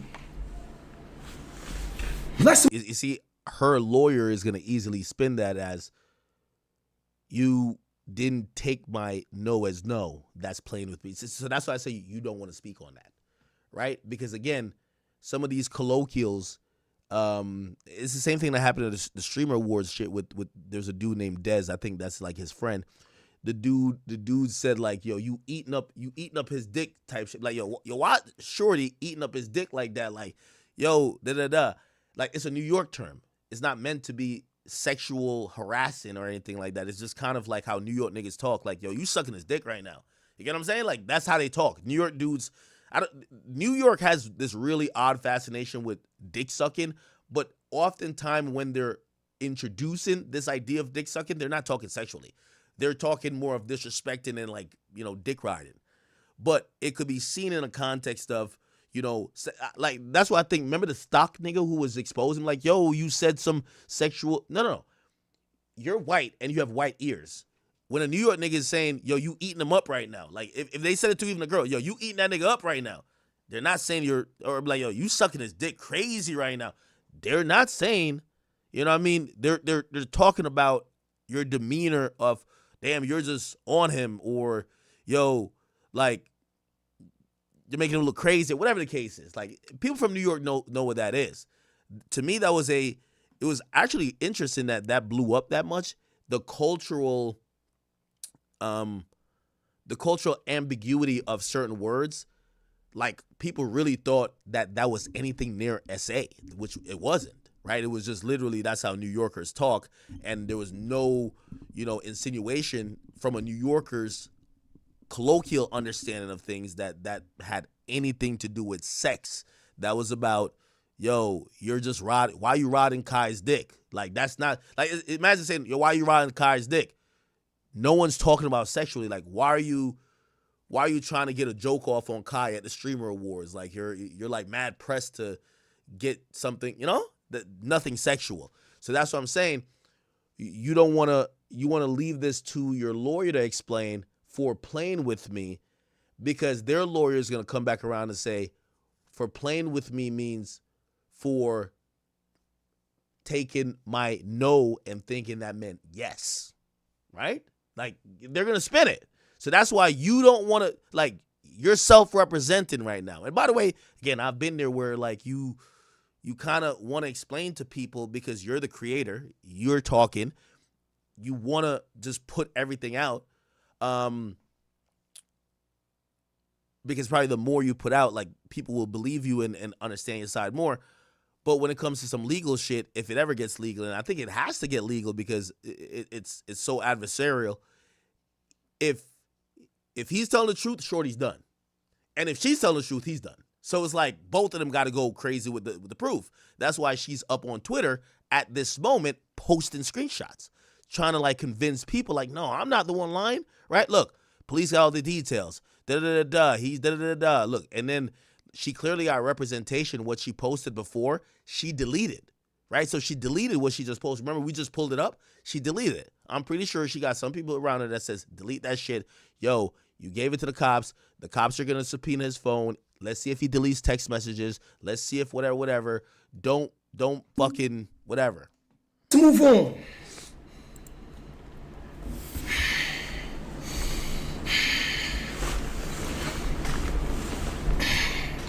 Jordan, let's continue. Because now you're trying to set me up. Now you're trying to get money out of me. Now I'm really, I'm concerned. Like, damn, I'm not giving this girl nothing. NCAA, nothing's coming at all. You're not getting $2,000 out of me. I didn't pay that $2,000. I did not pay that $2,000. No, you're not getting nothing. NCAA, nothing's coming at all. Now, the text messages surrounding that conversation is going to be important. Guess what she does now, chat. And Jordan came on the internet and said she has messages, but she deleted them. Guess what? I got them. Jordan, you deleted the messages. I got them. So now let me give y'all some more evidence that my legal team had to approve, because the first thing I did, instead of coming to speak to the public, let me go speak to my lawyers. Because SA, it's not a joke, and I sympathize for any real victims out there. Okay. For any real victims that has been through some shit like that, I really sympathize for you. Next. Boom. Jordan texts me right here. She said, what you doing? Jordan sends a question mark. I don't know if you text me or not, but my phone is clicked. I can't see her do nothing. Jordan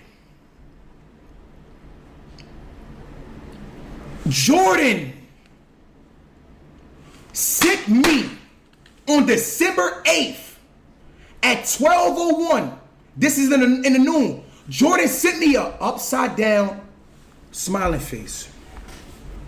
After she sent the upside down smiling face, she sent the Zelle request. Let me show y'all. Follow me, chat. Are y'all following the timeline? Because I'm only gonna come up here one time and say this. Jordan, all of these messages came on December 7th. All of these messages is at December 7th. The Zelle request is at December 8th. This smiley face, she sent this smiley face, right? Boom.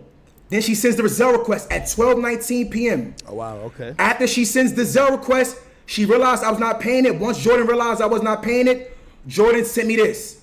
You see this meme right here? Me giving him his last warning before I show him who I really am. Contextually, this helps him. This helps him.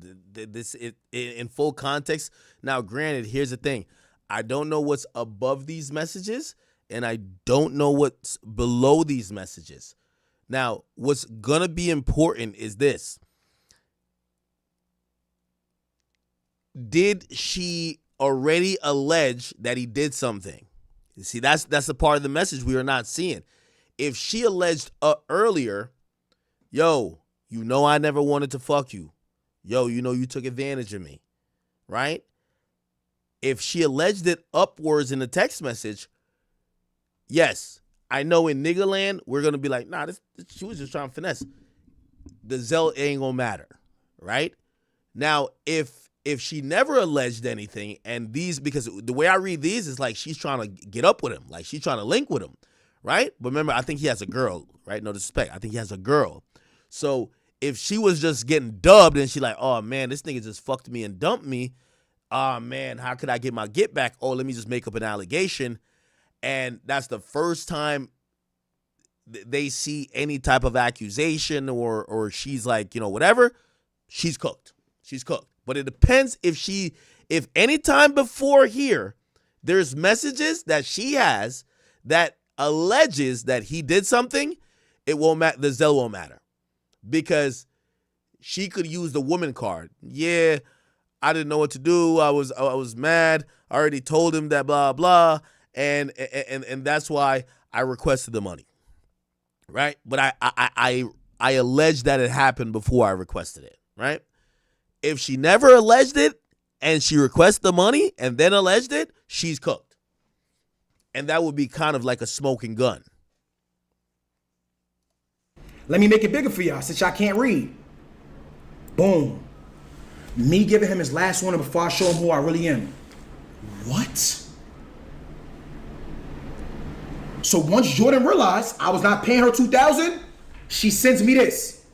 Me giving him his last warning before I show him who I really am. And guess what she did?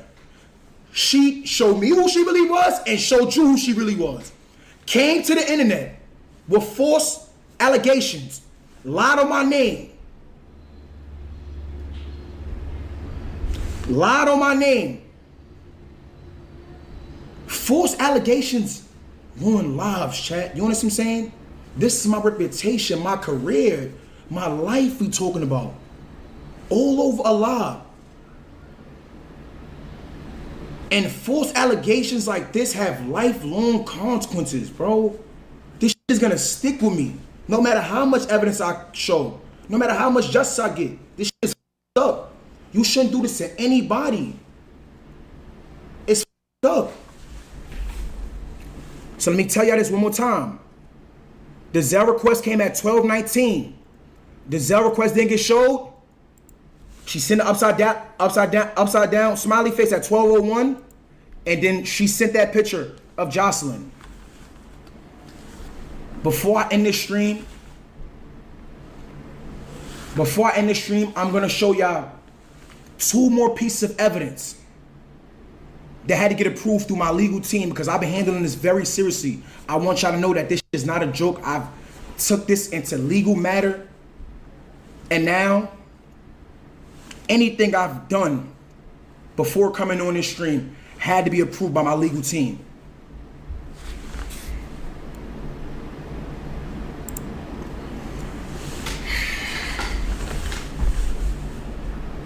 Once again, Jordan said she deleted all of our text messages, and Jordan also said she was sexually assaulted, which is false. Don't let this world get to your head and you lose your moral compass, because at the end of the day, we all have to deal with God. And if you know something made me feel a certain way, instead of trying to throw rocks and hide your hands, you should have fixed it immediately. And this could have been swept under the rug. Don't be mad your girl found out the type of man that you are. She should have known that's nobody's fault but yours. I always walk in love, and I wish you and her the best. No, God bless you too. Jordan is a sexual assault victim, but said this all sexual assault could have been all swept under the rug. You're a victim, but you said it could have been swept under the rug, and you're a victim. Okay, cool. Moving forward. Next one. Next one. Receipts, evidence. Let's talk facts. If you had chosen integrity from the start, the situation would have never escalated. The reaction you're facing now is a consequence of your choices, not mine. Your girlfriend seeing your actions isn't my fault. I've never lied to get anything in life. If I wanted drama, I would have ignored your call and gone straight to social media. But that's not who I am. Jordan, you went straight to social media with lies. I believe in God, accountability, and moving with love even when I'm hurt. I'm not asking for anything except acknowledgement. A real apology matters. A real apology matters. A real apology matters. So if I would apologize to you, you would have never came to the internet. You would apologize for what? if I'd allowed you to extort me or blackmail me, you'd have never came to the internet. Okay, Jordan, you got it. Chat. Okay, I guess he's talking about apology that he lied to her that he had a girlfriend or something.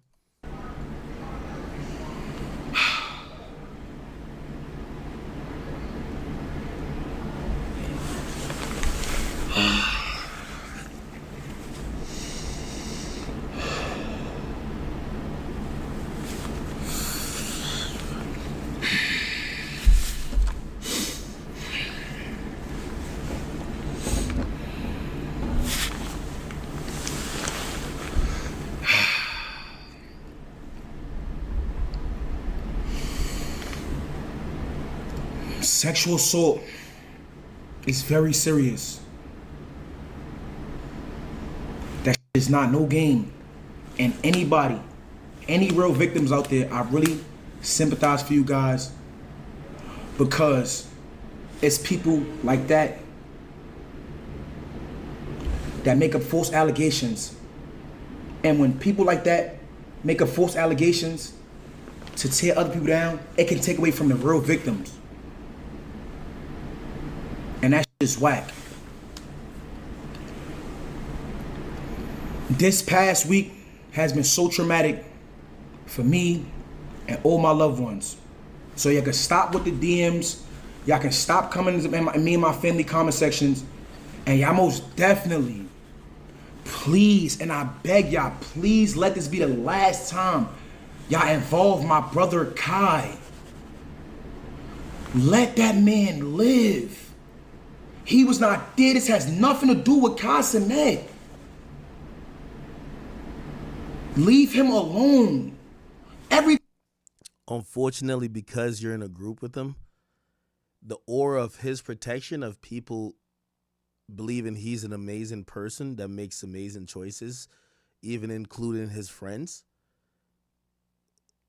it gives you a bit the benefit of the doubt, but it draws him into question when they're looking at his friend group, right? Because normally, you know, even if you were all the way right, most people would be getting killed. Like literally, like, oh, word, you're accused, it's over. And I'm going to be honest with you, I do believe one of the reasons why people were apprehensive in really just saying whatever happened versus whatever didn't, especially the shade room type people, is because you're associated with Kai. Honestly, I deal in hip hop. When people are accused like that, only Chris Brown got the benefit of that when he had gotten accused. Everybody else, they were like guilty. Like shade room and them, guilty. Right? As soon as they heard guilty. So, yeah. You know, unfortunately, that's the thing. But we'll see, man. We'll see. Very interesting situation. I'll say this. I don't know how far Shorty's going with it or how, you know, where this was at or how much it's going to. I'm pretty sure there's going to be more to be said. Unfortunately, this is going to be a serious situation where she's going to have to go all the way with it. Now, here's the thing. How it works with defamation is that if she believes or the police believe she's a victim, she gets shielded somewhat with it. It's only if she says certain things about you that are unproven, right? If she says, I had this experience with this person, you cannot sue for defamation. If someone said, oh, I was hanging out with this person that made me feel uncomfortable, that's not defamatory. Now, if you say this person's a R word, this person is whatever that would need to require proof just beyond your personal testimony, that's definitely defamatory, and then you know, could go into some other things. So we'll see. Chat, I'm gonna call it. I'm gonna call it here. The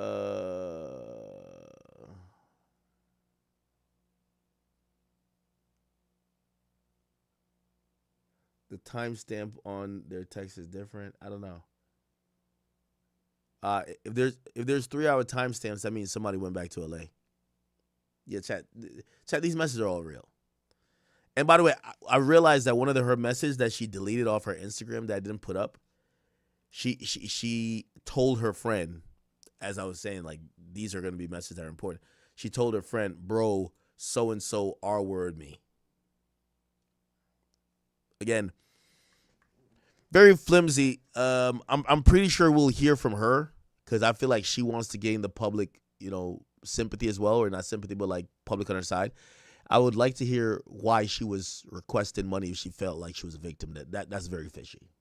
Why do you, if you were violated, why do you need money? That's going to be a tough thing to sell. So we'll see if anything comes of this. If anything, a lot of times it'll just come down to the accusation that some people will believe and some people won't. I think in this case, fortunately for him, a lot of people, they're calling cap already. So we'll see what it is. Chat, I'm getting out of here. I will see you tomorrow. I didn't know. I had an early stream scheduled for today. Ran into a lot of obstacles and hurdles, so I apologize. Tomorrow, I don't know what time I'm going to schedule for the stream, but thank you guys for watching, and thank you guys for always tuning in. Apologize if you guys felt like tonight was also a shorter stream. It's only 4 hours. Try to get to 6. But I'll be back on tomorrow, chat.